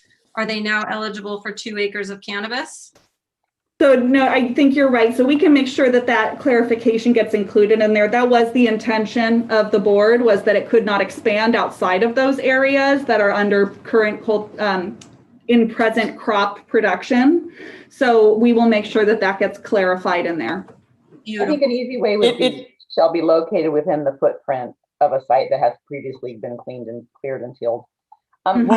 It does say that if on page 7, I1, the proposed cultivation site will not result in a need for unintended expansion. Well, that's an infrastructure. Yeah, so I guess you're right. We have to add it. We can add that sentence without infrastructure. So one of the things that occurred to me as I was reviewing the ordinance is we don't have a definition of what is and what is outside of the cultivation area. And I think we need to define that. So, so does that include roads and buildings? And can the cultivation area, is it just canopy? What does an acre of just canopy look like that's at 6 different plot sites compared to an acre of canopy that's all contiguous? And these are just things we need to figure out. So we are matching the definitions in the ordinance to the definitions in the state. So the measurements, the square footage measurements speak specifically to the flower production areas. A cultivation site, however, includes the ability for that cultivator to propagate and to process. However, a processing structure would have to be permitted or identified and have building permits associated with it. Processing refers to all post-harvest activities, right? Curing, drying, trimming, packaging, labeling, that sort of thing. Okay. I just want to make sure we had it defined, and if you've got it defined, I'm good. Yeah, absolutely. It defers back to the state. So can we move on? Julia, do you want to keep walking us through stuff? Would be happy to. I think the memo, what I found with the board too, with the memo, it helps to kind of guide the discussion. Yeah. So let me go ahead and share my screen again. So we've talked about all of this related to the Appendix A table. So now this is really just making sure the commission has no additional comments on this. So the second point was about requiring a hydrological study for projects that rely upon a well and where water usage is equal to or greater than 1,500 gallons per day. I will pause there and see, did the commission have any comments or concerns related to that recommendation by the board? My comment is that it was a huge relief for me to see this added. We have heard from the board, we'll leave it to the planning commission. We'll let the planning commission decide what the right thing to do is. And it will be imperative for us to have the technical studies in order to make the required findings to approve or deny or resize a project or whatever. And because of that, because of just the whole setup, the way that this is set up for us, it was a relief to see this hydrological study will be required over the 1,500 gallon threshold. My only question is how are we going to determine what the anticipated consumption is likely to be? I've not seen any clear, definitive, authoritative research out there on what mature cannabis plants actually do consume. Is there a standard upon which we will be basing these decisions? If I may, this is Kristen Nevadal, the cannabis manager. I would think that we would leave this up to the cultivator to estimate, and we could have them, which is pretty common, provide some clear estimates of how they plan to irrigate, at what rate. And this is very common. Cannabis in general is a variegated plant, so it doesn't tend to use a lot of water compared to other crops that are cultivated, wine grapes, for example, or tomatoes, for example. So generally, I think what we'd want them to do is to estimate it and show us exactly, or provide a narrative about exactly how they plan to water. And some farmers may choose to dry farm. We are seeing that in multiple locations throughout the state. Were there any additional comments or questions from commissioners on this point number 2 here about the hydrological study?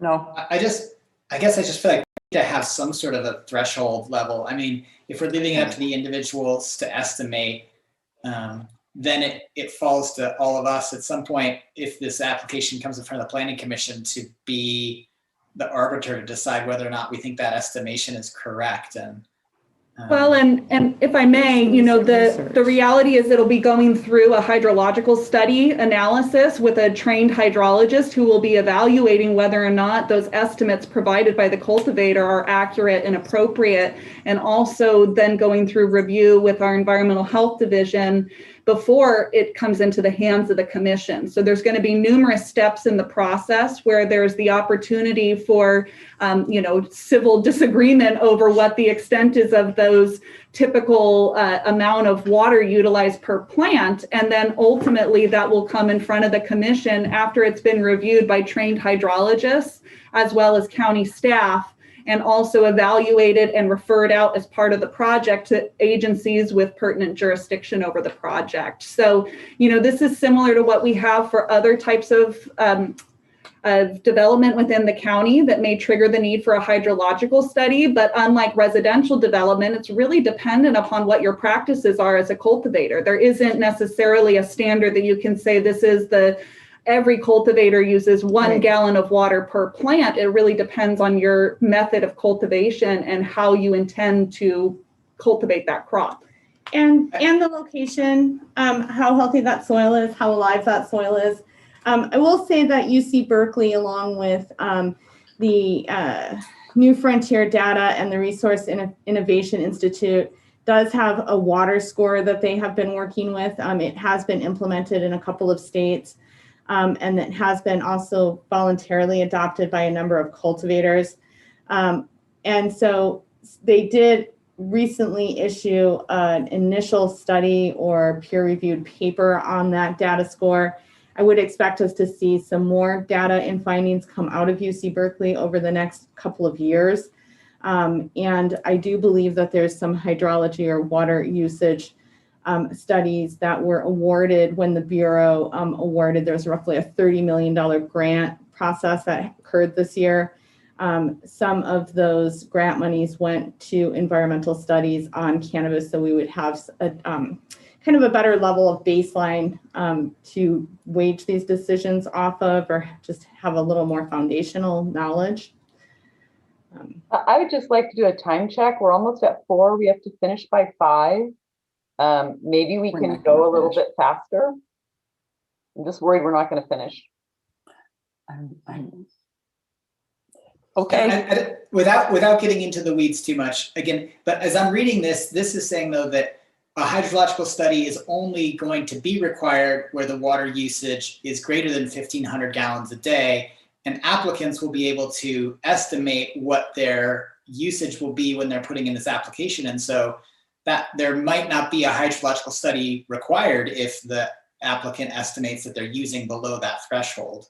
Yes, I understand the concern, but staff will still be reviewing these applications. And if somebody submits and says they're going to use less than, a drop of water on their plant per day, and that's how they're going to get to less than 1,500 gallons per day, staff would be questioning that and saying, how did you come to those numbers? And please produce evidence to support that, So I think what may be missing is the understanding of the staff review that goes into these. And you don't just accept what an applicant submits to you and say, yes, that's sufficient. Staff will be asking questions to make sure that's justified. Okay. Thank you. And if staff doesn't do it, we can always do it later. We can say, we don't believe this. We need to be a hydrologic. And there will be standards. Standards will be coming out of this. Correct. So was there any other comments on this item number 2? Nope. Hearing none, then we will go ahead. Number 3, this is really just that the board consensus was to direct staff to include language regarding discouragement of fencing unless deemed appropriate by the Planning Commission. And so, as staff notes here, this would be as part of a guidance document, which is covered within already the ordinance, the authority for staff to prepare a document such as this, and would be addressed by the commission on individual land use permits as conditions of approval. Are there any concerns or comments from the commission on this point? I have one, just clarification. You should say either the Planning Commission or Review Authority, because some of the projects are not going to be coming before Planning Commission. Some will be administrative permits.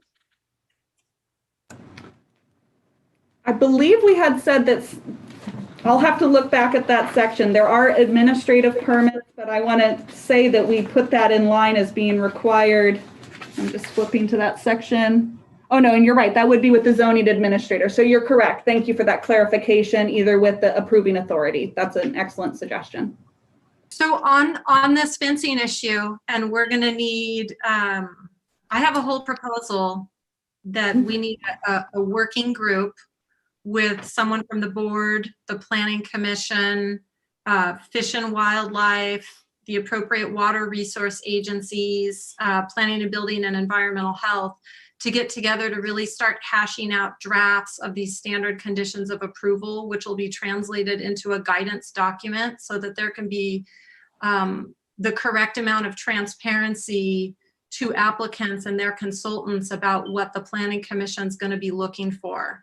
Fencing is going to be one of those issues. Fencing is a very, very delicate issue, and there's going to wind up being different goals depending on the site that need to be met for fencing.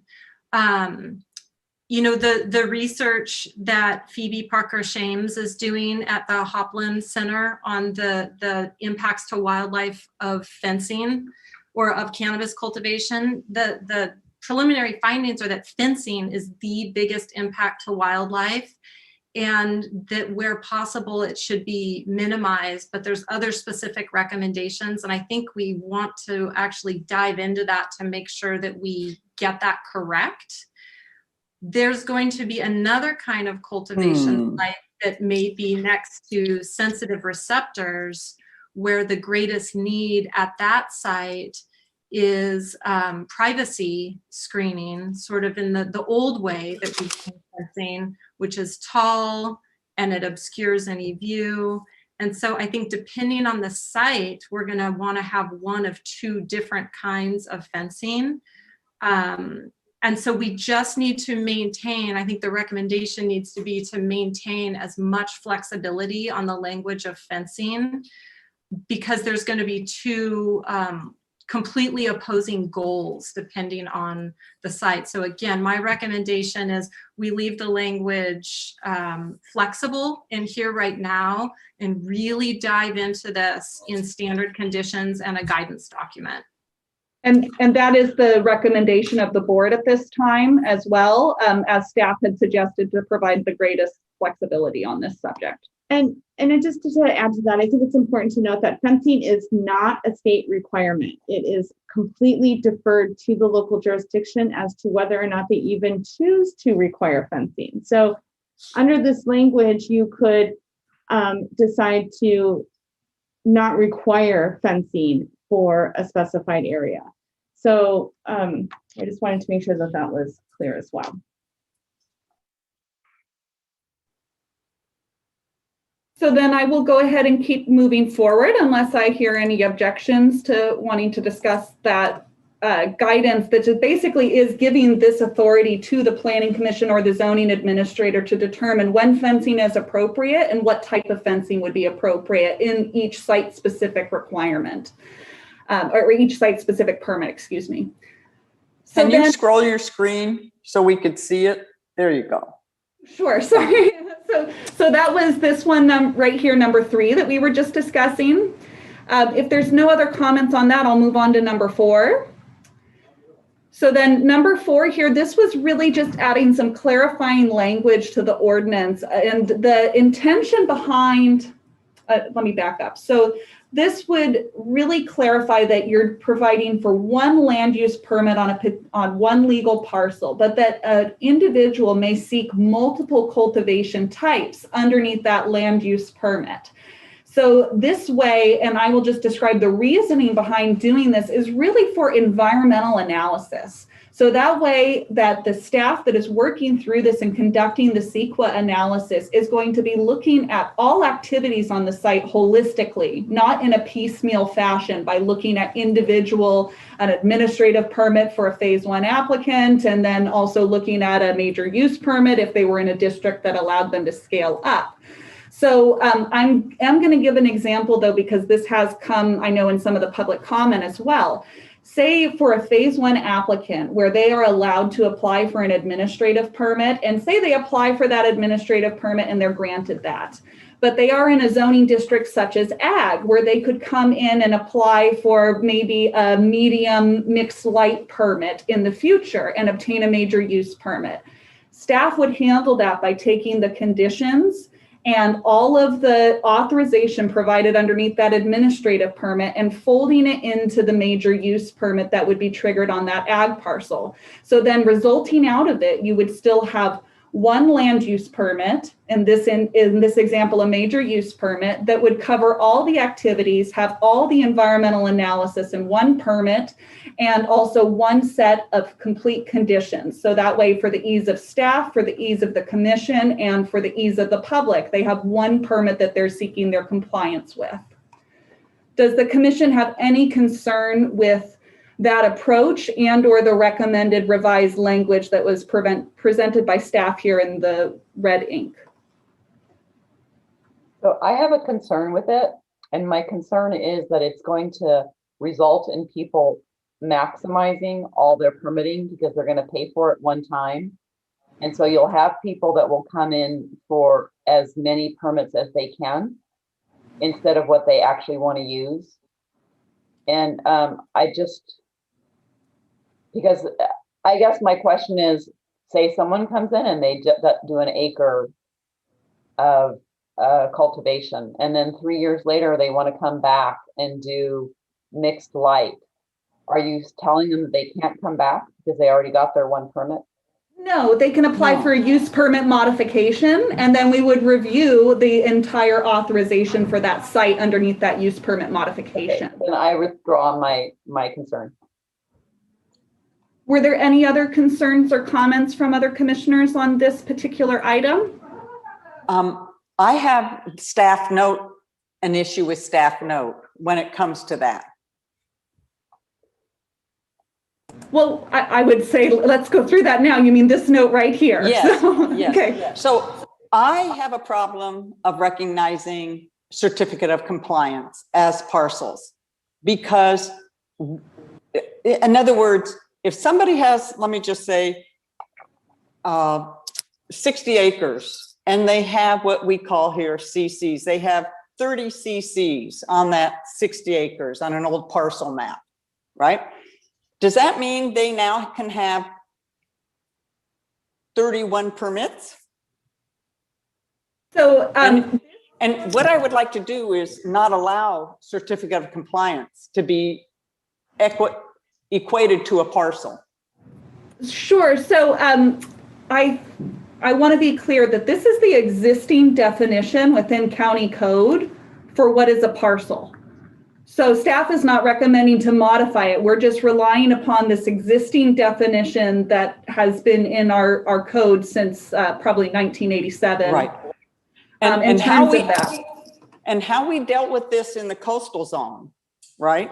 When we saw merger and merger go down, those of us who were involved with land use back then, what we did to protect our basically coastal zone, highly scenic areas from unnecessary multiple parcels, buildable parcels, is that we made it that it's not an automatic. It had to be, you had to, how do I want to say it? They had to be, if they needed a boundary line adjustment to make a parcel happen, it had to come under a Boundary Line Adjustment Act. That's all I'm trying to get to. I don't know if a lot of commissioners understand this, and it could create a lot more parcels. So just to be clear, and it may, the reality is that the direction we've received from the board has been to move away from this legal parcel date of January 1, 2016, which was applied for what was required for Chapter 10A17 or Phase 1 applicants. So I am hesitant to, with no disrespect, to agree with the change, because any person, even if you apply for a subdivision, you can still apply for a certificate of compliance. Yeah. It's a way of demonstrating that your parcel is a legal lot.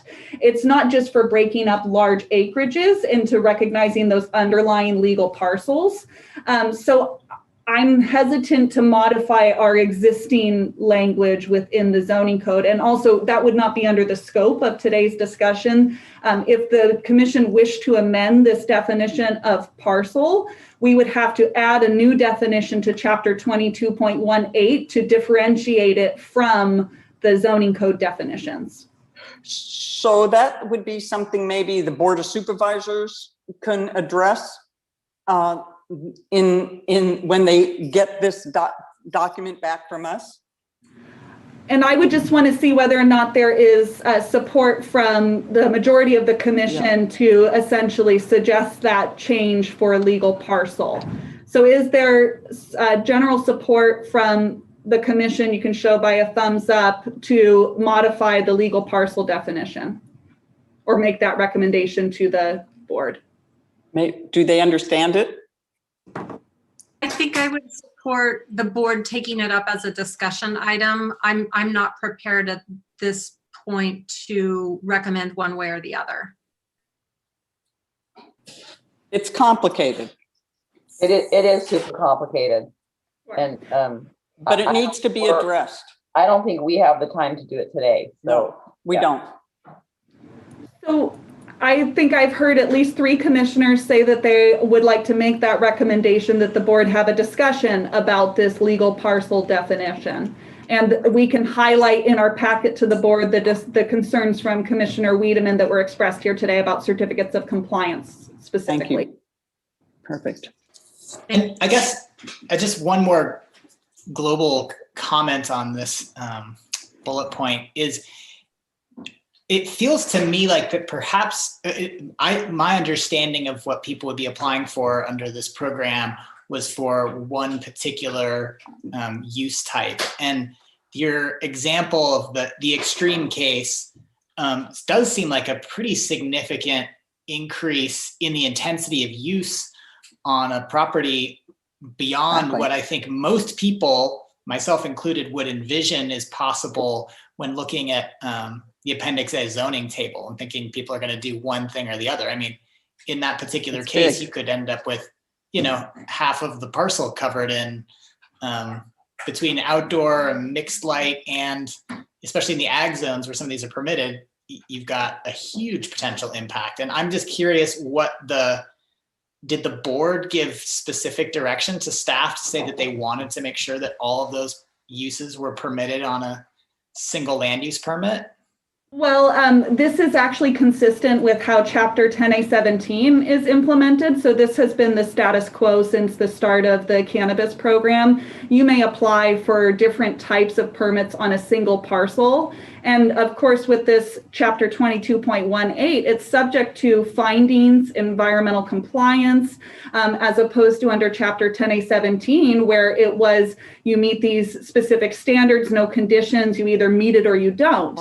So I actually think this is more protective than what you saw go forward underneath the status quo under Chapter 10A17. But to get to your point, essentially it means that people can do up to 3 acres of marijuana cultivation if they use all of the different permits possible. Yeah, and just to speak to something that Commissioner Jones said earlier, I think that in terms of if this board does not ever intend to allow that intensity of cultivation to occur, that writing it into our ordinance feels like a setup for applicants. Well, and I'm going to make I would strongly recommend that the commission, not prejudge how you may act on future applications, because it could be that there is a site that you would deem appropriate for that level of intensity of cultivation. I'd like to see that site.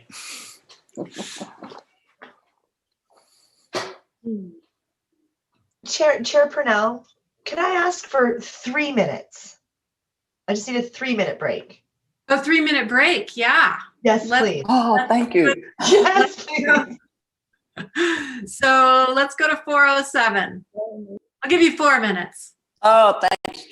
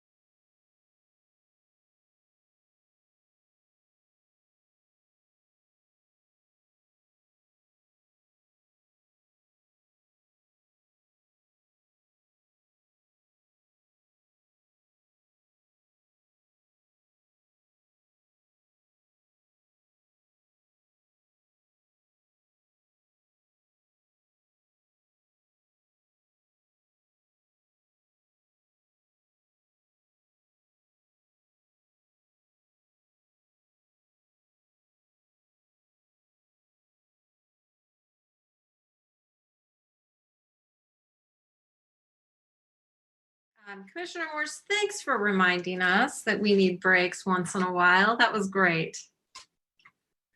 Okay, Julie, you want to keep running us through? You're doing a great job. Thank you. Sure, let's keep going forward, and then we'll just need a little bit of clarification before we take any break to prepare the resolution for the Planning Commission here. So I'm going to share my screen again. And Julia, let me ask you, just so that we get our timing right on this, because I do have that 5 o'clock hard stop. How much time will staff need to prepare the resolution? I would estimate we would ideally want at minimum a 10 to 15 minute break. So I would say if we're looking to have kind of finalize the discussion here in the next 20 minutes or so, which I think is doable. So, okay, thank you. So moving past this number 4 here and talking about number 5, I think this will be a relatively simple one. This was just talking about amending, the board recommended to amend the eligibility criteria for phase 1 applicants under section 22.18050 to allow those that have resolved any tree removal violations with the relevant resource agency to be able to apply. And staff is supportive of this. There's probably a handful of circumstances that would be applicable to this, but there are some that had tree removal done, but they actually were found not to be in violation. Is there any concern from the commission on this point? Just a question, if fines were involved and fines were paid, is that considered a resolution? Correct, yes. Thank you. So with no other comments or questions on that one, I will move on to the findings. So I'm just, rather than repeating the findings, which we already discussed, I'm just going to hit these headers and see if anybody has comments on those. So first, starting off with the findings that would be applicable to land use permits for cultivation on rangeland zone properties. Is the commission comfortable with the 2 recommended findings here, given the previous discussion about cleared and tilled and previous crop history? As long as it's consistent with our previous discussion, didn't we remove cleared? Yes, so that would be a clarification that we would make here. So saying it has been previously tilled and has a previous crop history. I would like to add a finding, but I don't know if this is where to add it or on the next page. And it's about proof of, access with deeded easements need to be part of the applications. I would say that's on our next page. So let's wait till we get to thank you. For all land use permits. Yeah. Yes. Thank you. Okay. Were there any other comments or concerns from commissioners on these 2 findings applicable to rangeland? No. I don't know how we quantify that second bullet point, but I agree with it. Findings are often quite unquantifiable. Okay. They get quantified by the not by us. Okay. So with no other comments or concerns on that one, this is the now we're talking about one additional finding that would be applicable to land use permits for cultivation on ag and rangeland zone properties. So this first one is about unintended expansion of infrastructure, and it originally read in conflict with other policies, and staff recommends striking the in conflict with other policies. That's referring to general. That would be evaluated. I'm confused about the word unintended, because I can't imagine an expansion of infrastructure occurring that isn't in some way intended. Sure. So, one example that I can think of related to this would be like, say somebody is doing development that would now set up for future subdivision in an area that has not previously been looked at as an area for growth within the county's general plan. And this is where staff has to review all the other policies within the general plan to ensure that any application going forward is not in conflict with those other existing policies about expansion of infrastructure or expansion. What we see often is expansion of infrastructure is the predecessor to additional development occurring in a particular area. I hear that. I would like you to consider striking unintended and replace that with growth inducing. Because Sure, no and- one's going to expand infrastructure without intending to. Like, you spend a lot of money on it. So just checking in then with the commissioners, could I see a thumbs up from those that are in support of that item to change that language to say growth inducing? I'm seeing 3, so excellent. Okay, so we will go ahead and capture that change in the resolution to the board. So then the next item on here related to the findings is about, and I'm going to just scroll down here, is that the proposed site will not adversely affect the long-term integrity of agricultural areas or agricultural uses in the area. Were there any concerns from the commission with this potential additional finding? No. Can I just say that I like that revision to read, the proposed cultivation site will not result in expansion of infrastructure which is growth inducing. Otherwise, it doesn't make sense.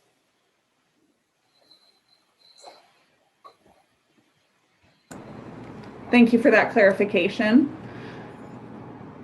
So with no other concerns I'm hearing from commissioners, and please just stop me, I can't see everybody's screen, so you just have to pipe up if I'm moving too quickly here. So next we're talking now about findings applicable to all land use permits for cultivation. So again, this is where we talked about the existing finding 22.18070D that discussed adequate water source, and the board had recommended adding on to it these additional sentences about the water delivery and as well as groundwater extraction and the hydro study if that was required. Is there any concerns with this first finding? I would like us to define what an emergency situation is, and I would like it to have a time limit lasting less than 1 month.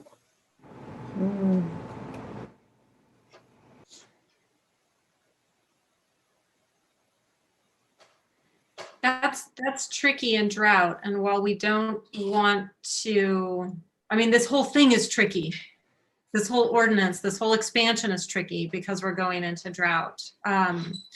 You know, I personally lived through an experience where after 20 years of living where I live, last year was the first year we ever had to have a water delivery, and we only had to have one, but it was like a huge deal for us.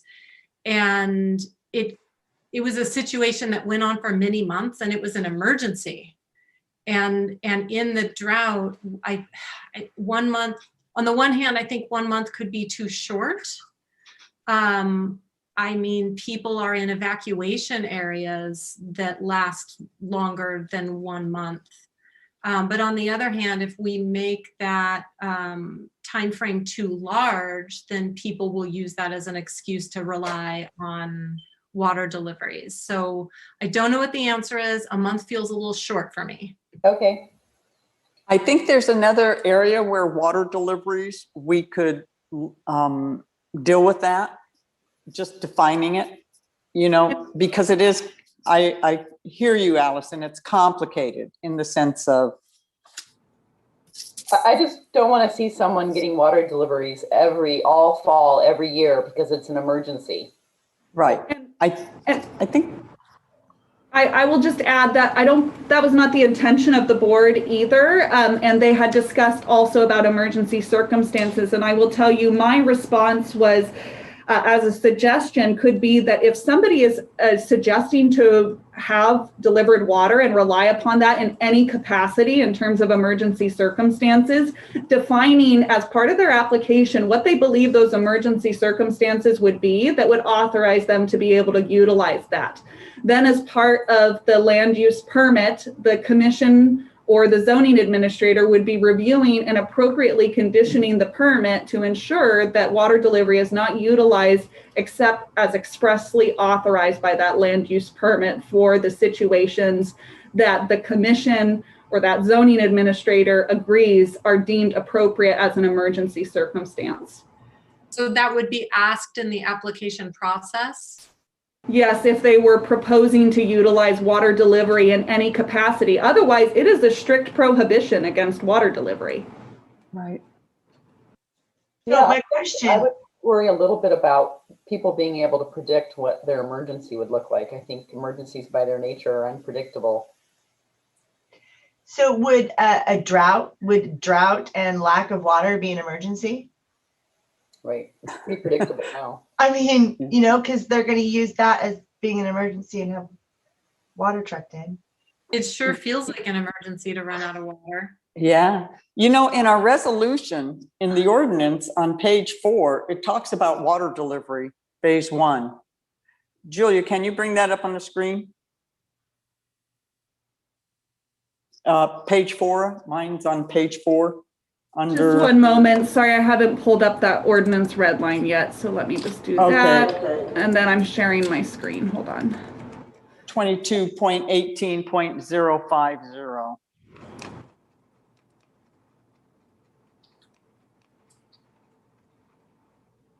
For phase 1. There it is.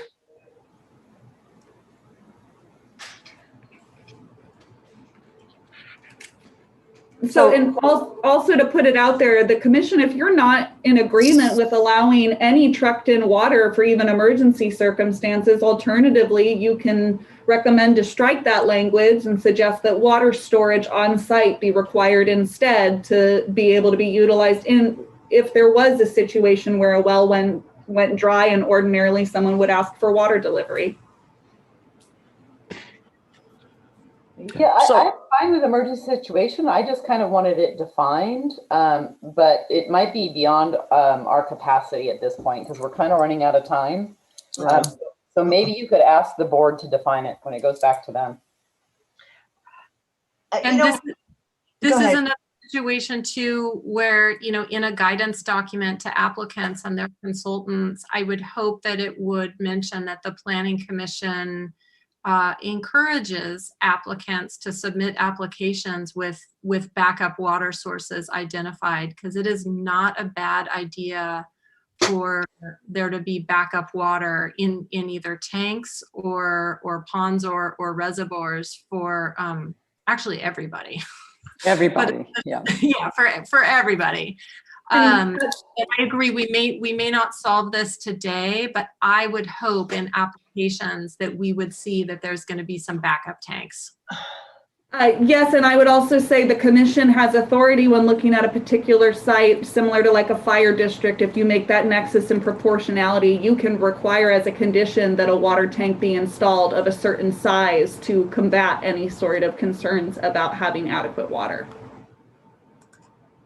If I may, just for a moment, isn't the idea about not allowing water to be trucked in, isn't it because of they need to utilize their own water resources and not utilize the public's resources or other kind of resources because of the drought? So here we're saying you can't have water trucked in because of the minimal water supply that we have, but yet in the case of an emergency, you can have it trucked in, which is like an oxymoron for me, depending on what the emergency is. I think it's more to avoid a lot of truck traffic back and forth on roads than it is so much about the water use itself. And most water companies or water providers decide when they're willing to sell outside their service district. So if a drought gets so bad, they will decide on their own that they will no longer sell outside their service district.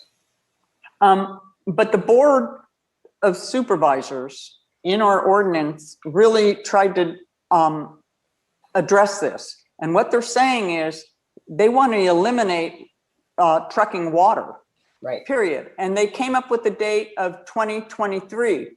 And I've also heard, you know, they would like to move that date up.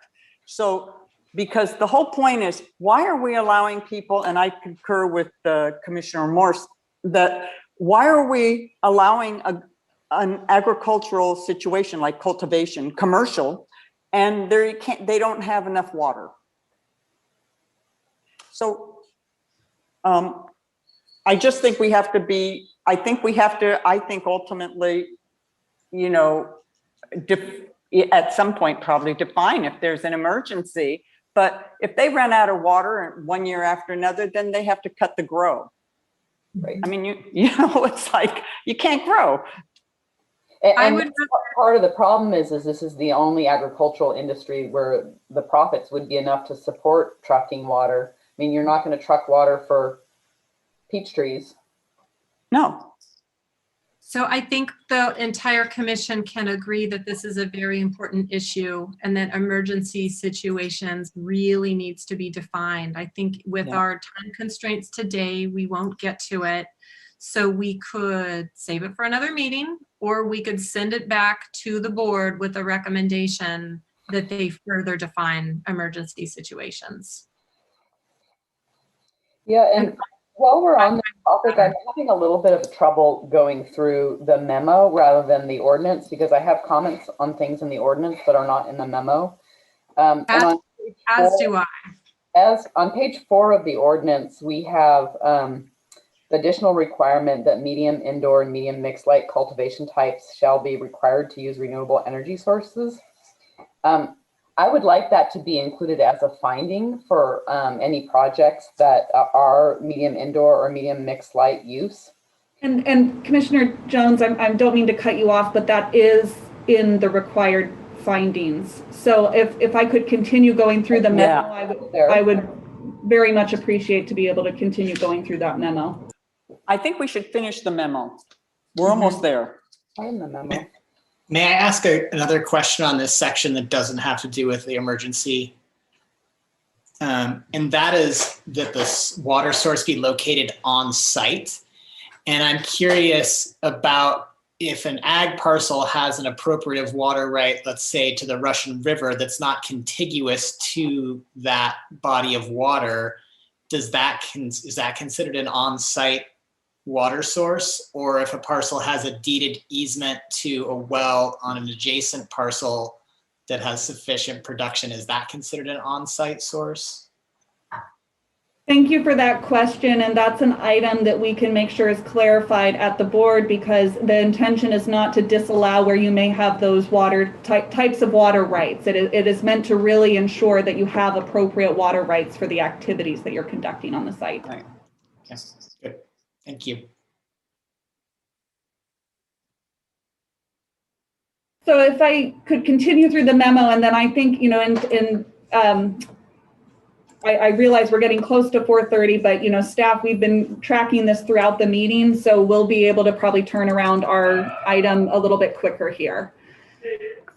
So in going through the findings here, we've talked about the water delivery. Are there any concerns related to the generator language contained in the second bullet point? No. My only thought on that one is that as a primary source, I would fully agree. But given the fact that we have these public safety power shutdowns with some regularity, if someone is needing to irrigate or to keep a nursery situation alive, like would that be disallowed under this? No. I think it says does not rely upon a generator, and I think that phrase would suffice it to be, you know, not the general power source. I'm okay with the language. Okay. Just want to make sure that's the intention there. Okay, so then continuing down, are there any concerns about this very wordy finding about integrity and economic viability of the agricultural operations? No. No. And I have one to add after that. I've been waiting. Can I add it now, Julia? I think this would be the appropriate spot for discussing any additional findings for land use permits. I would like to add, applicants shall provide documentation for legal deeded access to the parcels.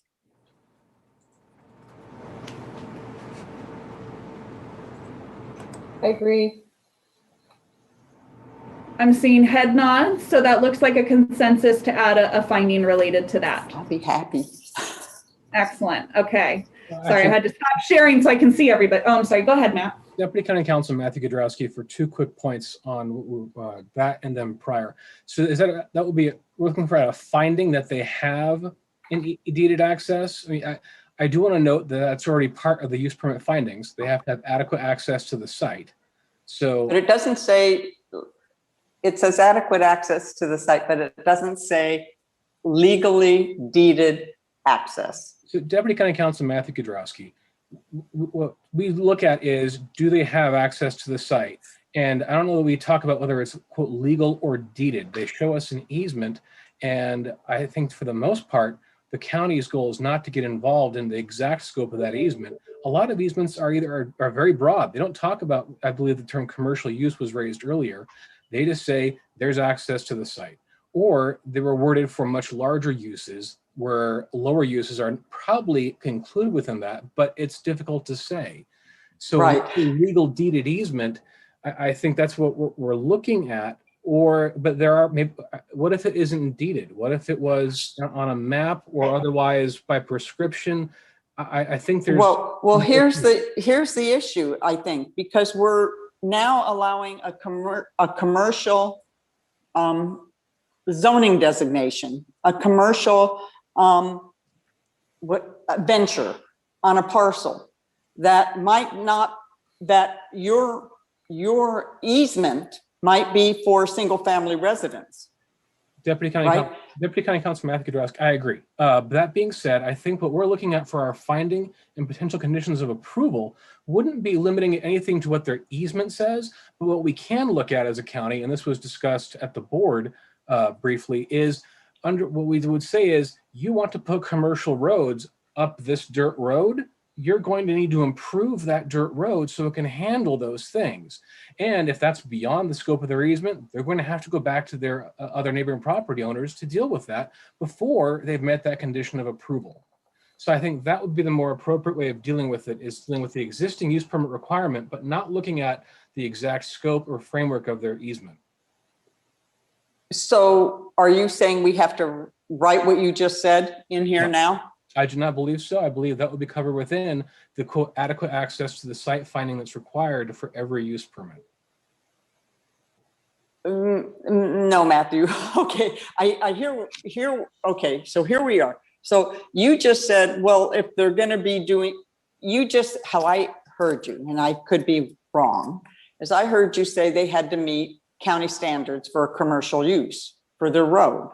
Deputy County Counsel Matthew Kudrowski, I did not specify a standard in particular, but I'm looking at, if we have a use permit application and they want to have an acre of cultivation up a poorly rocked 1-lane dirt road that's private, we'll say you're going to need to upgrade that to handle your equipment. And that's why there's some flexibility that might be desired in terms of how those conditions, which will be reviewed either by the zoning administrator or the planning commission, would require upgrades to those facilities. But in my mind, it's the actual improvement that we would want to be looking at, and not getting to the scope of any easement in particular.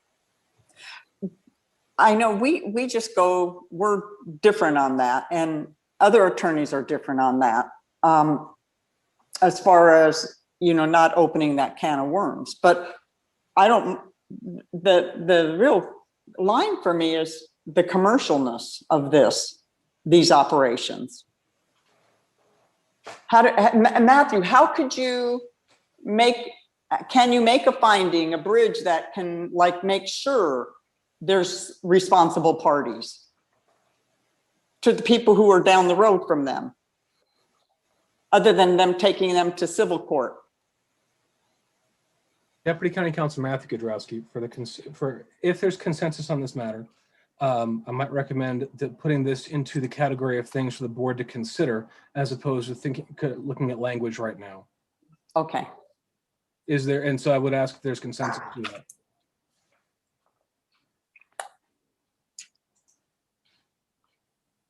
The issue of increasing activity on private roads is an issue and will continue to be an issue. I am not ready to write an easement requirement into the ordinance today, but I want us to stay vigilant and continue to have conversation about how we can handle that through conditioning permits And again, back to the guidance documents, because this is a real impact, real potential impact to our communities that I think is even broader than the easement issue. So I believe I saw head nodding supporting us putting that into the resolution as a discussion item for the board without specific language from the commission. Any other commissioner? I saw thumbs up there from Paulin, and I think Purnell's in agreement, and Weedham, and I'm seeing thumbs up all across the board. Okay, great, thank you. All right, so then going on here in the memo here to the next set of findings is applicable to mixed light and indoor cultivation. This relates to the grading, cutting, and filling, this first one, and the second one is about not projecting above a ridge line. Are there any concerns related to that? This is the place where I'd like to add that finding about renewable energy, because it's not in the document as a finding, it's just in the document as a requirement, and I'd like it to be a finding so that it's thoroughly studied before it's brought forward to us. And I had some language, which of course is on a different page. This is the language I'd like us to consider. Medium indoor and medium light, mixed light cultivation types shall use renewable energy sources for all heating, cooling, and light loads related to cultivation.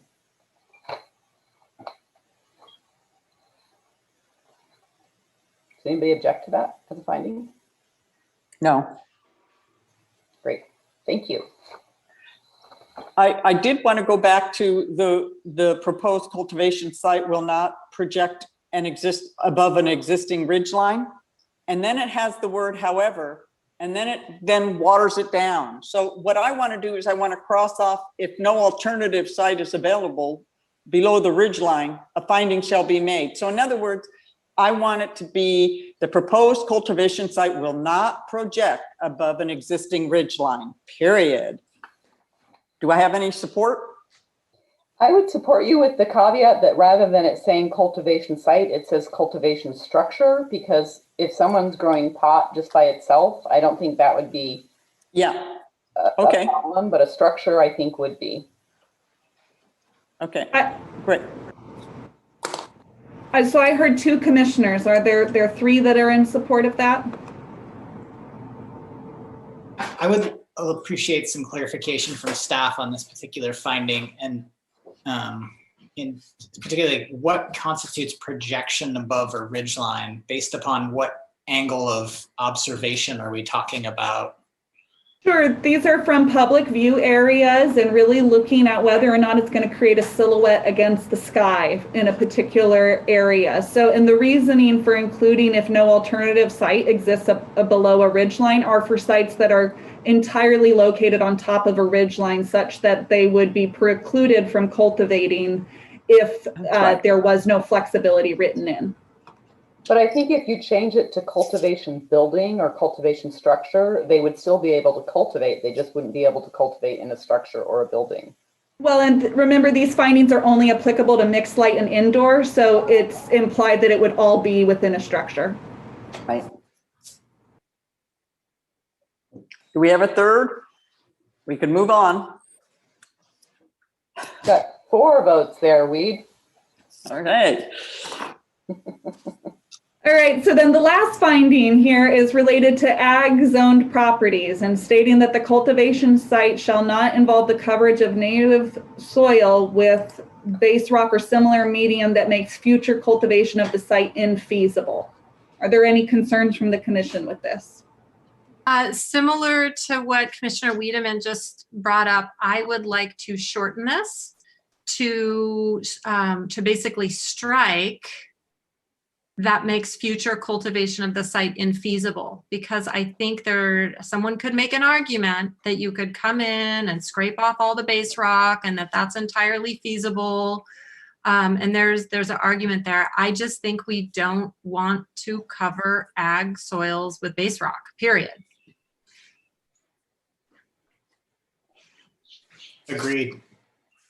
I'm okay with that. I'm good. And I have one more finding that I would like to add. And this, go ahead. If I may, through the chair, I have some concerns about the previous finding. If you strike or similar medium that makes future cultivation of the site infeasible, this is in relationship to mixed light cultivation. Someone could put a slab down for a greenhouse.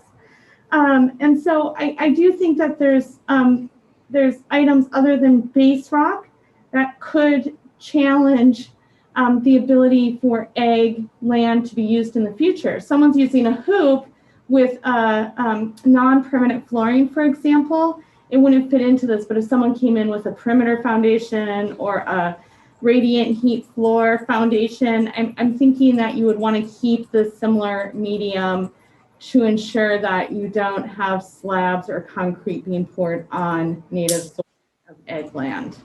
So my apologies for interrupting. I just wanted to. That's okay. I mean, I think we've already discussed today that we want to allow up to 22,000 square feet of mixed light and ag lands. So of course there needs to be, there's got to be some kind of flooring in there. We just want to prevent the rocking over of ag soils. So Kristen, what would you recommend? I think you kind of understand both goals here. I would recommend leaving it as is because most hoops do not have flooring in them. They are potentially anchored where the hoop metal meets the ground. So you might have small, kind of a pier tube type drill pier. But what I'm concerned about here is more modern greenhouses with slab foundations going in where those are permanent cement structures for the flooring of those, and you couldn't take that away. So I think you want to keep the rock in there or other similar coverings. I'm sorry, I don't have it in front of me, but I would permeable. Yeah, I think what you want is non-permeable, or you want to ensure that there's not permanent coverage of that ag soil.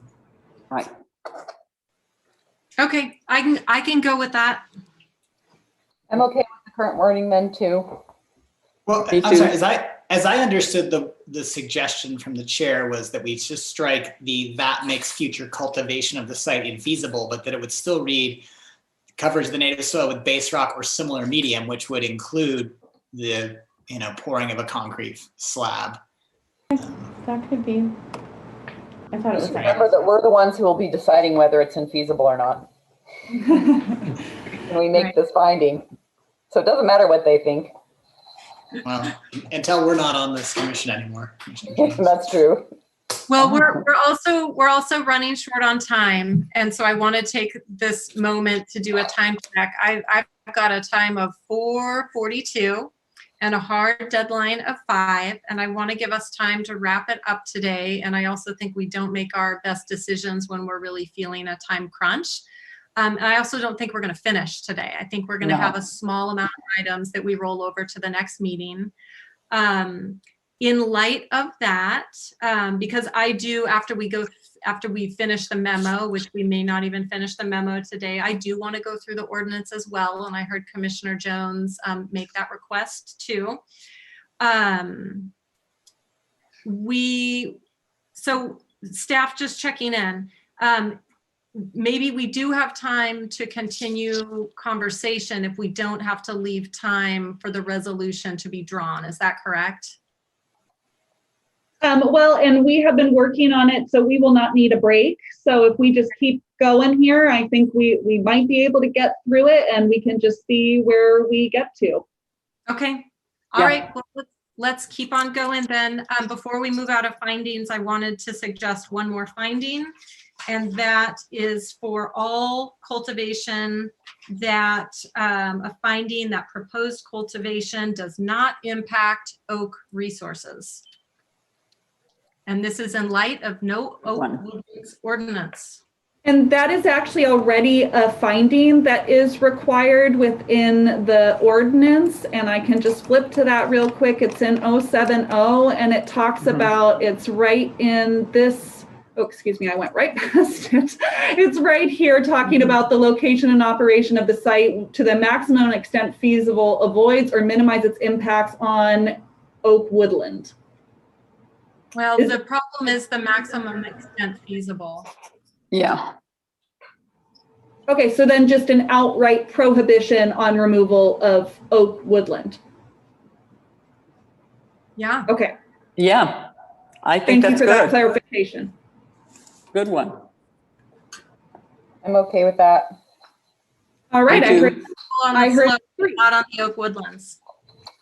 All right, so I have three more potential findings. They're not a big deal, so I'll just rattle them off real quick and see if people think I'm off base. One is that all cultivation structures shall be sited and designed to reduce visual impacts from public rights of way. That's whether or not they're on a ridge. The next is no light from cultivation activities shall leave the property boundary. All light shall be downward facing and shielded. And then the third one, the smell from cultivation activities shall not be offensible by a person of normal sensitivity. I'm not exactly sure how to phrase that, but should not be offensive to a person of normal olfactory sensitivity. I'm curious about that one with 2 acres and ag lands next to Highway 101 driving by during harvest. Yeah, maybe it's not doable, but maybe just at least the first two are, the lights and the structures being visually. Well, even now you drive 128 at Harvest, it smells like a skunk, not skunks. So there is already this finding C within the draft ordinance.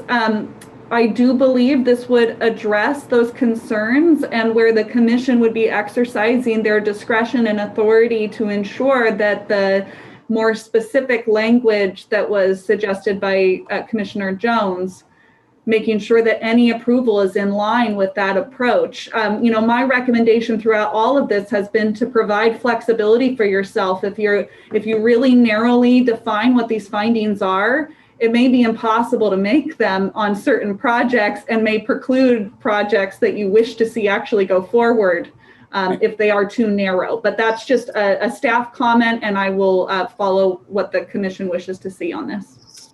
I appreciate that comment. I would still like us to consider adding that siting and design of cultivation structures. Let's see.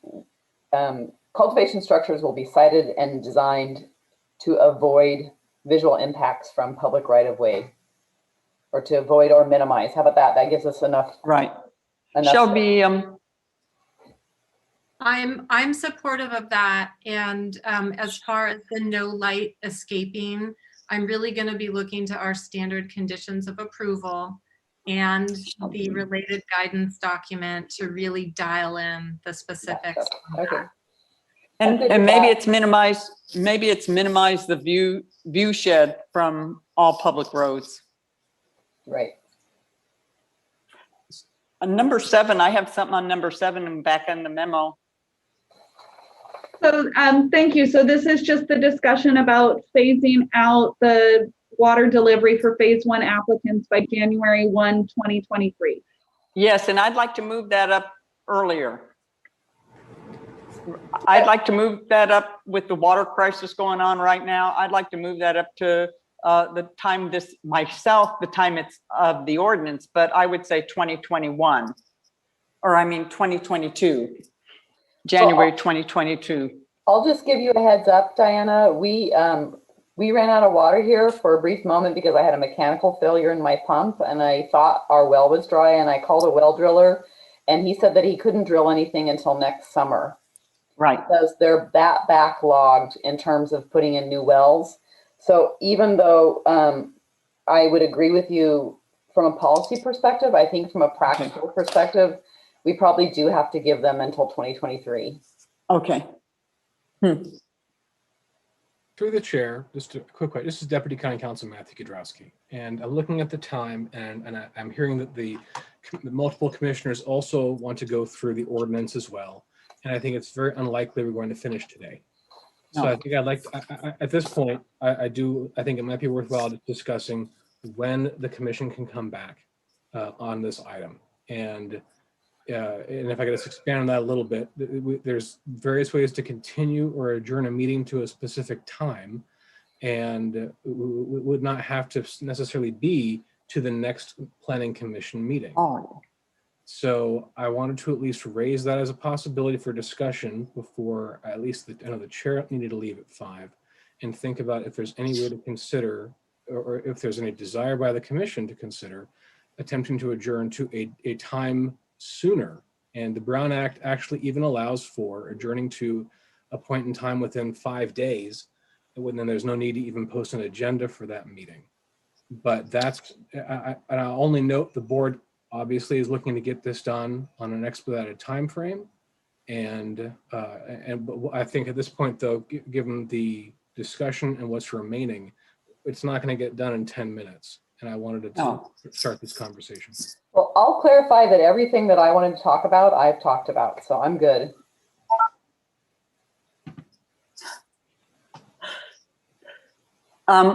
If we roll it, I am on vacation and I'm in Hawaii.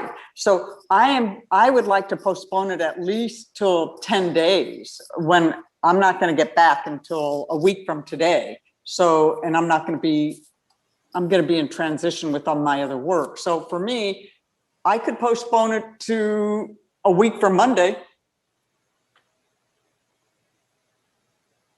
or Tuesday or Wednesday, a week, not this coming week. And I did talk to the supervisors. Can we stay on the call for an extra 10 minutes to 5:10 and let staff pull together the resolution and then just vote on it and be finished? And no, we have been working on a resolution. I didn't catch all the last couple of findings to cut and paste in there. But and to note, if we think we've gotten through things and it's just kind of a run through, we could go with down to 3 people for that final vote if the commission is comfortable with that. I was assuming the commission wanted to have, or was looking to have, all 5 vote. Okay. I could vote. Since we're so close, let me push out my 5 o'clock, and 5:20 is about the best I can do. Let's see if we can do it. What do you think? I think so. Let's do Okay. it. All right. Let's do it. Then we'll keep going here, and I'm pulling back up the memo. Thank you all for bearing with us. So, all right. So I think we've agreed not to change anything related to the phase 1 phasing out water trucking. So I'm going to move on to number 8 here with the discussion about what needs to be provided by individuals that are relying upon water delivery. So the board directed that staff add a standard condition that any water delivery required that the permit holders have a maintained tracking log of emergency water deliveries, including information regarding gallonage, the delivery company, the source of the water for the delivery company, and the date of delivery. And this would be addressed through a guidance document by the department, as well as in the land use permits conditions of approval. Are there any comments or concerns related to that recommended condition? No. Could we just have a show of hands? Does anybody have any issues with the rest of the memo? Raise your hand if you do. Yeah, I don't see everybody. Can we just go ahead to whatever someone has a concern with instead of covering stuff that some of us may not have an issue with? I'm fine with the rest of the memo. Me too. I just can't see everybody on the screen. There is the issue on the memo of opening and closing application periods. And I did hear Julia say this morning that the intention was to provide notice to the public about opening and closing.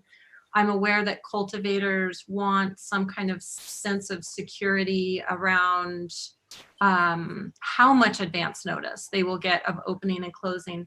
Does staff feel like you have a sense of when you will know? Like, is it possible to do a 14-day notice, a 30-day notice, or is it going to be one of those situations where it's like, oh man, we just got overrun with applications, we're closing today kind of thing? No, we would have a consistent practice. So what we've talked about, and this is not something that's been fully vetted, so please, if the public's listening, please don't take this as this is how it's going to be. But we discussed about something at like, accepting applications for the first 10 days of a month. And then we close and accepting applications while we process and review those. Then we open up again that next month for the first 10 days of the month.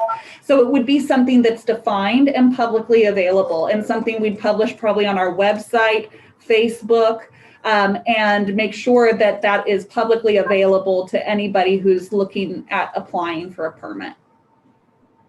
Great. I think having it be defined and publicly available, those are the two key things.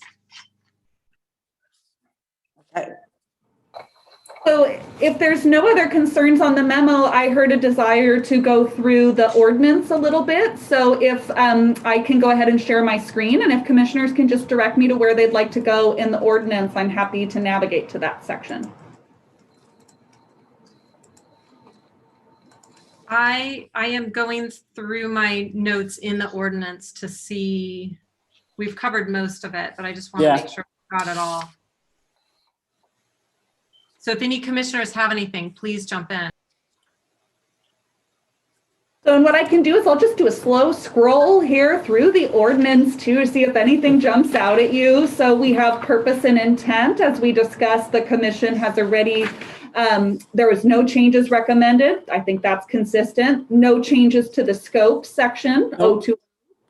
For the permit required section, the commission has already agreed that staff revise this language regarding the one land use permit and at that maximum capacity, consistent with the language contained in the memo that staff presented on the screen today.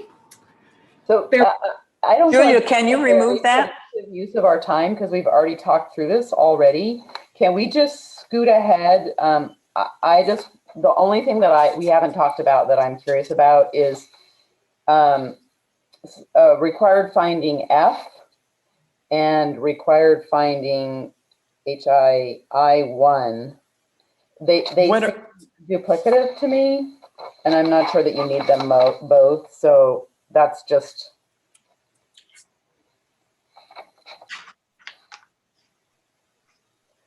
Because you're basically talking about infrastructure in F at the end there, such as public water or sewers. And then in I1, you're talking about infrastructure and, growth inducing. So you kind of have the same topic in two areas. And I'm not sure that you need it in both places because one is for all. Sure. So if the commission wished to, then I would recommend that you strike it from I1 because then it would still be applicable throughout all other sites. Yeah. Is there a desire of the commission to strike finding I1? I could see it thumbs. What page? I'm on. I have it written in my page. I1 is on page 7, and F, which is more descriptive, is on the very bottom of page 6. Yeah.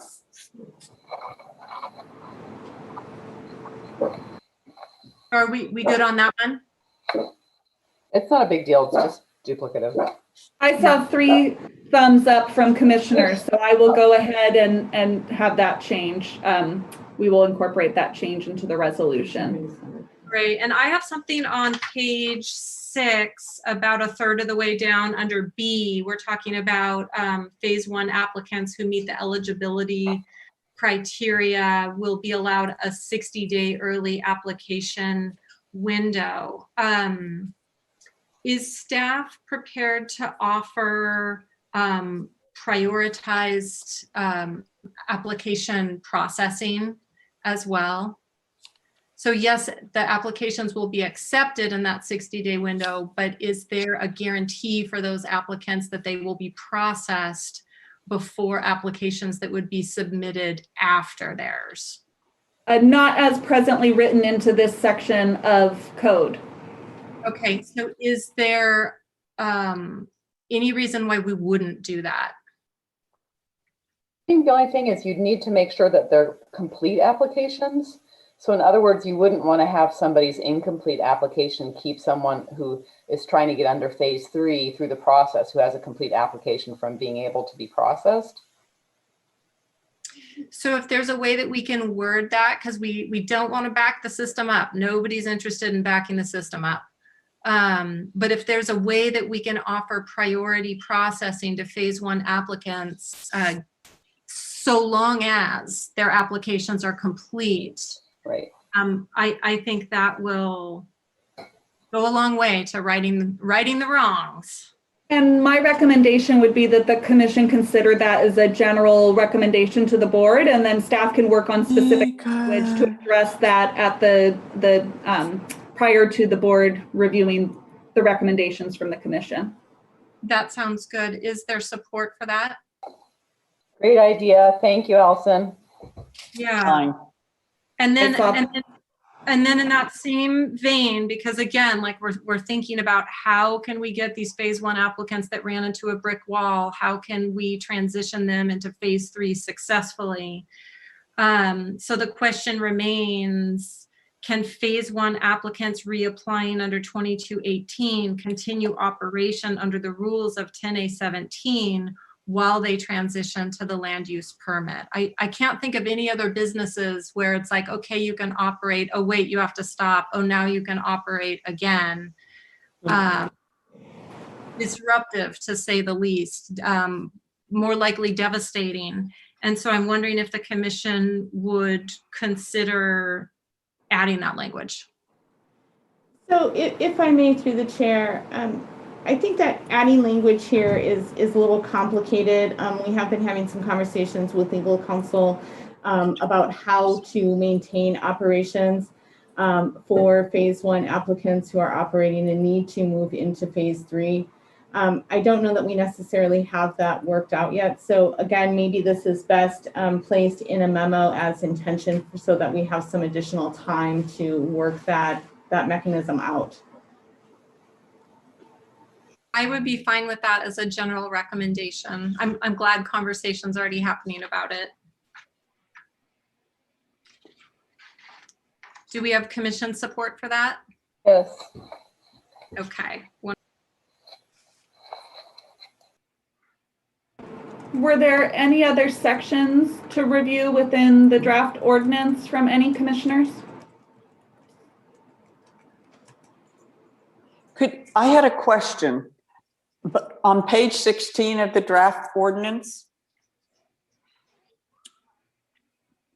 on the provisions of the subsection above C, I guess, page 16, the provisions, yes, right here. Can you explain this to me, Julia?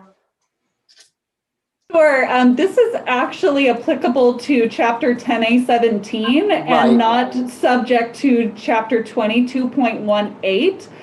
So I'm not sure if we should necessarily spend time on talking about that today, but I'd be more than happy to follow up with you specifically to explain. Yes. Okay, great.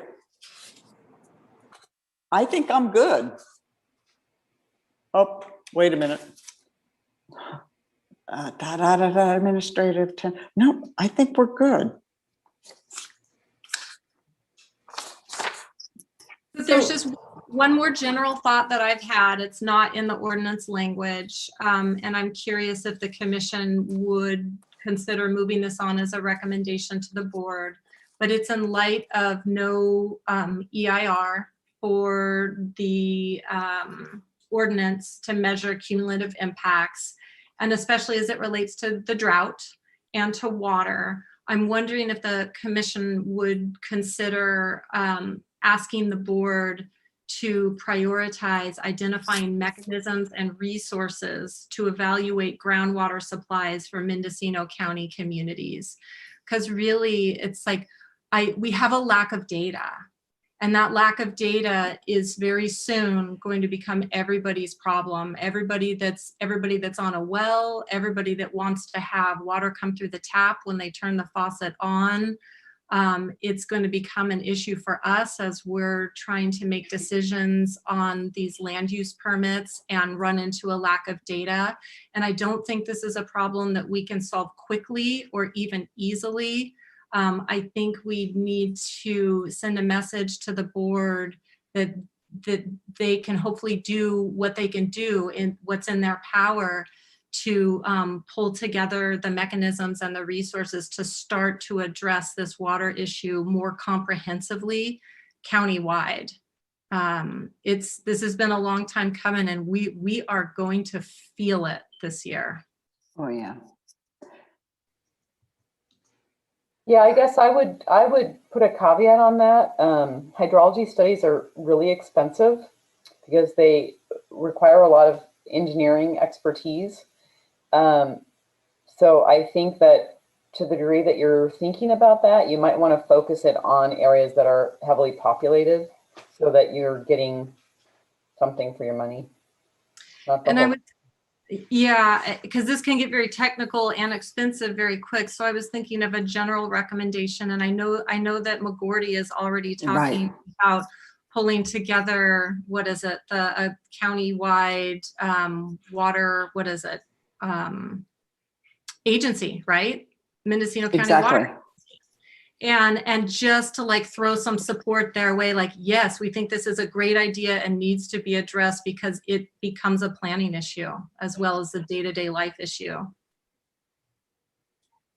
I concur, and I think Ukiah has done a fabulous job in leading the way with their whole water organizations and use of wastewater and management with their aquifers. So I would, if we want to add that someplace as a, you know, we're in support of that. And I would even like McGordy and his commission to come to our board or somebody to educate us on what they already know. So maybe we should let Matthew Kadowski and Julia put together our memo. That's good. Well, our resolution. Our resolution, and stop chit-chatting so they can focus. Yeah, I'm into it. Very good. Deputy County Counsel Matthew Gadrowski, just to clarify, I believe Chair Purnell had a sentence that might be usable to throw in as a recommendation that the Board of Supervisors prioritize. I think she could read that out. I could add that in under my consider section and then share my screen to review the resolution. Perfect. Board of Supervisors should prioritize identifying mechanisms and resources to evaluate groundwater supplies and security for Mendocino County communities.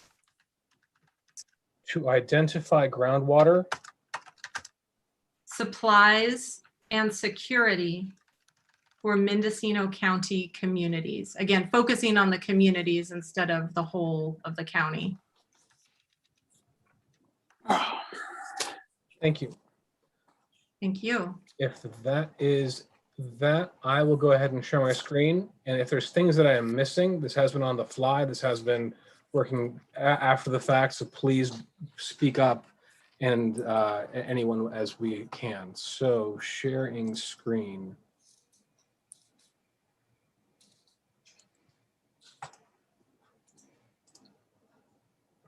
So are we seeing the paragraph here with red line and highlighting? Yes. Excellent. So this is modifying the existing paragraph 2, where the Planning Commission is recommending the board adopt the ordinance amendment, making changes to the code section as shown, and the following additional changes.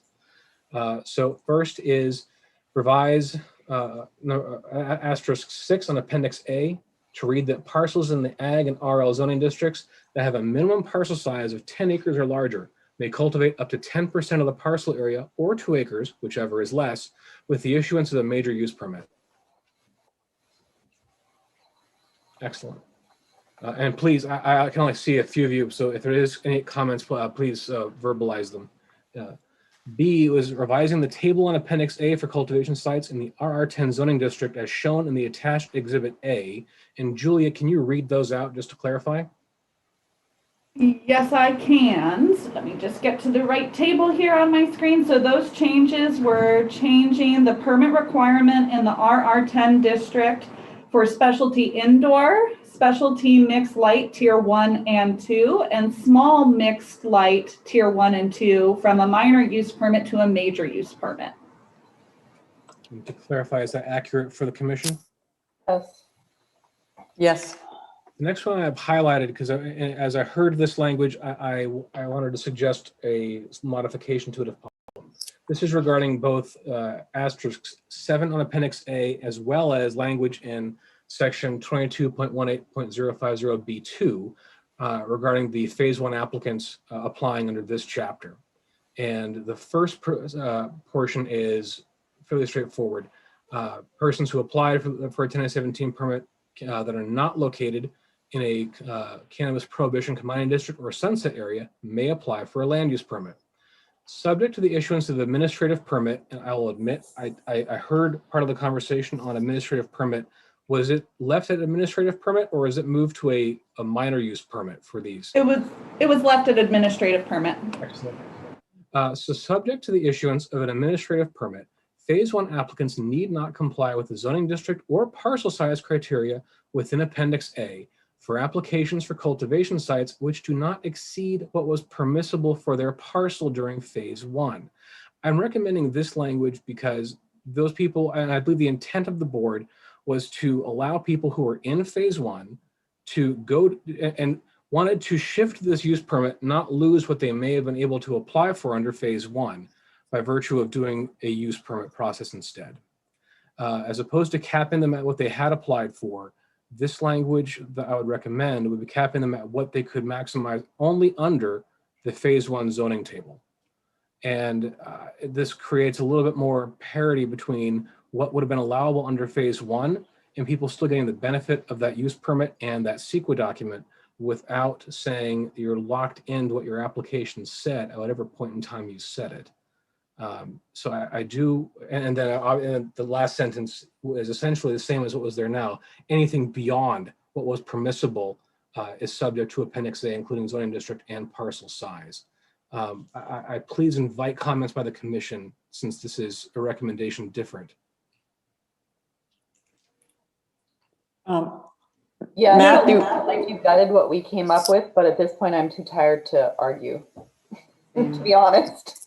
And I will say that is consistent with the discussion that was had earlier by the commission, which was really talking about not allowing phase 1 applicants to go above what they were permissible to do under their phase 1 application. Right, that they would have to come into this ordinance, right? The Correct. jurisdiction of this ordinance. Correct. To expand. Correct. Right? Okay, Yes. thank you. To expand That's beyond- good. Under phase 1, isn't permissible include 10,000 square feet, indoor, outdoor, no distinction? What was permissible under phase 1 would be what the current phase 1 zoning table allows. Right. So if they had the ability on their parcel to go to that 10,000 square foot under the terms of that table, and in many instances they could, that would still be allowed, but only with still this discretionary review. The concern with locking them into what their application had. Yeah, I understand it. It's Okay. fine. Okay, I think you got it, Matt. Thank you. Good. I'm glad to hear it. Okay, onward to definitions. D, add the following definition for tilled land which has been turned or stirred by plowing or harrowing or hoeing. And this was the first definition that was in the memo. Mm-hmm. E is the definition for previous crop history. And this is the definition that was, I think it was the second definition in the memo. And it's a demonstrated history of use of an area of land for a plant or plant product that can be grown and harvested extensively for profit or subsistence. And then it includes the 6 categories. I thought that was a useful amount of samples that could be drawn upon by applicants as to what a crop is. Good. F, require that the prior crop history of a proposed cultivation site be shown during the time frame of January 1, 2000 through January 1, 2020. So they have a 20-year time frame to show that prior crop history. G, revising this section 22.18.050C3 to require that the cultivation site be limited to the footprint of the site that has been previously tilled with a prior crop history. H is, this is the wording that was then presented by staff, revising the language on the one land use permit and it being able to include one of each of the 4 types of cultivation, indoor, outdoor, mixed light, and nursery. I have it highlighted here because just to confirm, if there's any concern by the commission of what this allows, I would recommend that the commission provide additional recommendations to the board on that beyond what is stated here. This was essentially, while it's revising the wording we had in the draft, this is what we believe was intended by the board. And if the commission has comments, please let me know. Hearing none. Revise the finding in section, and I'll leave that there, to remove the word cleared and rely on the definitions of tilled and previous crop history. J, this is a lot of revised findings here. Revise the finding in section 22.18070 I1 to replace the word unintended with the term growth inducing, rewording the sentence for clarity if necessary. Next is revising a different finding to include the sentence, and actually this is what I need to clarify again. This is regarding water hauling, and the limitation was added here by the board in reviewing the language after submission. There was concern it might be read that by having this cutoff date of 1/1/23, people who don't currently use water hauling would think they could start using water hauling, and that was not the intent. So here it's to say this paragraph should not be construed as permitting phase 1 applicants that do not currently utilize water delivery to begin doing so. So it is an additional clarification on no one can start water hauling if they haven't already had it as part of their cultivation site. Any concerns? No? Okay. Okay, revise 2218-070J to include the additional following finding. Medium indoor and medium mixed light shall use renewable energy sources for heating, cooling, and energy light loads. Next finding is revising section J2 to refer to cultivation structures as opposed to cultivation sites. The J2 isn't regarding to cultivation sites on a ridgetop. Revising section 22.18070K to remove the clause that makes future cultivation of the site infeasible. That ends it at no base rock or similar medium. So I have a question about M. Did we not agree that we would not allow structures on ridgetops? I don't remember how that ended up. Well, I believe I'm. That's. I think that's what it's saying. I'm scrolling back to it on a different window. But he didn't talk about deleting the caveat, Diana. Yeah, you're correct, Commissioner Jones, that there should be an additional revising the section 22.18070 related to striking the language about not allowing alternatives below the ridge line. Right. Okay, so for J2, I see. That the proposed cultivation site will not, cultivation structure will not project above an existing ridge line, period. Right. Right.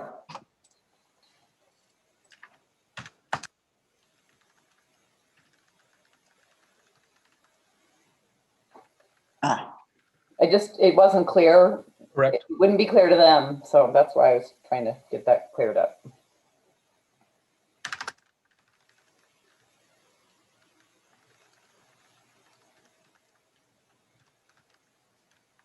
End the sentence.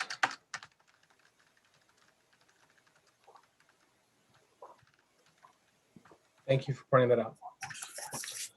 Revise section 22.18070K to remove the clause makes future cultivation infeasible. In O. Did we reverse that? That's the one about rocking over ag, but then Kristen changed my mind on it.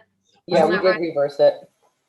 No, well, we didn't. We said, let's take out the make infeasible part, but leave base rock or other similar materials, because that actually felt like the most restrictive language we could put in there.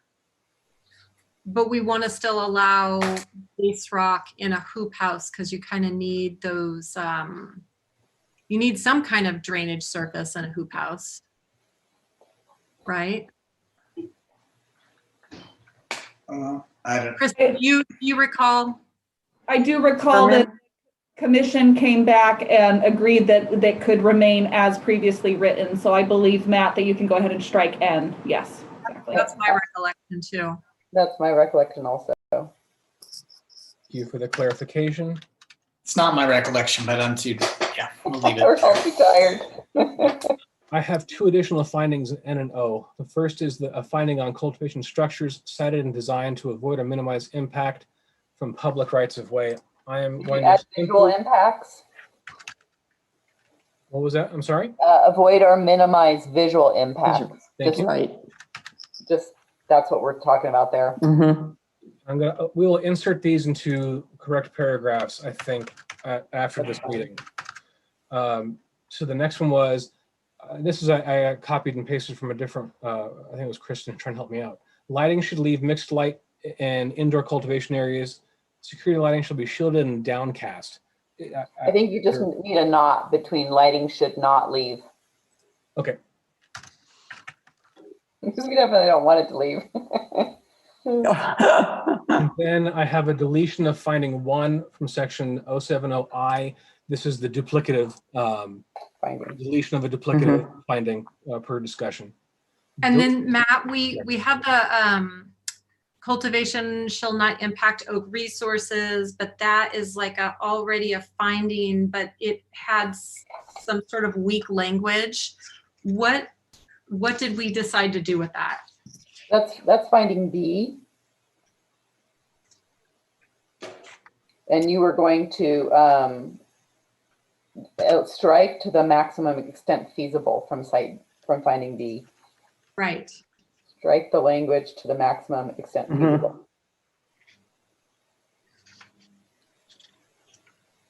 Thank you, Commissioner Jones. You're welcome.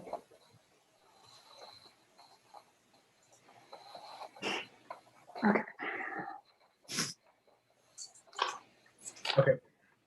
That's there added as Q to strike the clause to the maximum extent feasible. So that moves on to recommendations for the board to consider certain things.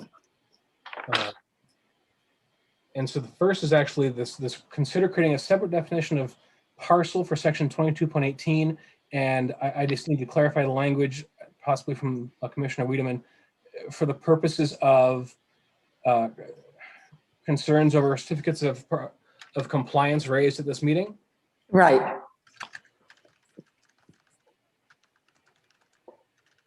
I would say related to parcels created by the use of certificate of compliance.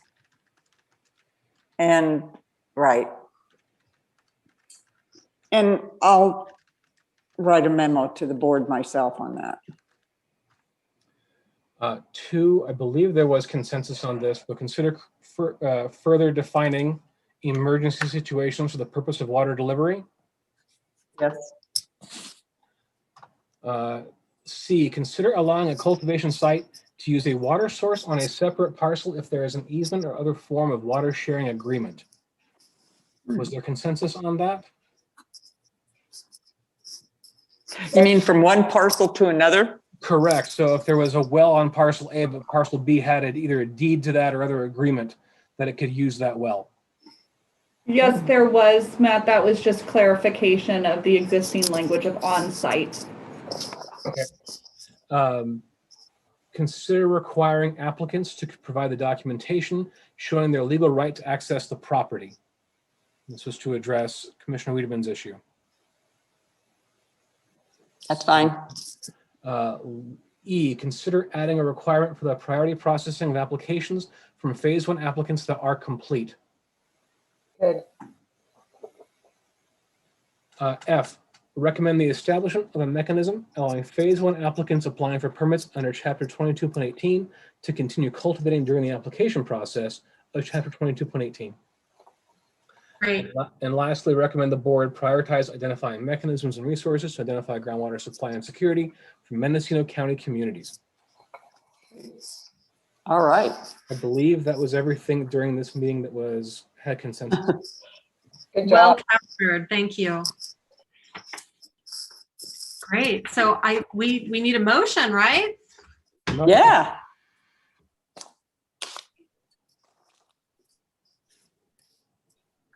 All right, I'm exhausted, but I'll go ahead and try. So I move that we adopt, what are we calling this? Can you scroll to the top? It's a recommendation to the board. The recommendation to the Board of Supervisors regarding the cannabis cultivation resolution. And it could also be recommending the resolution as for this item as modified by the commission during this meeting. What he said. I second it. She was first. And this, yes, that was a motion by Jones, a second by Commissioner Morse. Roll call vote. Commissioner Wiedemann, Yes. Commissioner Pollan, Yes. Commissioner Jones, Yes. Commissioner Morris, Yes. We did it. Chair Purnell. Yes. Yay, team. Passes 5-0 unanimously. Yay. Thank you, staff. Thank you, Matt. Oh my God, could you go enjoy Hawaii now? I know. I mean, good Lord. My daughter's going about like, hey man, this is our vacation. I've been spending days. So we And you have started at 6 a.m. Let's fly through the rest of our agenda. We still have matters from staff. Anything from staff? Matters from staff, none. And matters. What matters? Okay, I want to express my gratitude to my fellow commissioners who are willing to make compromises so that we can actually reach unanimity. That is a high level skill. We could have just bulldozed through and gone for 3 votes and not reach unanimity, but we did, and I think that matters a lot, and I hope that speaks strongly to the board. So I want to appreciate you all for that, and staff for going over above and just hanging with this crazy process, and also to everybody from the public that continues to comment and weigh in. So thank you, thank you, thank you. I think the only last thing we need is a motion to adjourn. I make a motion to adjourn. I'll second. Okay, all in favor? Aye. Okay, thank you, everyone. Happy Thanks, everyone. You too. Aloha. Aloha. Aloha, mahalo.